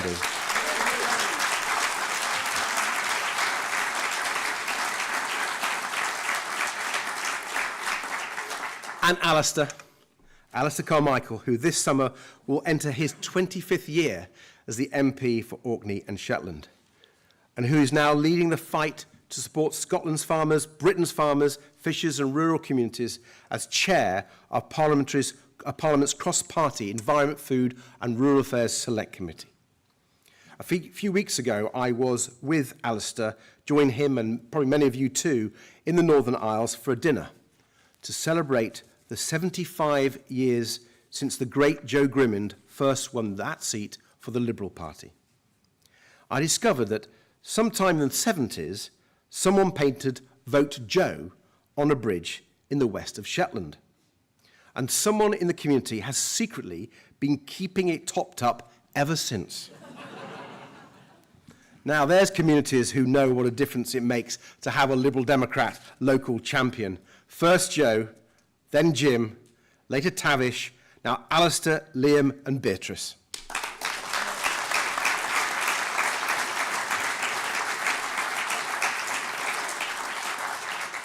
Just think, conference. Just 8 years ago, Alistair was flying the flag alone in the House of Commons as our only Scottish Liberal Democrat MP. Now we have an incredible team of 6. And let me tell you, if you have a church roof that needs fixing, they are the people to call. Dedicated, energetic, and caring. But our renewed strength in Scotland didn't happen by accident. It is testament to all of your hard work and campaigning over many years. It's a testament to Willie Rennie and his hard work.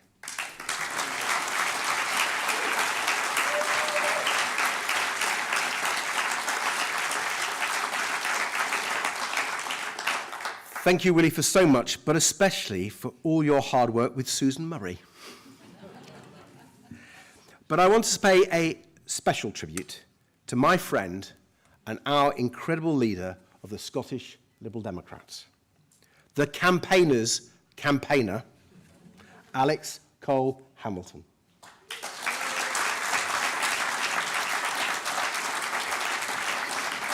But I have a question for you, Alex.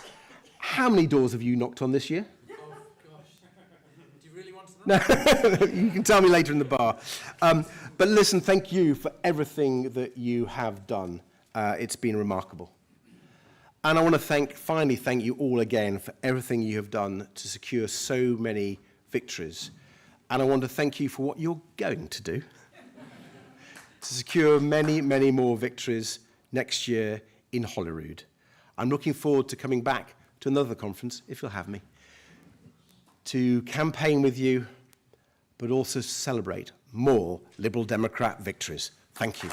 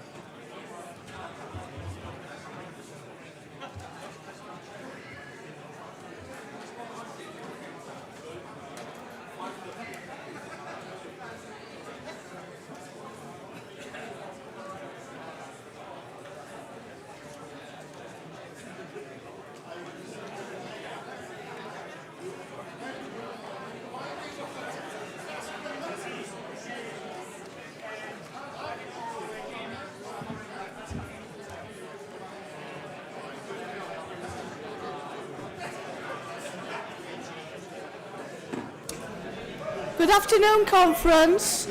If you're leaving the hall, please can I ask you to do so as quickly as you can. We're about to move into our first emergency motion debate. There is still time, possibly, for cards to be taken in this debate. Thank you.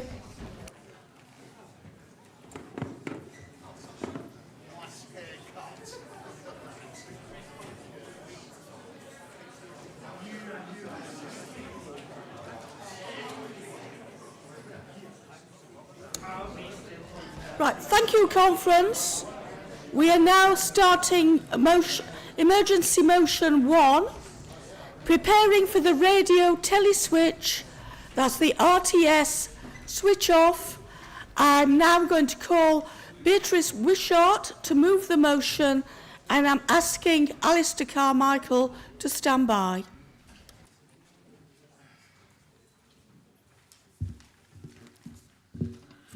Well, conference, I'm not sure how I follow what's just happened.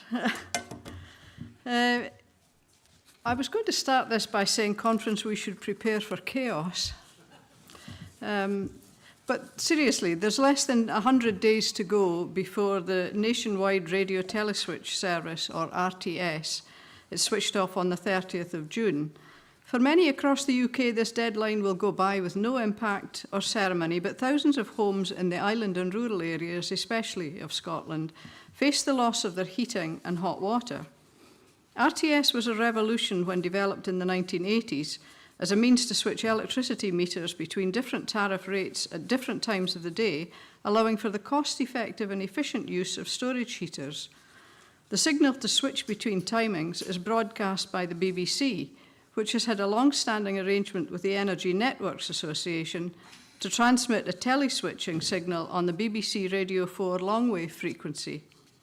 Support for the RTS signal will end on 30th June, a date that's been pushed back at least twice already, and the technology that supports the signal is reportedly past its end of life, which also means there's a chance of disruption to the service at any time ahead of the deadline.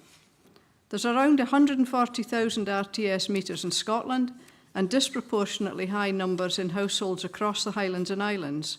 Areas where fuel poverty is high, insulation levels are inadequate, and there's no connection to the gas mains, and engineers are scarce. It's not clear exactly what will happen when the signal's turned off, especially where RTS meters have not been replaced. Storage heaters and the systems that heat water may remain off, leaving households in the cold. They may also remain switched on, bringing concerns about what could happen not only to your electricity bill, but if heat continues to build in storage heaters. Recent national media campaigns featuring Lorraine Kelly tell us to get a smart meter. That's one solution to these issues, but connecting to the network, which supports smart meters in parts of island and rural Scotland, isn't always possible. So while everyone needs to get their RTS meter exchanged, having a smart meter is not always possible, and energy companies have been struggling to exchange these and provide the available alternatives. Energy companies have been asking parliamentarians to amplify Lorraine Kelly's message so that when they get in contact with their customers, people book appointments to exchange their meters. At an energy summit in Glasgow 2 weeks ago, arranged for MSPs and MPs with representatives from the energy sector, those present were left in no doubt that the issue is not that our constituents are unaware of the RTS switch-off. The problem is that energy customers can't get appointments for engineers to come and change their meters before the deadline. And this was evidenced at a public meeting arranged by the Shetland Citizens Advice Bureau recently in Lerwick with OVO Energy, and around 300 to 400 people attended. Energy companies tell me they plan to knock on doors as it's the best way to engage with their customers. Well, conference, who knew that knocking on doors could lead to success? A large part of the incoming work to the Shetland Parliamentary Office over the last 18 months or so has been dealing with RTS inquiries. And Shetland constituents recognise the severity of the situation, and I know that fellow Liberal Democrat officers have also experienced this, and colleagues share my frustration at the slow progress up to this point. Despite the fact that the RTS switch-off has been in the making for over a decade, Ofgem, Energy UK and energy companies have been found wanting in their approach to the serious situation that's coming down the tracks fast, the nearer we get to 30th of June. Energy companies are upscaling their activities, but there's a feeling of too little, too late. Companies like OVO Energy are certainly more visible in Shetland in recent weeks as the deadline approaches, suggesting more engineers on the ground, and there's talk of mobilising more. But there are other problems with this late approach. The logistics of getting vehicles, equipment and people into islands via ferries and finding accommodation for them. So it's not difficult to see this is fast becoming a nationwide crisis, if not indeed a national disgrace. Conference, I move this motion in the hope that we can avoid chaos. My pragmatic head tells me that we should prepare for it. Thank you.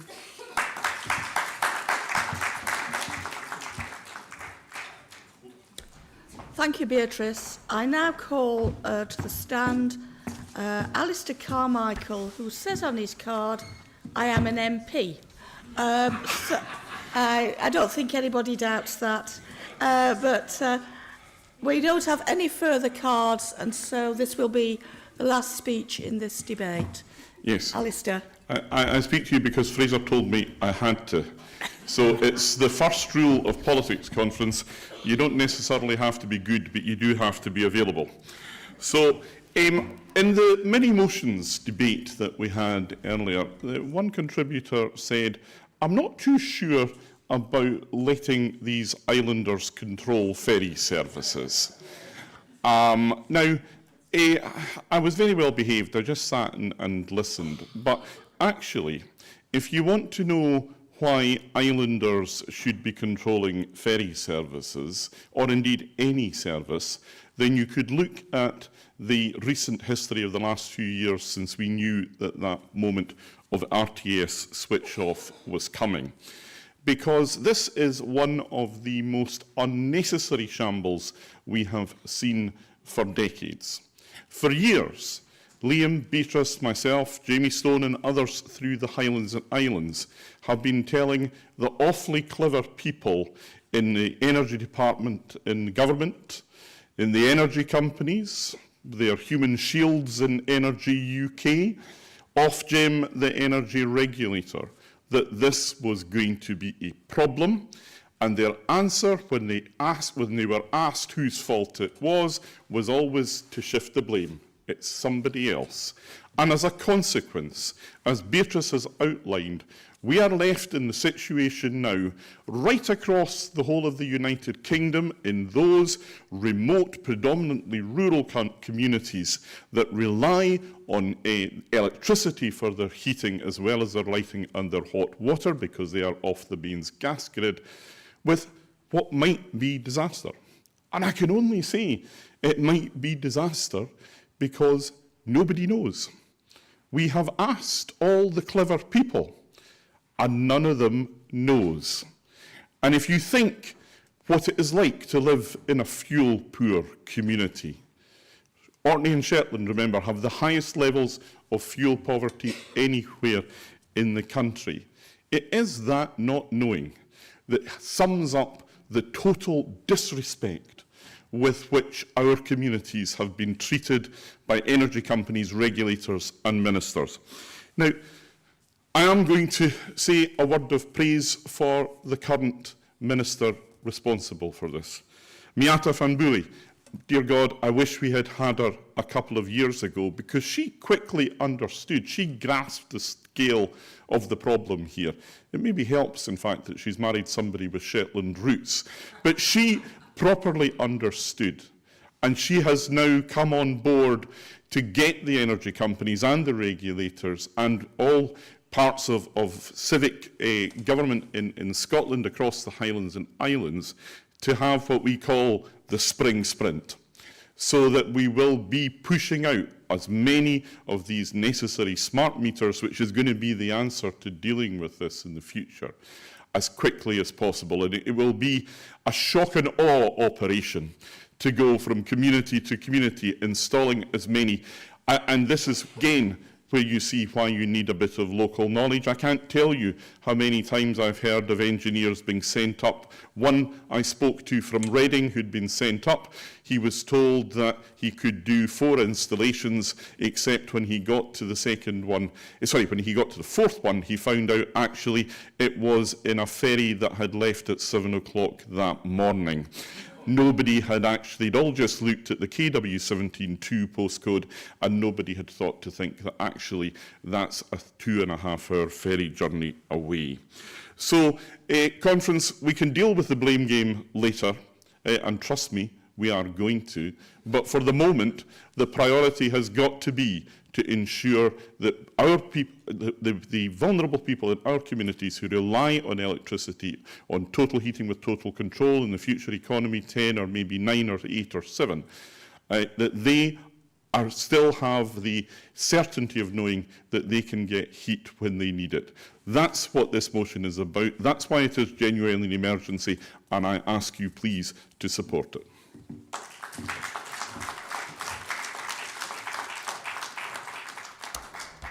Thank you, Alistair. We now move to a simple vote on the emergency motion 1. Can I ask to see all those in favour of the motion? Anybody against? That looks as though it is passed unanimously. I can't see anybody. NEMCON. It is rather dark up the top. Right, so thank you, everybody.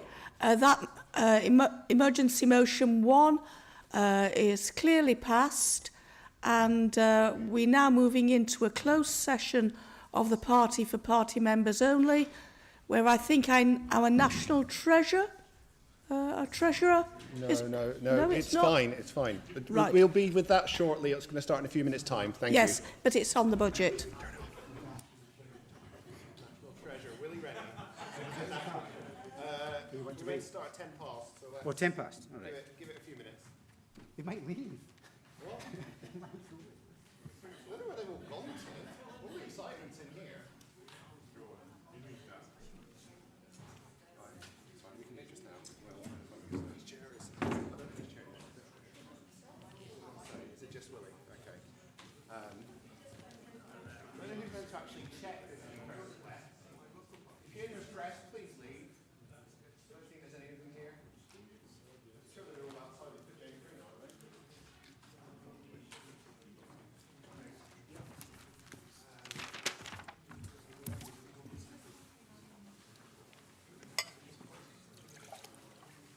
No, it wasn't.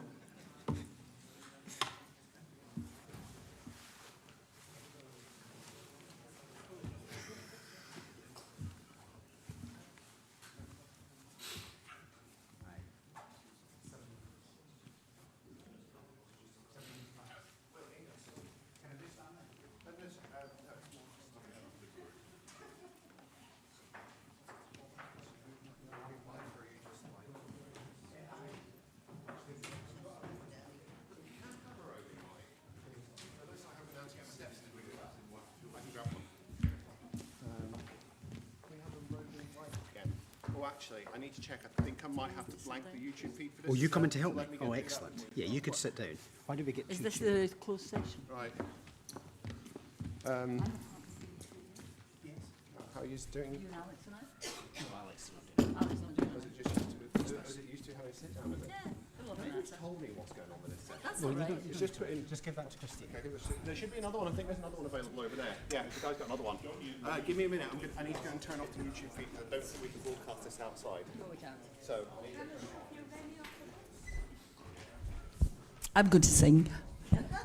This gets worse.